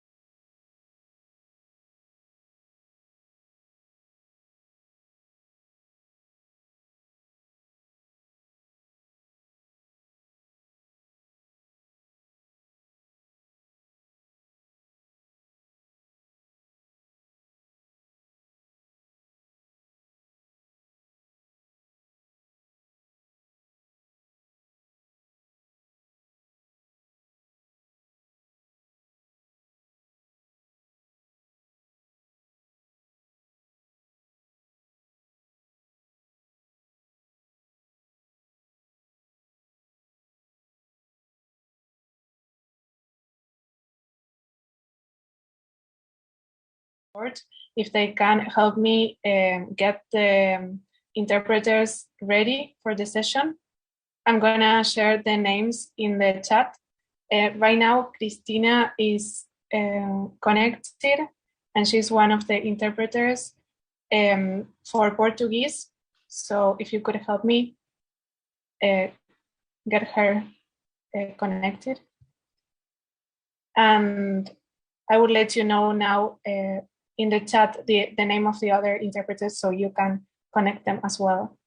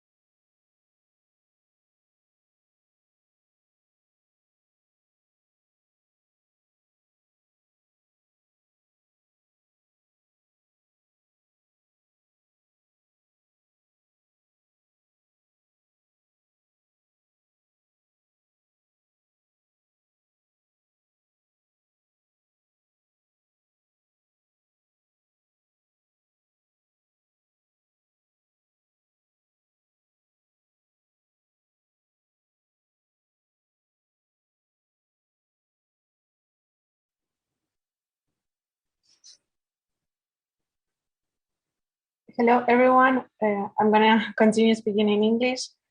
I want to ask the support of the IGF team so they can connect the interpreters. Oh, I see now it is connected. Okay, thank you. Bueno, muchas gracias a todos y le voy a ceder la palabra a Santiago Fernández Ruiz, que es quien va a estar moderando la sesión. Muchas gracias, Rocío. Bueno, le damos la bienvenida entonces a una nueva edición del IGF Lab Space. Desde 2016, este espacio ofrece una sesión de intercambio regional en el marco del Foro de Gobernanza de Internet. Esta sesión que vamos a desarrollar fue organizada conjuntamente por el CETIS, LACNIC y LACPLD. Así que bueno, esta quinta edición del IGF LAC Space va a reunir a organizaciones, partes interesadas e investigadores de la comunidad de Internet de América Latina y el Caribe para presentar y compartir proyectos e investigaciones realizadas durante este 2021. Esta sesión se va a dividir en dos partes. La primera de ellas, en esta, las organizaciones de la región van a compartir sus proyectos más destacados y cómo estos han contribuido al Internet de América Latina y el Caribe. Y en la segunda parte nos vamos a dedicar a la presentación y discusión de trabajos de investigación que han abordado el uso, desarrollo, evolución y regulación de Internet en América Latina y el Caribe. De esta manera, entonces, vamos a tratar de fomentar un debate informado y nuevas oportunidades de colaboración regional. Les queríamos avisar que, bueno, la sesión, como ya habrán visto, va a contar con interpretación al inglés y al portugués. Y quería contarles que por una cuestión de tiempo y que tenemos muchas presentaciones de diversas organizaciones, en esta primera parte de la sesión, todas van a tener una duración de 3 minutos, así que yo voy a ir a estar controlando el tiempo y si se cumplen esos 3 minutos, lamentablemente los voy a tener que cortar para poder cubrir a todos los oradores. Así que bueno, sin más, si Rocío estás de acuerdo, podemos empezar con nuestro primer orador, que va a ser Gabriel Adonailo, el manager de Lucky X. Así que, Gabriel, si estás listo, adelante. ¿Qué tal? Buenos días. A ver si puedo compartir. No está permitido compartir los slides. Creo que lo tienen que habilitar ustedes.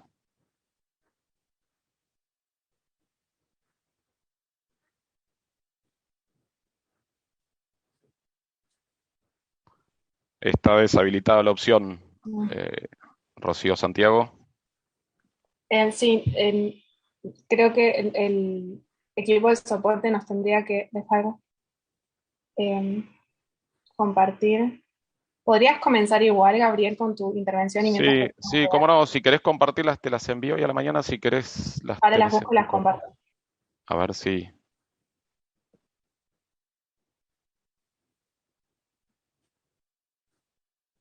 Ahí quizás, Gabriel, podrías, ahí te hicieron coanfitrión.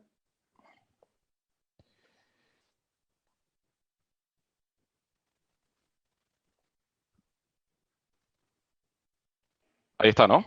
¿Estamos? Ahí la estamos viendo, ok. Adelante. Bien, bárbaro. Bueno, agradecer muy rápidamente, no invertimos tiempo en eso, así que comenzamos un poco en relación a las actividades que hemos estado desarrollando en este año 2021. Lucky X, muy brevemente, es la Asociación de Operadores de Puntos de Intercambio de Tráfico de América Latina y Caribe. Y realmente, tanto en 2020 como 2021, tal vez lamentablemente por la pandemia que nos ha tocado vivir, pero se han acelerado nuestros tiempos, tanto internos como externos, los procesos, y hemos conseguido hacer muchísimas cosas que, por supuesto, intentaremos continuar capitalizando en la presencialidad, si Dios quiere, el próximo año. Lo más importante para destacar es que tenemos un esquema de colaboración entre 3 organizaciones de Internet de la región, que son LACNIC, Internet Society y Lucky X, por medio del cual hemos celebrado un acuerdo que nos permite realmente dar un apoyo, un sustento al fortalecimiento de los puntos de intercambio de tráfico de la región. En este año hemos mantenido sesiones con distintos continentes, con IXPs, puntos de intercambio de tráfico en Europa y en África, países como Ruanda, como Tanzania, como Burkina Faso, Uganda, el punto de intercambio de tráfico de Cataluña, de Roma, de Londres. Hemos tendido puentes con distintos continentes que nos han enriquecido muchísimo como asociación y a cada uno de nuestros asociados. Hemos participado en diferentes foros, simplemente ahí coloco algunos ejemplos: el foro de peering de la región de Caribe, ANUYES en México, Comtelca, la Community Week de Internet Society. Por lo tanto, hemos tenido una participación realmente muy activa en los distintos foros regionales e internacionales. Hemos puesto en marcha, y esto también es un aspecto fundamental, un grupo técnico, personal técnico de los operadores de puntos de intercambio de tráfico. Más de 70 de ellos participan activamente en listas de correo, en grupos de WhatsApp y en sesiones de contenido técnico. Hemos realizado, por ejemplo, sesiones técnicas con el IXP de Irlanda y con otros puntos de intercambio de tráfico de distintas partes del mundo. Hemos incorporado, para que nuestras reuniones de asociados sean más inclusivas todavía, un intérprete, apoyado esto por Internet Society, de manera tal de poder abrirle las puertas a asociados de lengua inglesa, principalmente ubicados en el Caribe, o invitar a personas de fuera de la región de habla inglesa a participar de nuestras reuniones. Organizamos conjuntamente con la CNO y con el apoyo nuevamente de Internet Society y del ACNIC, el foro de peering de América Latina y Caribe, y por primera vez desde sus inicios hemos realizado 2 sesiones en el año, realmente muy enriquecedoras y de una gran participación. Hemos realizado sesiones de entrenamiento en Manners, que tiene que ver con un programa de seguridad en el enrutamiento de Internet. Hemos realizado sesiones técnicas también de herramientas de monitoría de tráfico, etc. Hemos incrementado nuestra difusión a través de nuestro website, a través de Twitter, e inclusive a través de un podcast recientemente organizado y puesto en marcha por LACNIC, conjuntamente con Internet Society, conversando respecto de esto que comentaba acerca de la colaboración que para nosotros es fundamental entre las distintas organizaciones. Estamos realizando estudios muy profundos, relevamiento de puntos de intercambio de tráfico en América Latina y Caribe, que pronto estarán disponibles para el público, y vamos censando y monitoreando y manteniendo en el radar todo aquel potencial punto de intercambio de tráfico que pueda aparecer o que tenga intenciones de desarrollarse en nuestra región, para dar todo el soporte que sea necesario. Y por último, para hacer uso efectivo del tiempo, el gráfico, la imagen que a mí más me gusta mostrar acerca de nosotros. Actualmente somos 18 miembros, intercambiamos tráfico en más de 80 ubicaciones, infraestructuras físicas, pero fundamentalmente somos una familia. Esta es la comunidad de puntos de intercambio de tráfico de América Latina, y Caribe. ¿Sí? Nos mostramos como una familia, como una comunidad, y trabajamos conjuntamente en el fortalecimiento de los puntos de intercambio de tráfico de la región. Muchas gracias. No sé si estamos a tiempo. Ahí Santiago. estamos, ok, Gabriel. Muchísimas gracias por Cualquier tu duda presentación. o consulta, estoy a total disposición. Muchas gracias por el tiempo y el espacio. Muchísimas gracias. Bueno, entonces, hecha esa presentación, pasamos a la siguiente, que va a estar a cargo de Andrés Sastre, director de IDDLAC. Andrés, si ya estás ok, puedes avanzar con tu presentación. Muchísimas gracias y un placer saludaros a todos, aunque sea de manera online, ¿no? Primero dar mis felicitaciones porque un año más se pueda repetir este IGF LAC Space. Es muy importante para compartir. Wear your masks. Social distance. Just trust. Bueno, sí, perdón. Bueno, dar gracias a la Teledea, a todos los organizadores que tienen, bueno.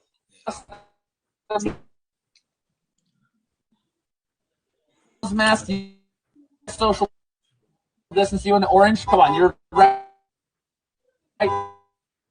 next to all these people.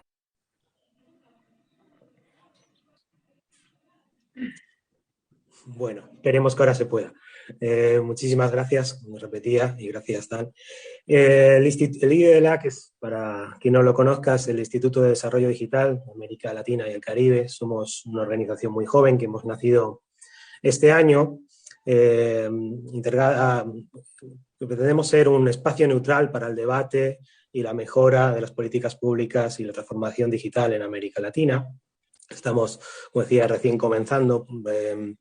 Y dentro de las actividades que venimos desarrollando, hemos realizado una serie de charlas sobre desarrollo digital con distintos actores de la región, pero yo hoy quería principalmente detenerme en una iniciativa que recién estamos lanzando y de la que son parte muchos, incluso miembros de los que hoy están participando en esta sesión, que es la Alianza por el Cifrado en América Latina y el Caribe, ¿no?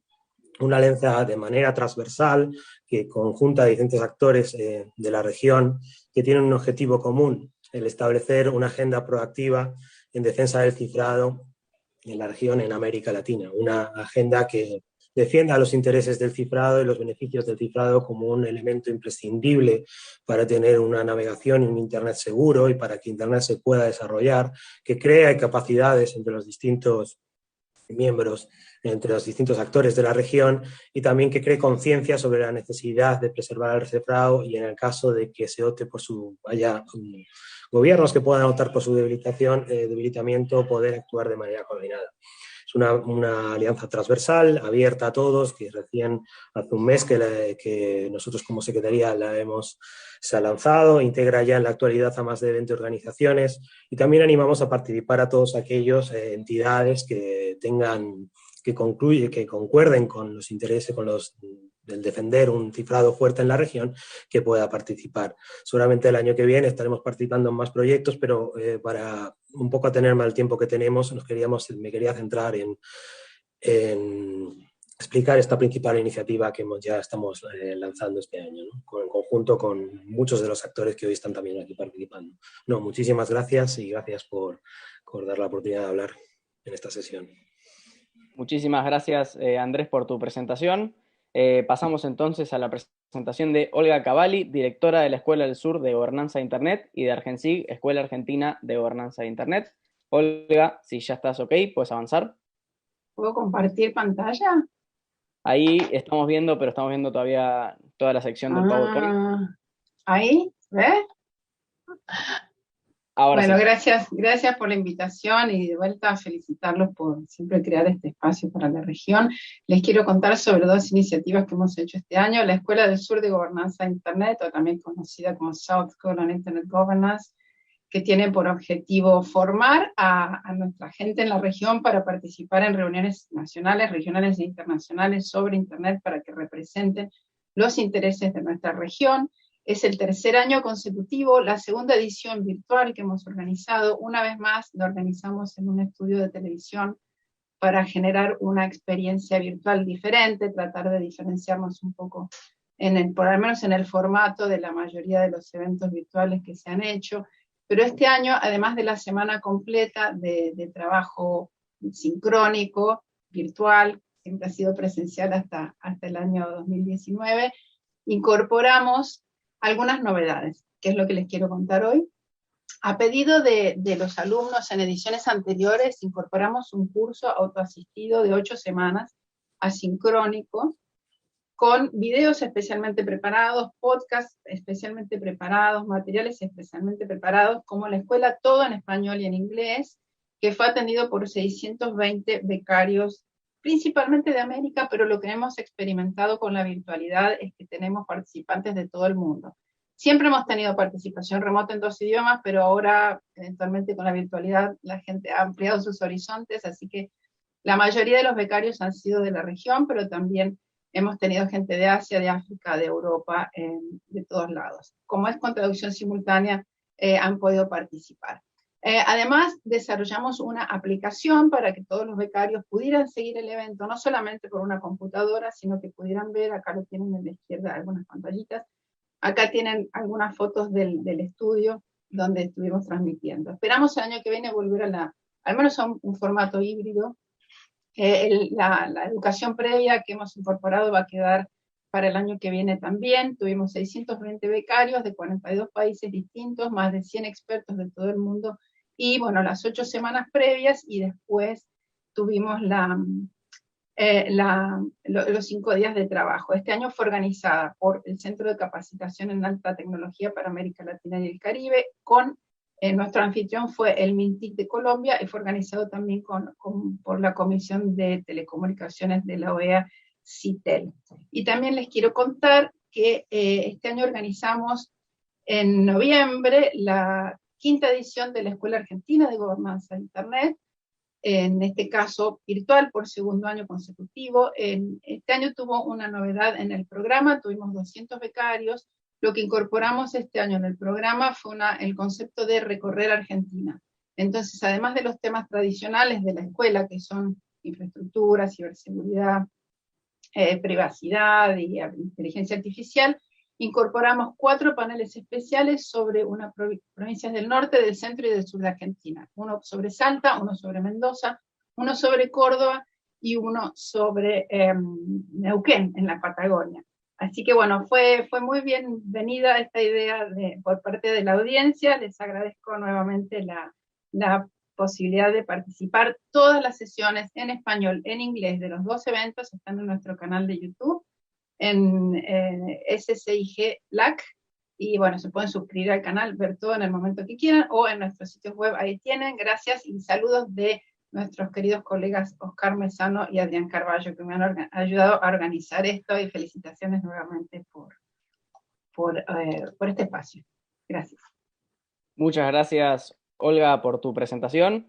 Pasamos a la presentación de Valeria Betancourt, miembro del equipo de dirección de la Asociación para el Progreso de las Comunicaciones. Valeria, si ya estás, pues... Estoy. Hola con todas, con todos. Buenas tardes, espero que me puedan escuchar bien. Bueno, comentar brevemente, pero creo que todos están familiarizados con la PC. Se trata de una red internacional de organizaciones de sociedad civil que por los últimos 30 años ha trabajado para construir condiciones para que todas las personas tengan acceso equitativo, accesible al potencial creativo de las tecnologías digitales para mejorar sus vidas, contribuir a sociedades más igualitarias y democráticas. Yo quisiera comentarles sobre nuestro trabajo en dos áreas en particular que se ha desarrollado con particular énfasis en este año. El primero es en el ámbito de la sostenibilidad medioambiental y su intersección con las tecnologías digitales, y el segundo sobre la necesidad de imaginar el futuro de la gobernanza de Internet y articular acciones multisectoriales en torno a ello. Sobre el primer punto, quisiera destacar nuestra edición 2020 del Global Information Society Watch, o el Monitor Mundial de la Sociedad de la Información, por su nombre en español, que se trata de una iniciativa que APC ha venido desarrollando ya por más de una década para ofrecer perspectivas críticas de la sociedad civil sobre temas específicos con relación al estado de las sociedades de la información.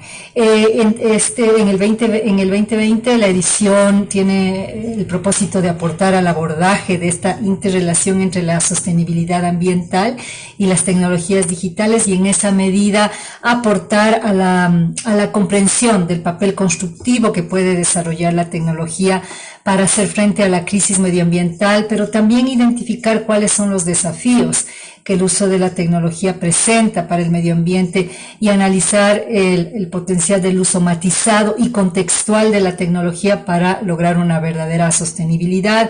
En la página web del Global Information Society Watch encuentran la edición completa con informes regionales, informes de país, de América Latina, de África, de Europa, de Asia. En el caso de América Latina hay una análisis muy interesante que recomiendo mucho revisarlo respecto de los principales retos que enfrenta la región en cuanto, por ejemplo, al impacto negativo en las comunidades locales sobre la extracción de litio en el triángulo de litio, ¿no?, que se usa para la fabricación de los dispositivos, asimismo como la falta de acceso a Internet en ciertas comunidades locales, incluidas las comunidades indígenas, impacta en este tema, la falta de transparencia y responsabilidad en la gestión de datos, por ejemplo, por parte de gobiernos y otros actores, las amenazas a quienes defienden territorios, y también la falta de sistemas adecuados para gestionar residuos electrónicos. Y asociado a esto, quiero mencionar brevemente que hemos desarrollado una guía de economía circular que explica paso a paso el impacto negativo de los dispositivos digitales en las personas y en el planeta, y que da algunas pautas respecto de la conveniencia de adoptar un enfoque circular para la producción, el uso y eliminación de los dispositivos digitales. Tanto el GISWatch como la guía están en nuestra página web www.apc.org. Y sobre el segundo tema de gobernanza de Internet, el futuro de la gobernanza de Internet, les comento muy brevemente que tendremos el día 8 de diciembre, aquí en el marco de la IGF, una sesión sobre este tema, que es el resultado de un proceso que hemos venido desarrollando en estos últimos meses, incluyendo América Latina, de sostener conversaciones multisectoriales para imaginar cuáles cuál es el escenario que queremos tener a futuro de gobernanza de Internet en la línea de asegurar una gobernanza transparente, participativa, inclusiva, democrática. En América Latina estamos colaborando con ALAI y con Derechos Digitales, con la Asociación Latinoamericana de Internet, ALAI y con Derechos Digitales, en recabar este análisis de los distintos actores sobre cómo avisoran la gobernanza de Internet, y el propósito es que de esta sesión que vamos a tener el día 8, búscanle en el calendario, será entiendo que será a las 16:50 hora de Quito. Tengo que ver qué UTC es ese, pero la idea es que podamos salir con un cierto marco común de acción multisectorial de cara a lo que se viene en el futuro de la gobernanza de Internet, no solo en el marco del fortalecimiento del IGF, sino también ante la emergencia de nuevos procesos como el desarrollado por el Secretario General de Naciones Unidas, el Digital Compact, la proximidad del WSIS Plus 20, etc. Bueno, así que esto les quería comentar, les agradezco por el espacio y felicitaciones por la sesión. Siempre es muy interesante escuchar lo que está pasando en la región. Así que gracias. Muchas gracias, Valeria, por tu presentación. Pasamos entonces a la presentación de Rodrigo de la Parra, vicepresidente para Latinoamérica y el Caribe en ICANN. Rodrigo, si estás listo, adelante. Estoy listo, Santiago. Buenos días, buenas tardes a todas y a todos. Un gusto compartir con ustedes todavía en este mundo de la virtualidad. También me sumo a las felicitaciones de todos por seguir organizando este espacio en el IGF, que esperamos que para el próximo podamos vernos todos en persona igualmente. Desde el lado de ICANN, pues compartirles que también hemos celebrado otro año más de ciclo de las 3 reuniones anuales de ICANN de forma virtual. Ha sido, bueno, pues eventos más enfocados en los trabajos de desarrollo de políticas y de discusiones. Hemos extrañado mucho la interacción personal, pero bueno, esperemos que el próximo año nos venga mejor, ¿no?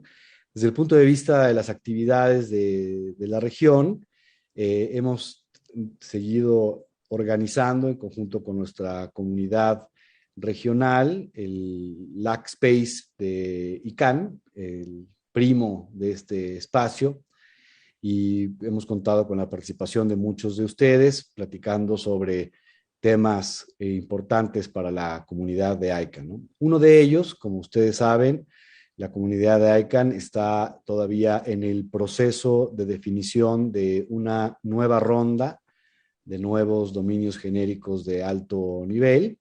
Aún no se conocen las fechas, pero ya está avanzado el proceso.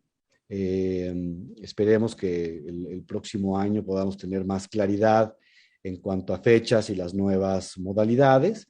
Aquí es importante destacar que contamos con la experiencia de la ronda anterior, que nos ha servido para poder atender asuntos que son sujetos de mejora con respecto del anterior, ¿no? Entonces, bueno, pues ahí está todavía la oportunidad de participar definiendo parte de las reglas. Algo que ha sido importante dentro de la comunidad de ICANN en el contexto de la pandemia ha sido el de analizar cuál ha sido el efecto de la pandemia, tanto en el tráfico del DNS como en el aspecto de comportamientos maliciosos o amenazas al DNS. Se han elaborado un par de estudios al respecto y, bueno, pues como era de esperarse, el tráfico se ha incrementado. Lo mismo las actividades maliciosas, sin llegar a tener, digamos, un efecto negativo en la operación cotidiana del DNS. Para América Latina y el Caribe seguimos con esta campaña que iniciamos sobre sensibilización de aspectos de seguridad en el DNS. Tenemos una campaña de medios sociales también sobre este tema. Y en general estamos, además de las distintas iniciativas que tenemos derivadas de la estrategia regional, nuestros distintos espacios, uno de ellos el LAC Space, otro nuestro Roadshow, que ahora se ha elaborado de forma virtual. hemos organizado una serie de programas enfocados o desarrollados, digamos, a medida con distintas organizaciones de la región, muchos de ellos proveedores de conectividad en distintos países como Paraguay, como Bolivia, como Brasil, como Argentina, como México, y seguiremos haciendo este trabajo. Son programas que tratan sobre también capacitación, sobre aspectos centrales del DNS, sobre ICANN en general. Y bien, finalizar nada más sobre este enfoque que, bueno, pues si algo se ha hecho evidente durante la pandemia es que el Internet que conocemos hoy, como está concebido, con sus principios aceptados, con su arquitectura abierta de red, ha demostrado ser un instrumento resiliente, una plataforma confiable que ha permitido que prácticamente todas las actividades económicas, sociales, políticas, de ocio, se hayan podido seguir desarrollando. Y esto abre un espacio importante de reflexión para mantener todos estos principios, ¿no? Estos principios que deben ser observados hoy día, que existen en muchos países del mundo y de nuestra región iniciativas que podrían estar siendo contrarias a estos propios principios, y que lo que debemos hacer es evitar a través de la información, a través de la educación de cómo funciona a nivel técnico de Internet, que no se vaya a afectar estos principios, ¿no? Entonces, en distintos foros, colaborando con la comunidad técnica de la región y también con otros actores, entre ellos muchos de ustedes que están acá, estas labores de frente común ante esto, ¿no? O sea, quizás no exista muchas veces una intención negativa de afectarlo, simplemente hay que evitar las consecuencias no esperadas de algunas iniciativas, ¿no? Entonces, bueno, seguiremos trabajando. El próximo año empezamos otra vez, desafortunadamente, con una reunión virtual en el mes Rodrigo, de marzo. Sí. Perdón que te interrumpa, alcanzamos el tiempo, no sé si querés decir una palabra final. Ya terminé. Muchas gracias. Muchas gracias y perdón por la interrupción. Pasamos entonces a la presentación de Lía Solís, General Manager de LACNOC. Lía, si estás, por favor, procede con tu presentación.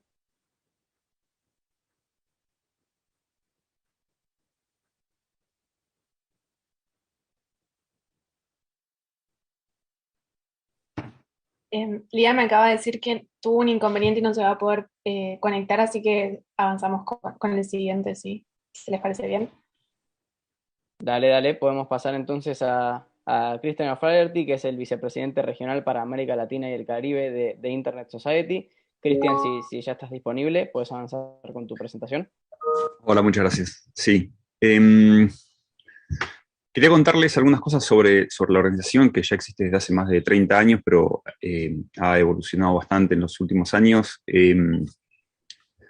Actualmente son 3 organizaciones, suborganizaciones las que la componen. Por un lado está la Fundación. Los invito a visitar la página de la Fundación Internet Society, donde verán muchas oportunidades de financiamiento. Hay diferentes líneas de grants y seguramente habrá oportunidades para que todos puedan aprovechar.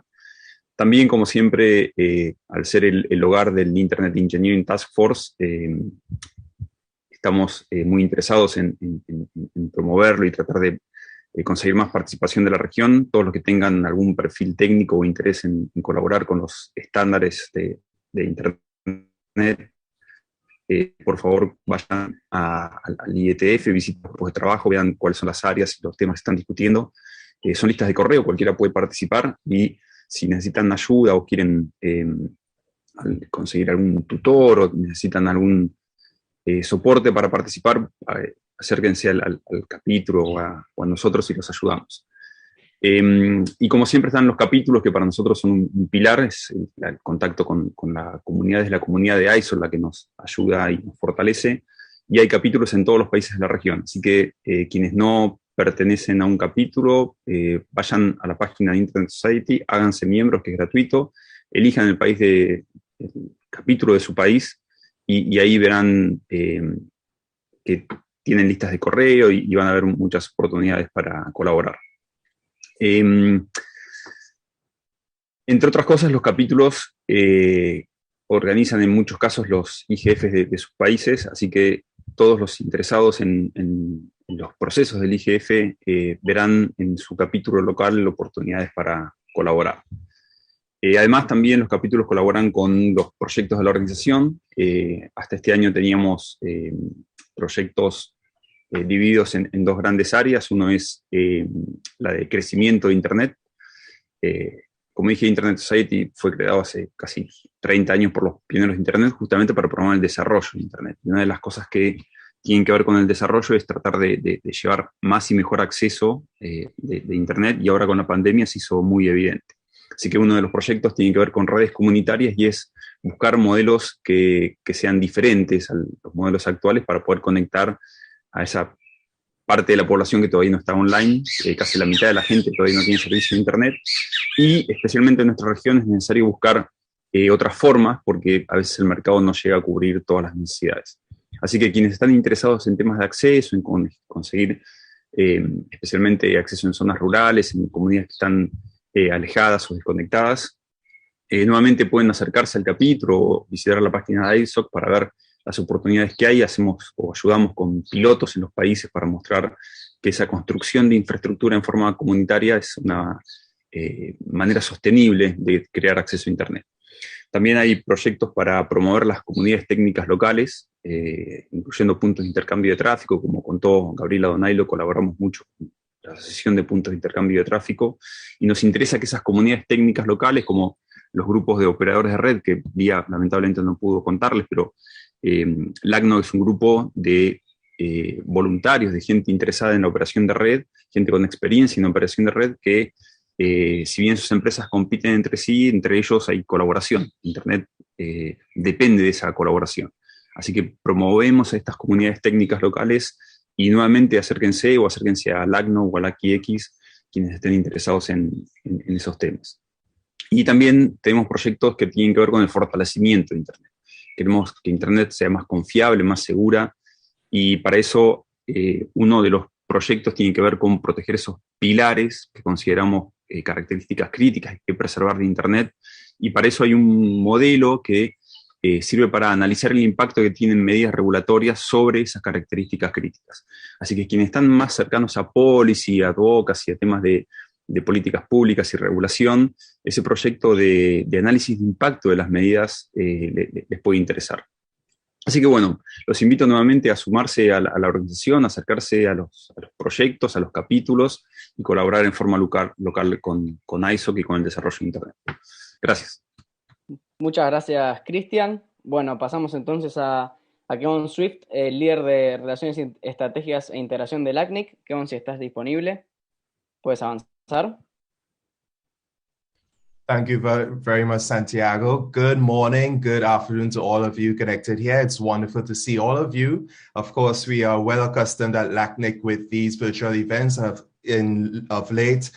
We have been investing a bit of time and resources to developing more hybrid formats. But as Rodrigo and many others have mentioned, we really need to get back to seeing each other face to face to really continue growing our community. I am going to speak very quickly about 4 initiatives from what would be our community and development activities. Firstly, I will mention that there is a report from Analysys Mason that is due to be published very soon. So earlier this year, LACNIC, together with APNIC, we commissioned a research project to highlight the Internet's technical success factors. And this really drills down on the common protocols that we take for granted right now, such as HTTPS, DNSSEC, IPv6, and others. And the idea is that this report will also juxtapose the new proposals that we are seeing on the horizon over the years, for instance, new IP, DOA, and others.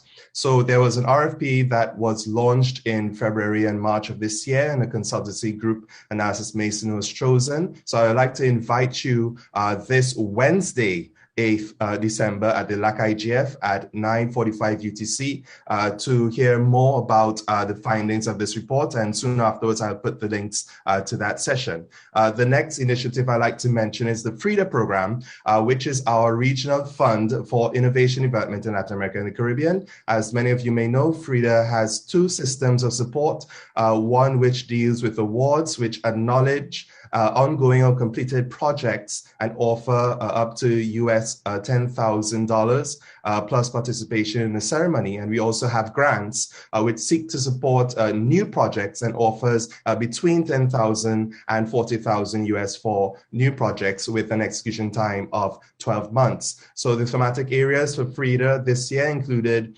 internet stability and security, of which we have had 7 winning initiatives, free and open internet, for which there were 5, and internet access, for which there were 5. Again, just as before, I'll place in the chat the link to the selected projects for FRIDA this year, and you can have more details on each of them.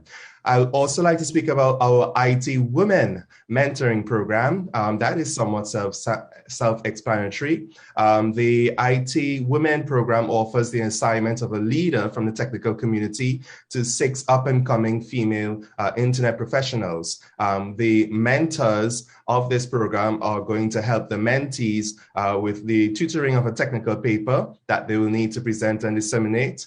The mentees will also have to give a lightning talk at the upcoming LACNIC event, LACNIC 37, and they also have access to other training opportunities. Last but not least, it would be remiss of me not to speak about Leaders 2.0, the Leaders program, and we will see a bit more about that from my colleague Paula in just a bit.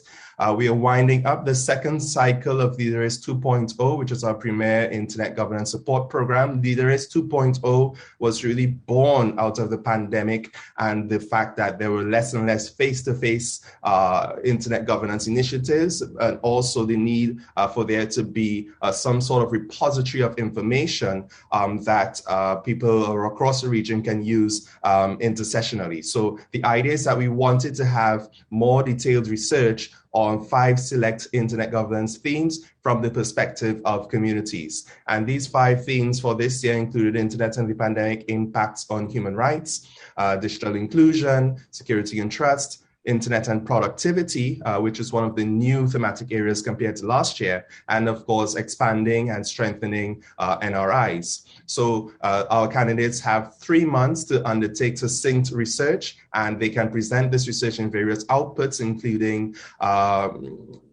reports, animations, videos, blogs, and the like. And again, the benefit for them is that they gain exposure through LACNIC's communications platforms. Of course, we have a caveat that the views shared by the projects are not necessarily the views of LACNIC, but we will hear a bit more about some of our leaders just now with Paula. And of course, the idea is that we can get to know and get to become more familiar some of the issues that are impacting us with regard to internet governance, but from a community's perspective. So I think I have touched on everything that I wanted to touch on. What I'll do right now is just leave the links with you so that you'll be able to enter and see more details of what we have been doing. Thank you very much. Muchas gracias, Kevon, por tu presentación. Ahora sí podemos pasar a Lía Solís, General Manager de LACNOC. Lía, si estás disponible, puedes avanzar con tu presentación.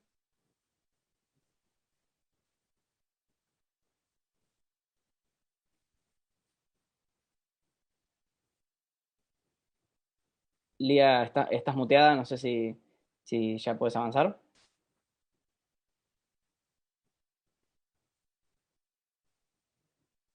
Perfecto, podemos avanzar con el siguiente. Entonces, pasamos a Rocío de la Fuente, gerenta general de LAC-TLD. Rocío, si podés avanzar entonces con tu presentación. Gracias, Santiago. Bueno, hola a todos. Gracias por sumarse al IGF LAC Space. Voy a ser muy breve porque ya estamos atrasados y tuvimos el inconveniente técnico. Muchos de ustedes saben que LAC-TLD este año pasó por un proceso de transición. Yo estoy hace casi 4 años en LAC-TLD, pero desde agosto empecé a ocupar la posición de General Manager.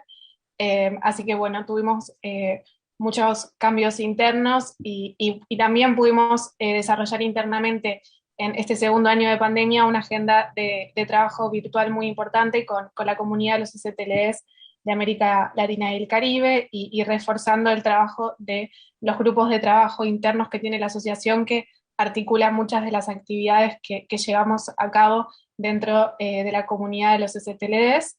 Este año nuevamente llevamos a cabo un ciclo de capacitaciones con nuestros miembros y este ciclo siempre es apoyado por otras organizaciones de la región, pero en esta presentación quería concentrarme en los avances que tuvimos en dos proyectos en concreto, que creemos que son dos proyectos que tienen impacto regional más allá de la comunidad de los STLs. El primero es la nube ENICAS de la ACTLE, que ya venimos presentando también en otros espacios. Y bueno, la nube ENICAS se trata de una red que tiene distintos beneficios, que logra reducir los tiempos de respuesta, que fortalece la robustez y la resiliencia del Internet de la región, que permite también una mejor administración de la carga y un uso eficiente de la infraestructura. Esos son como beneficios generales que tiene la nube, entre otros, y en este último tiempo estamos muy contentos de que la nube se pudo ir expandiendo. El último nodo que sumamos es el PIT de Chile y que esto también va en línea con, digamos, una tendencia de incorporar puntos de intercambio de tráfico como nodos en la nube, lo que permite también expandir la red y también sumamos, el último cliente que sumamos fue el punto B, que es el CTLE de Venezuela, y esto fue un hito porque al sumar el punto B logramos alcanzar los 16 clientes y ahora ya la mitad de los miembros del ACTLD, que representan a casi la totalidad de los CCTLs de la región, ya forman parte de la nube ENICAS. Entonces esto nos puso muy contentos. Y el segundo proyecto del que quería hablarles es el Foro de Contenido Ilegal. Sé que algunos también están familiarizados con este evento y que muchos participaron también como oradores. La última edición del Foro de Contenido Ilegal, que es un espacio que busca acercar a jueces, fiscales y a representantes de agencias de cumplimiento de la ley de América Latina y el Caribe a la comunidad de Internet y busca ofrecerles una capacitación sobre la operación de Internet y cómo se deben abordar distintas cuestiones como el abuso en línea. Y tuvimos la última edición de este taller la semana pasada, que fue la cuarta edición y la segunda que realizamos de forma virtual.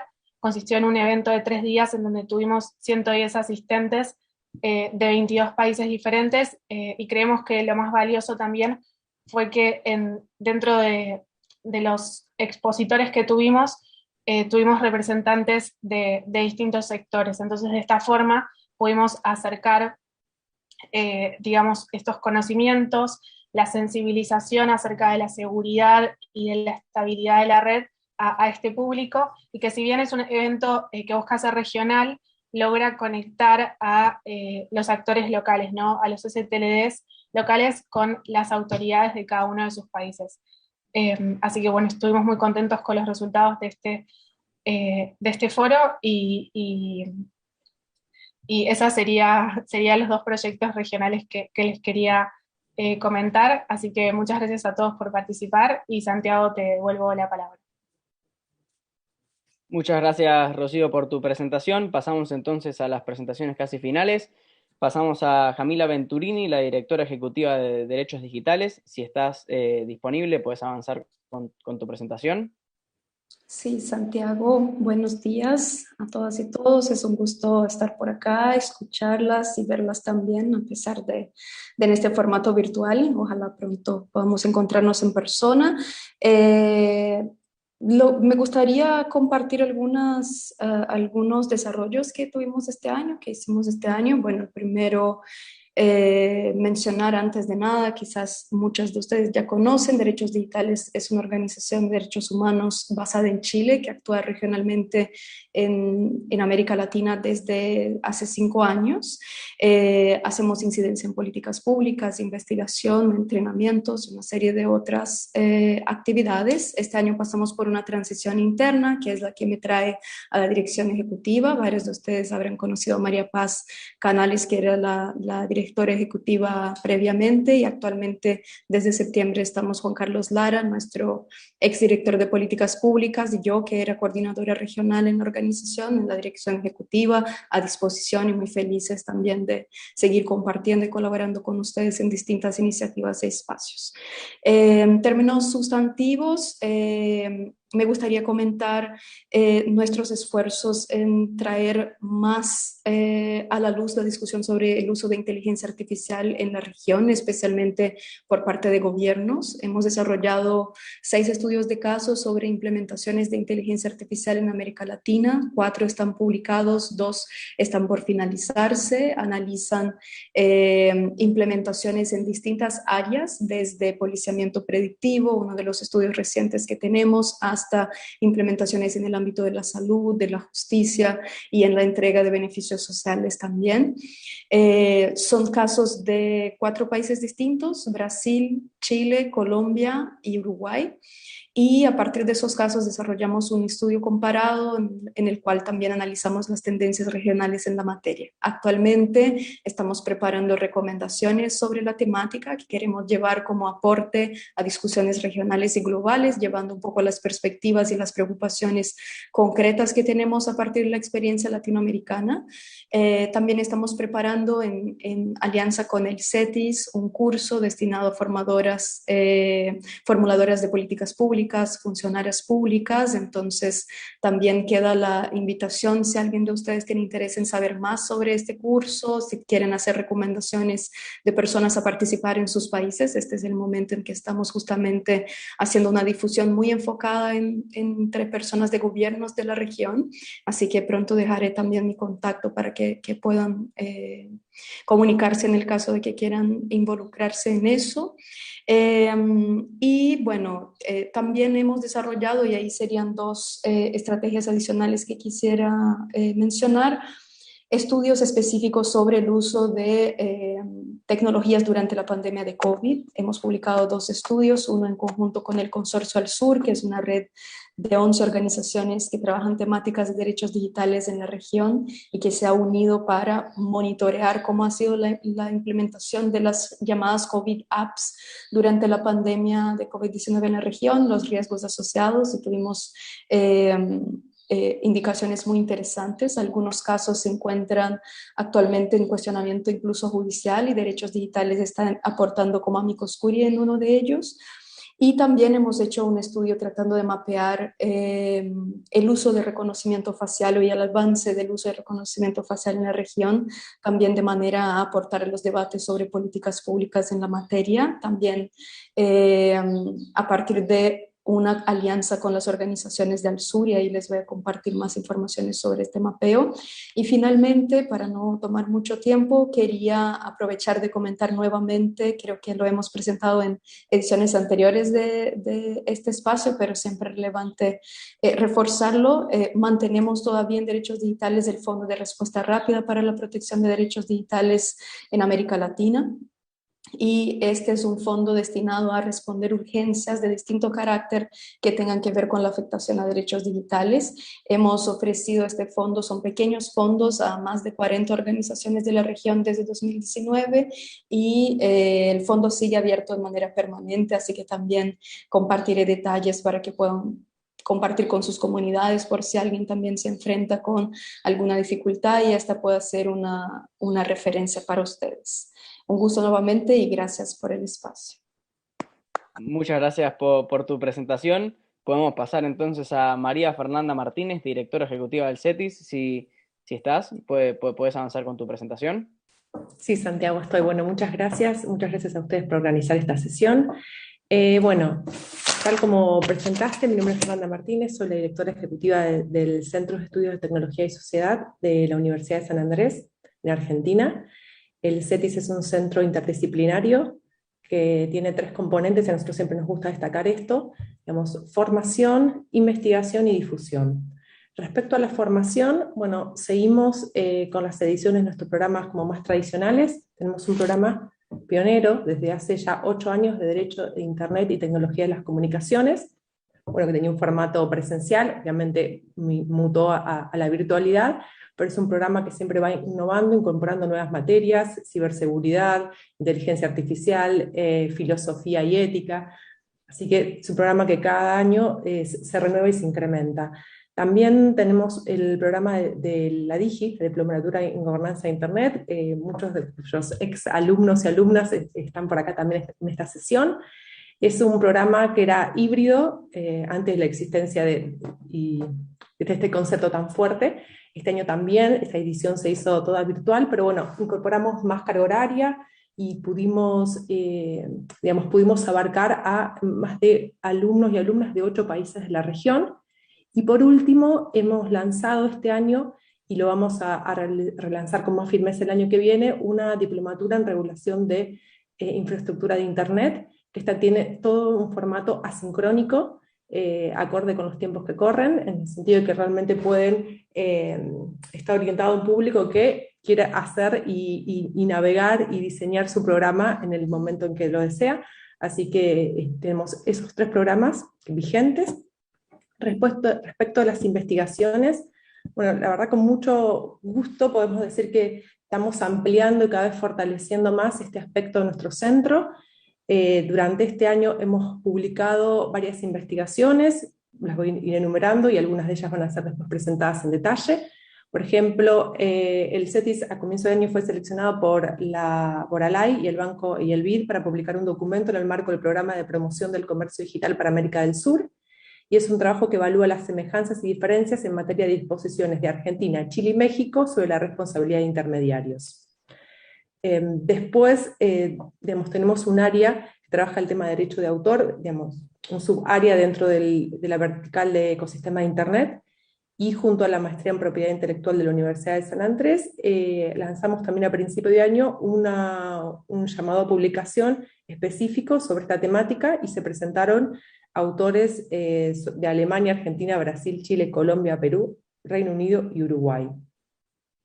También junto al CLD de México tenemos un proyecto de una publicación de una revista latinoamericana de economía y sociedad digital, y este año se pudo hacer el lanzamiento del segundo número, cuyo tema era pensar las TICs en el camino a la pospandemia. Ese es un proyecto que sigue abierto, quiero decir, si ustedes tienen alguna investigación o están trabajando en algo que les interese publicar, también sepan que ese es un espacio como muy adecuado para difundir estas temáticas en Latinoamérica. Así que después también de todo esto vamos a dejar la información para que puedan consultar. También estamos avanzando y muy contentos con la segunda edición de lo que es el proyecto Guía, que es un proyecto que busca comprender y consolidar un marco de principios éticos para la implementación de inteligencia artificial. Creemos que en las próximas semanas tienen que estar saliendo los primeros documentos. También fue una convocatoria abierta, y destacamos esto porque es importante tener estos espacios para incentivar la investigación de por ahí jóvenes o nobles investigadores que quieren un espacio. Bueno, nosotros tenemos varios lugares donde pueden acercarse. Después también terminamos, aunque nos falta el informe final, una investigación apoyada por la Agencia de Investigación ANI y Ceibal de Uruguay, que era un proyecto de alfabetización de datos en escuelas para la creación de habilidades para una ciudadanía digital ampliada. Fue un proyecto muy ambicioso y que sorteó toda la dificultad de la pandemia y la dificultad para ingresar a las escuelas, pero finalmente lo reformulamos de manera tal de poder hacerlo virtual, y estuvimos trabajando con escuelas secundarias de Argentina, de Santiago de Chile y de Uruguay. Bueno, después lo va a presentar en detalle mi colega Gonzalo Augusto Frati en otro segmento de este espacio, pero bueno, les menciono que otro proyecto que también nos estuvo muy entusiasmados es un proyecto que hicimos sobre evaluación del impacto potencial de la inteligencia artificial en el sistema judicial latinoamericano, un proyecto muy ambicioso que involucró 5 países de la región, que después lo van a conocer más en detalle a partir de su presentación. También tenemos el honor de haber sido seleccionados por UNESCO para desarrollar la investigación de indicadores universales de Internet. Es una investigación que, digamos, una encuesta universal que se realiza en 35 países y se van a ir sumando. Y bueno, un equipo del CETIS le está desarrollando. Estimamos tener algunos resultados preliminares ahora en diciembre, pero la Fernanda, presentación... discúlpame que te frene. Sí, ahí ya nos pasamos. Perfecto. Así que si te parece bien, podemos avanzar con la última Podemos presentación. avanzar. Era un montón y lo que me queda lo paso por el chat. Muchas gracias por todos estos datos. Pasamos entonces a Julio César Vega Gómez, director general de la Asociación de Internet MX. Si estás disponible, puedes avanzar con tu presentación. Sí, muchas gracias. ¿Me escuchan? Déjenme agarrarme acá. Sí, perfecto. ¿Te escuchamos? Gracias. La presentación, por favor, la presentación la va a pasar exactamente. Bueno, voy avanzando porque entiendo que los tiempos finalmente ya nos comieron. Y bueno, la Asociación de Internet MX es una asociación civil, pero de corte empresarial. Nosotros tenemos empresas de todos los segmentos, micro, pequeñas, medianas, grandes, y de varios corporativos internacionales. Sin embargo, bueno, el grueso de nuestros afiliados son empresas mexicanas. Además de lo que eventualmente Sandra les pueda aquí compartir, con el nombre de Mari en este momento, nosotros tenemos una gobernanza corporativa que nos permite también transitar con los diferentes retos que se enfrentan, sobre todo aquí en México, en la parte regulatoria y de políticas públicas. Y aquí finalmente también destacar que, bueno, nosotros llevamos a cabo una asamblea anual, acaba de ser, de hecho, el 24 de noviembre, para seleccionar al Consejo Directivo de 2022. Esto con el fin siempre de garantizar la pluralidad, la rendición de cuentas y la transparencia dentro de la propia asociación. Bueno, voy a arrancar con un proyecto que para nosotros es de la más alta relevancia y que si bien ya teníamos avanzado hace algún tiempo, para nosotros ahora es particularmente importante, dado que este proyecto fue seleccionado por la Organización de Estados Americanos para su continuidad. Y es Internet seguro para todos. Esto es básicamente un proyecto con el fin de fortalecer, número uno, el awareness para niñas y adolescentes a través de la página likeinteligente.org. También tiene integrado un estudio de ciberseguridad para empresas y usuarios en lo general, evidentemente también enfocado a padres de familia y a la población vulnerable. Y por último, también está integrado aquí un estudio regulatorio sobre el estado del arte actual en México, cuáles son finalmente las implicaciones que tiene la regulación que hoy día tenemos para particularmente combatir la pornografía infantil y la trata de personas en línea. Y bueno, con este nuevo giro con la OEA, la intención es hacer esto en coadyuvancia con quienes ya tengan trabajo avanzado o nosotros mismos aportar lo que hoy día tenemos para fortalecer los esquemas preventivos en nuestra región. Seguimos, por favor. Los trabajos que, bueno, Latiendo por Internet es una iniciativa que realizamos con el sector privado, precisamente para las micro, pequeñas y medianas empresas en el comercio digital en México. Siguiente, por favor. Siguiente, por favor. Bueno, esta es una alianza que hacemos con el Instituto de Investigaciones Jurídicas de la UNAM para los temas aquí enunciados. Son temas en donde han participado diferentes investigadores a nivel latinoamericano y que, bueno, pretende generar algunos cuadernillos que finalmente tengan también repercusiones y puedan ayudar en las iniciativas de política pública y regulatorias a lo largo de América Latina. Y por último, también entendiendo que el tiempo se nos agota, bueno, está listo también y ya publicado el estudio de plataformas, el impacto económico de las plataformas de entrega, de reparto en México. Este es un estudio que por primera vez se hace aquí y que eventualmente tendrá también un componente sobre la parte regulatoria en lo que mejor finalmente funcione para el ecosistema mexicano. Sin embargo, todas las iniciativas aquí mencionadas tienen también la posibilidad de poder ser compartidas y estudiadas para que finalmente puedan, en la medida de lo posible y de lo conveniente, ser adoptadas y reproducidas en otros países de la región. Con esto cierro aquí la participación, entiendo habiendo excedido un poquito, y una disculpa. Aquí les dejamos nuestros datos, los míos y los de mi compañera Sandra Villada, y por supuesto estamos a la orden para cualquier consulta y encantados de poder colaborar en proyectos futuros. Muchísimas gracias. Muchas gracias y bueno, entonces pasamos a Lía, ahora sí, General Manager de LACNOC, para poder cerrar esta primera parte de la sesión. Lía, si estás disponible ahora sí, Sí, para presentar.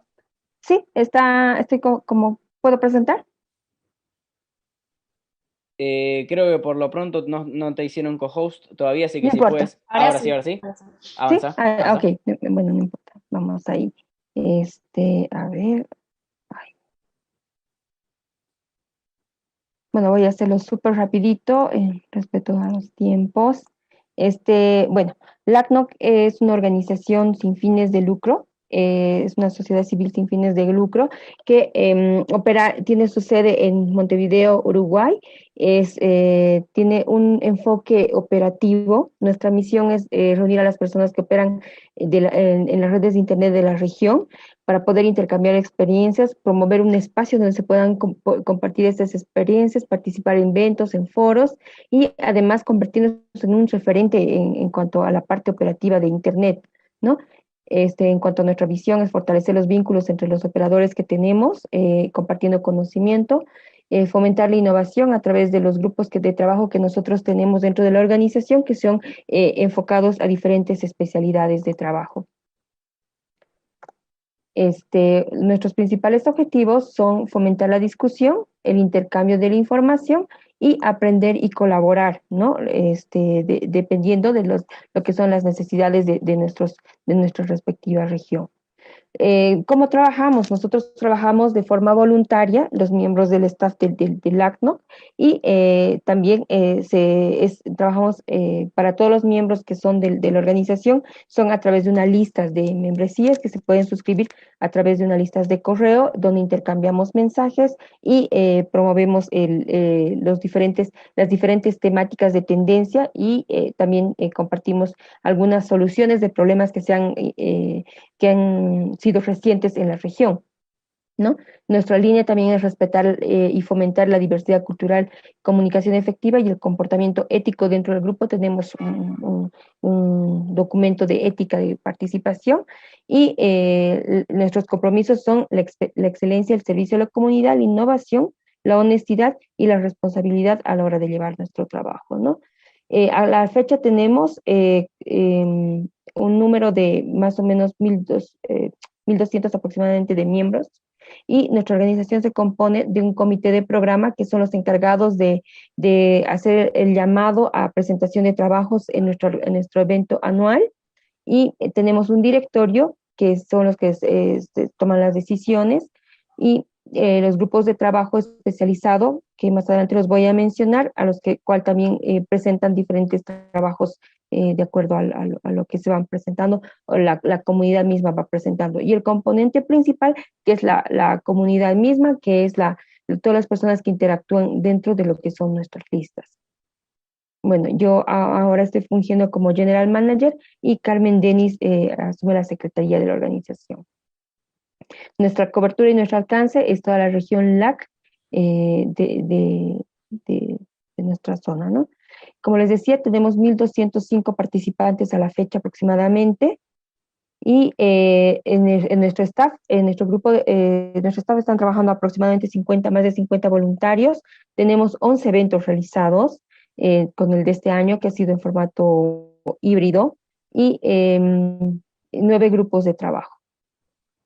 Eso es un poco de las estadísticas que se han ido presentando, los países que más han participado con diferentes ponencias en lo que va hasta el 2020. Y bueno, no vamos a ahondar mucho en esto. Presentaciones que se han tenido, organizaciones que han trabajado, un análisis de género, se ha identificado un poco el tema de la ausencia del género femenino, que es algo que también se trata de promover de la mano de otras organizaciones que están en la región.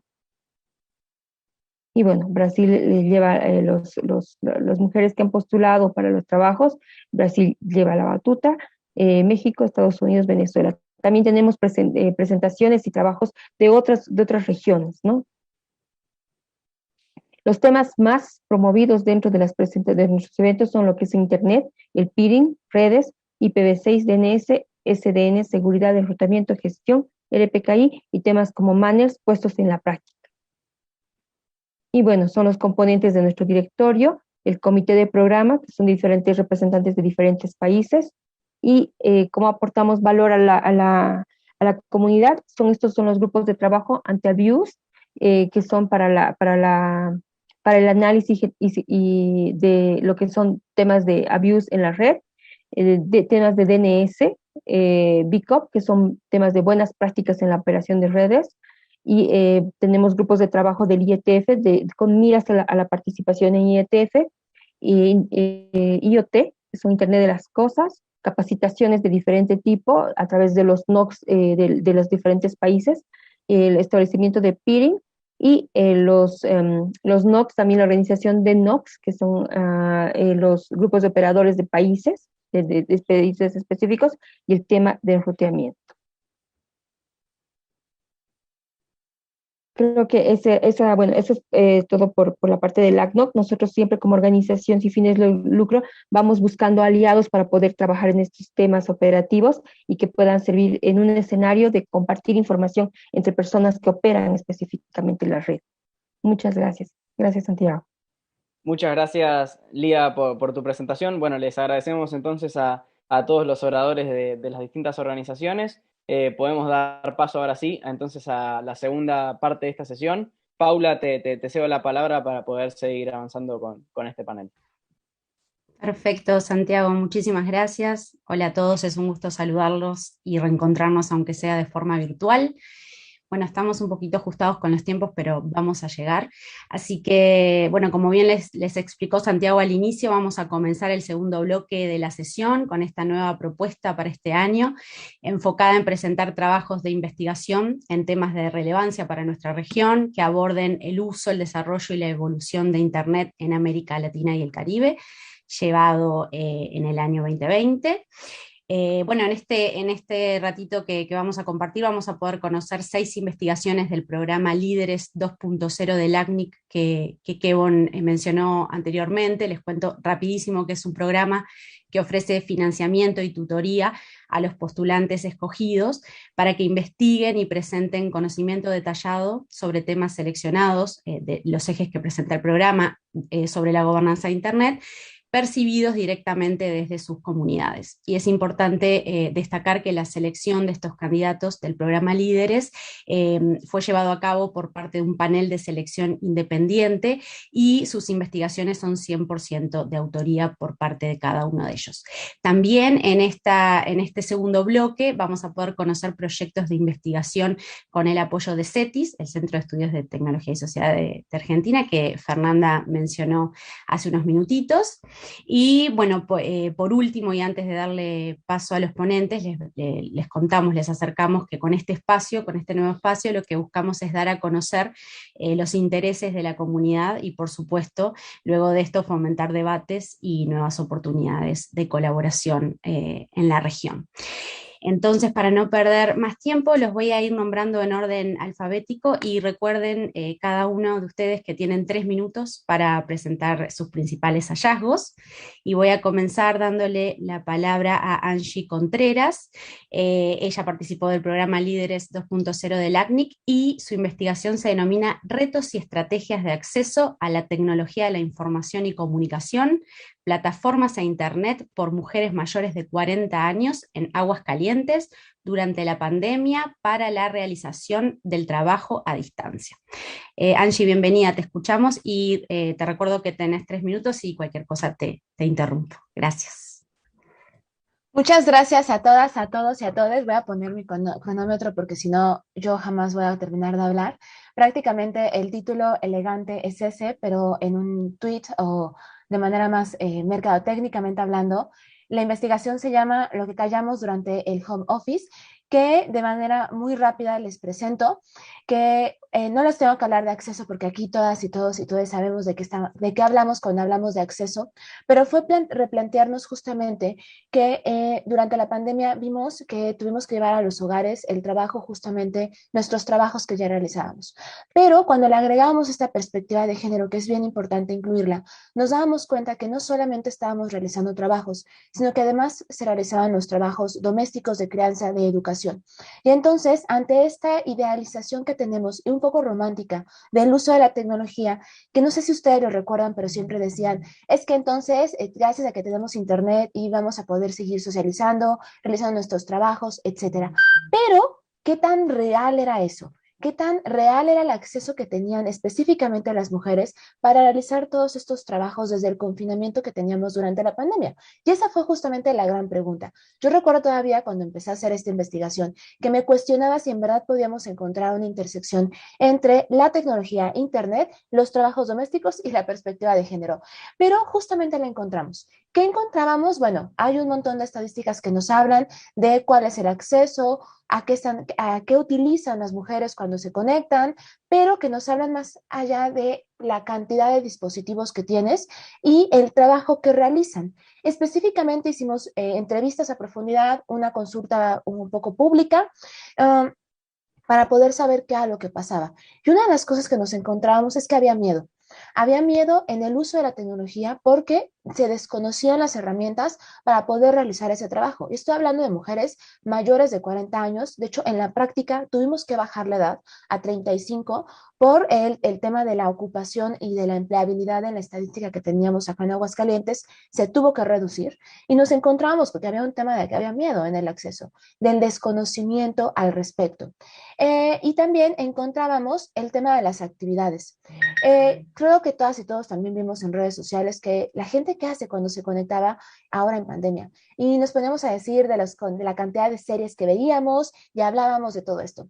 Pero resulta que se seguían reproduciendo los trabajos de cuidado haciendo uso de la internet, pero desde el desconocimiento. Sus principales miedos nos decían que era el tema de la seguridad y la privacidad, el desconocimiento de las herramientas, es decir, tengo que realizar mi trabajo que ya hago en casa, pero no sé ni siquiera cómo entrar al Zoom, por ejemplo.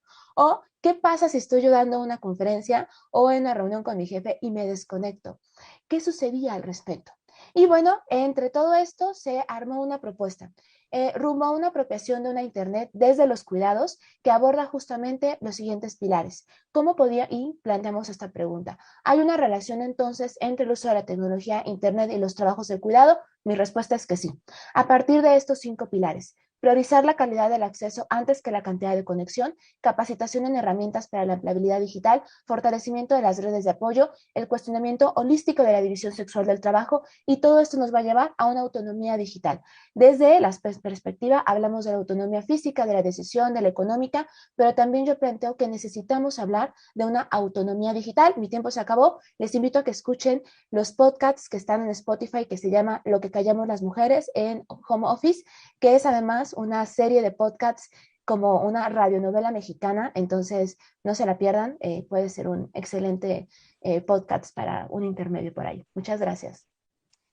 Muchísimas gracias, Angie, por tu presentación. Vamos a dar paso entonces a la siguiente. Tenemos la presencia de Gonzalo Bustos Frati, que es coordinador de la investigación denominada Preparación para la Implementación de Inteligencia Artificial en el Sector Judicial, estudio de casos en 5 países de la región. Gonzalo, bienvenido.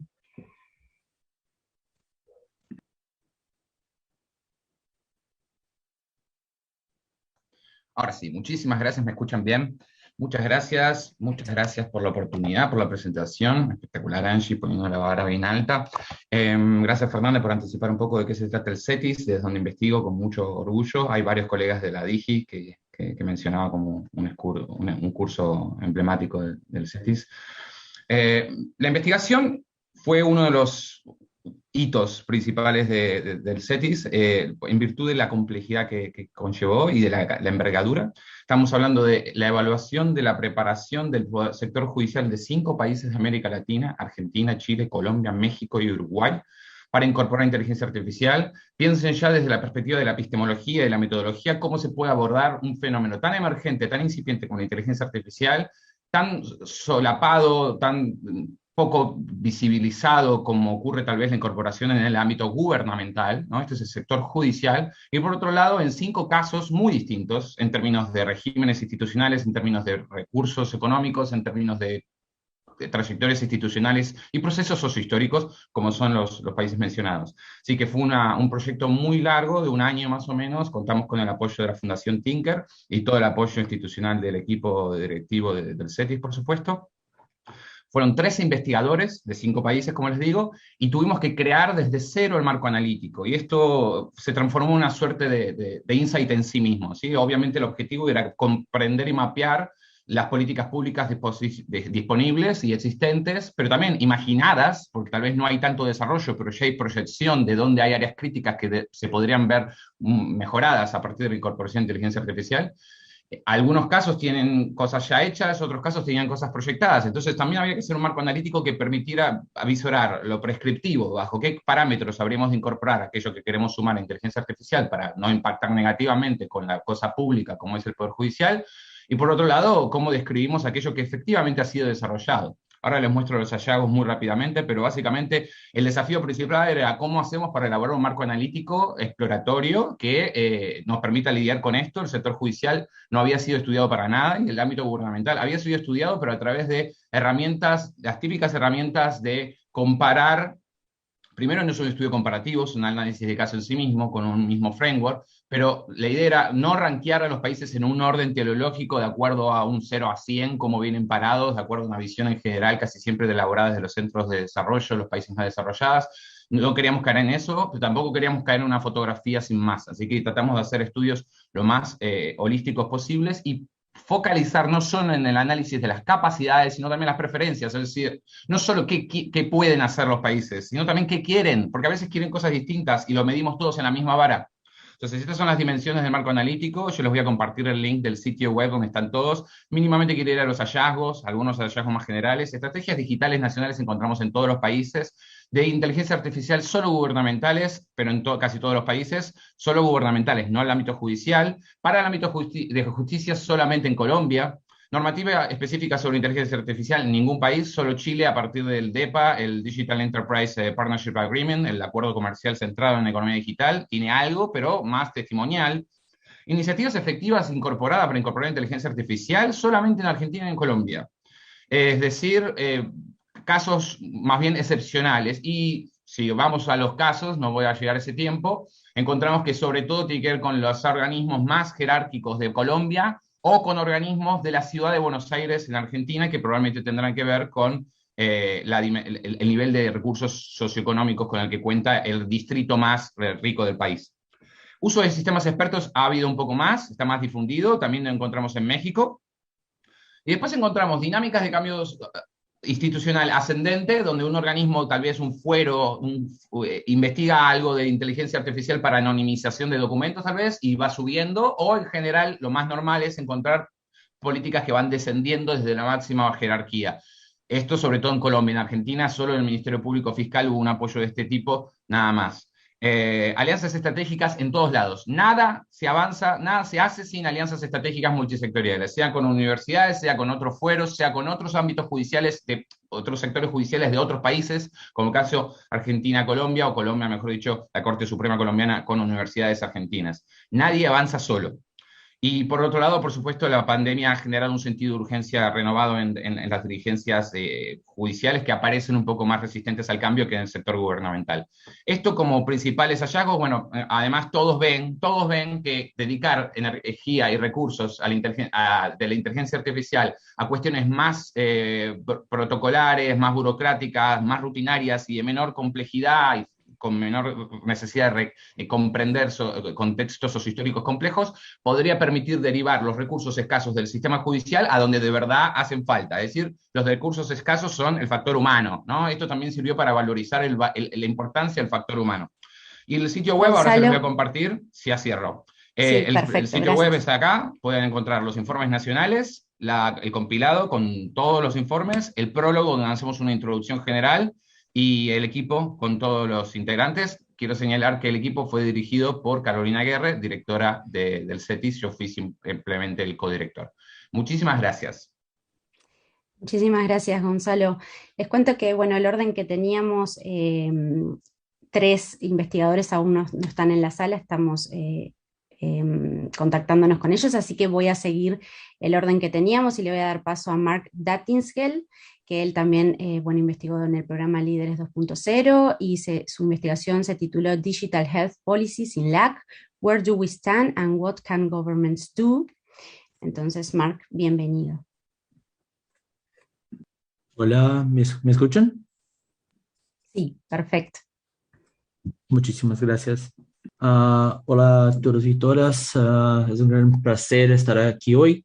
Soy Mark Dattinsgel, director de una pequeña consultora de gobernanza de Internet llamada Governance Primer.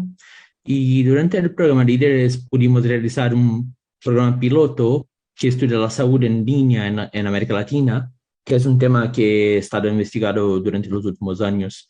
Fue un programa piloto exitoso y llegamos a algunos resultados interesantes pero preocupantes. Analizamos las leyes de regulaciones de 10 grandes países de América Latina y hicimos 4 preguntas en una intersección entre Internet y salud.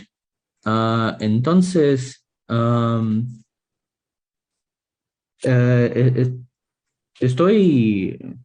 ¿tiene mi pantalla? Sí, la vemos. Gracias.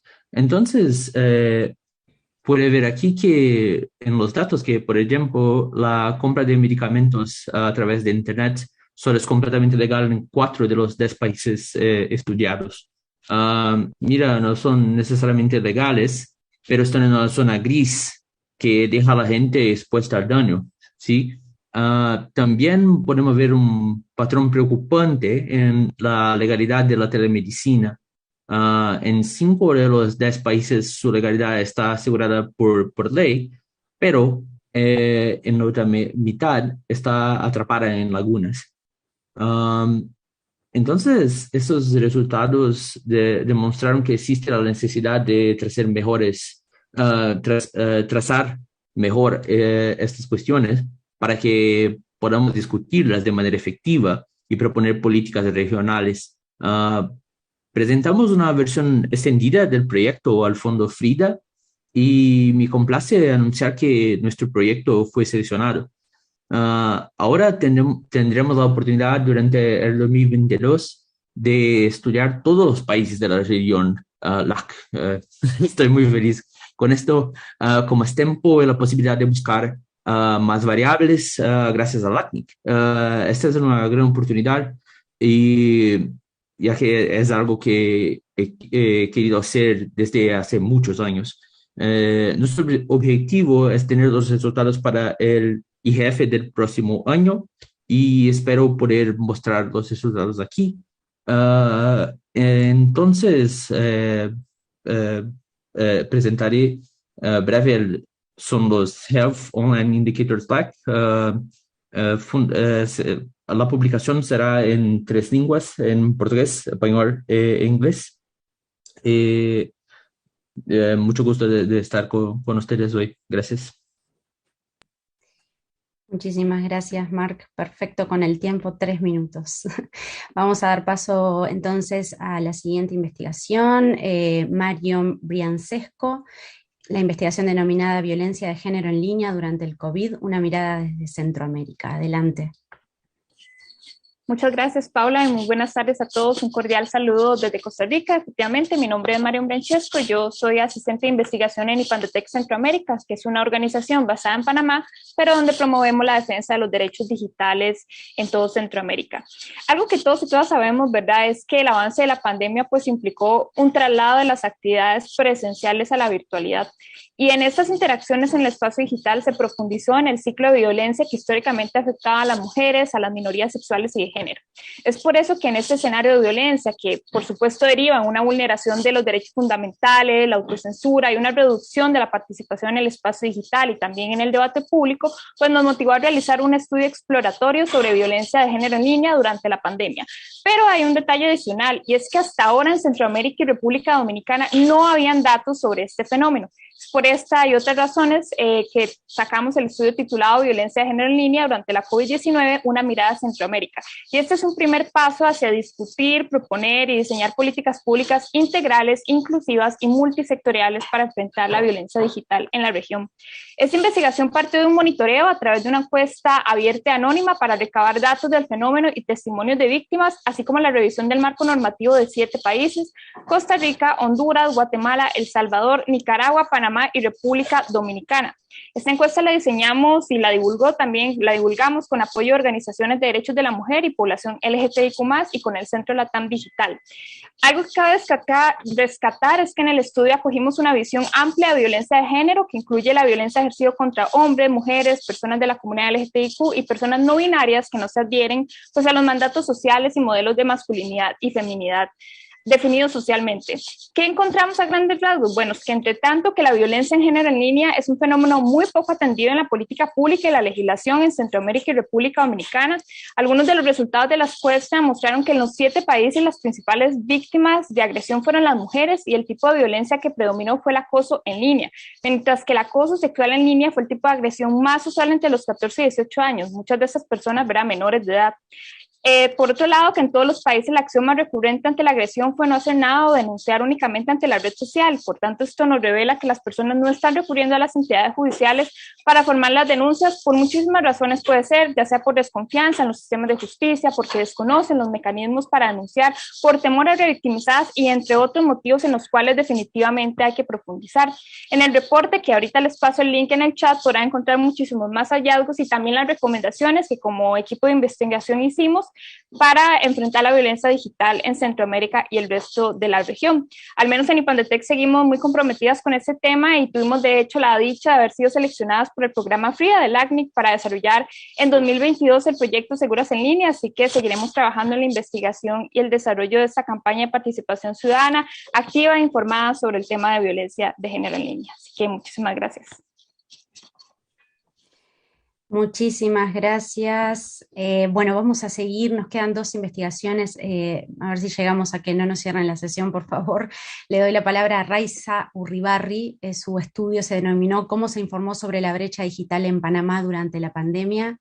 Bienvenida, Raiza. Gracias, Paula. Saludos a todas y a todos. Un gusto poder estar acá con ustedes, aunque sea virtualmente. Voy a hacer lo más breve posible. La motivación que tuvimos para realizar este estudio del Centro Internacional de Estudios Políticos y Sociales de Panamá, CIEPS, que es donde estoy adscrita como investigadora, fue, bueno, ver cómo había quedado al descubierto la brecha digital durante la pandemia, y nos interesaba particularmente ver cómo la mostraban los medios de comunicación social. Nos dimos a la tarea de analizar la cobertura que hicieron los medios durante los primeros 6 meses, entre marzo y septiembre, ya parece un siglo atrás de 2020, con una mirada de contexto, que es la desigualdad social. Recordemos que Panamá es el 6º país más desigual del mundo, según el Banco Mundial. Analizamos una muestra de un poco más de 140 piezas informativas que fueron difundidas en medios analógicos con presencia digital y de empresas editoriales distintas. Eso fue muy importante porque nos interesaba ver cómo un conjunto representativo de medios abordaba el fenómeno.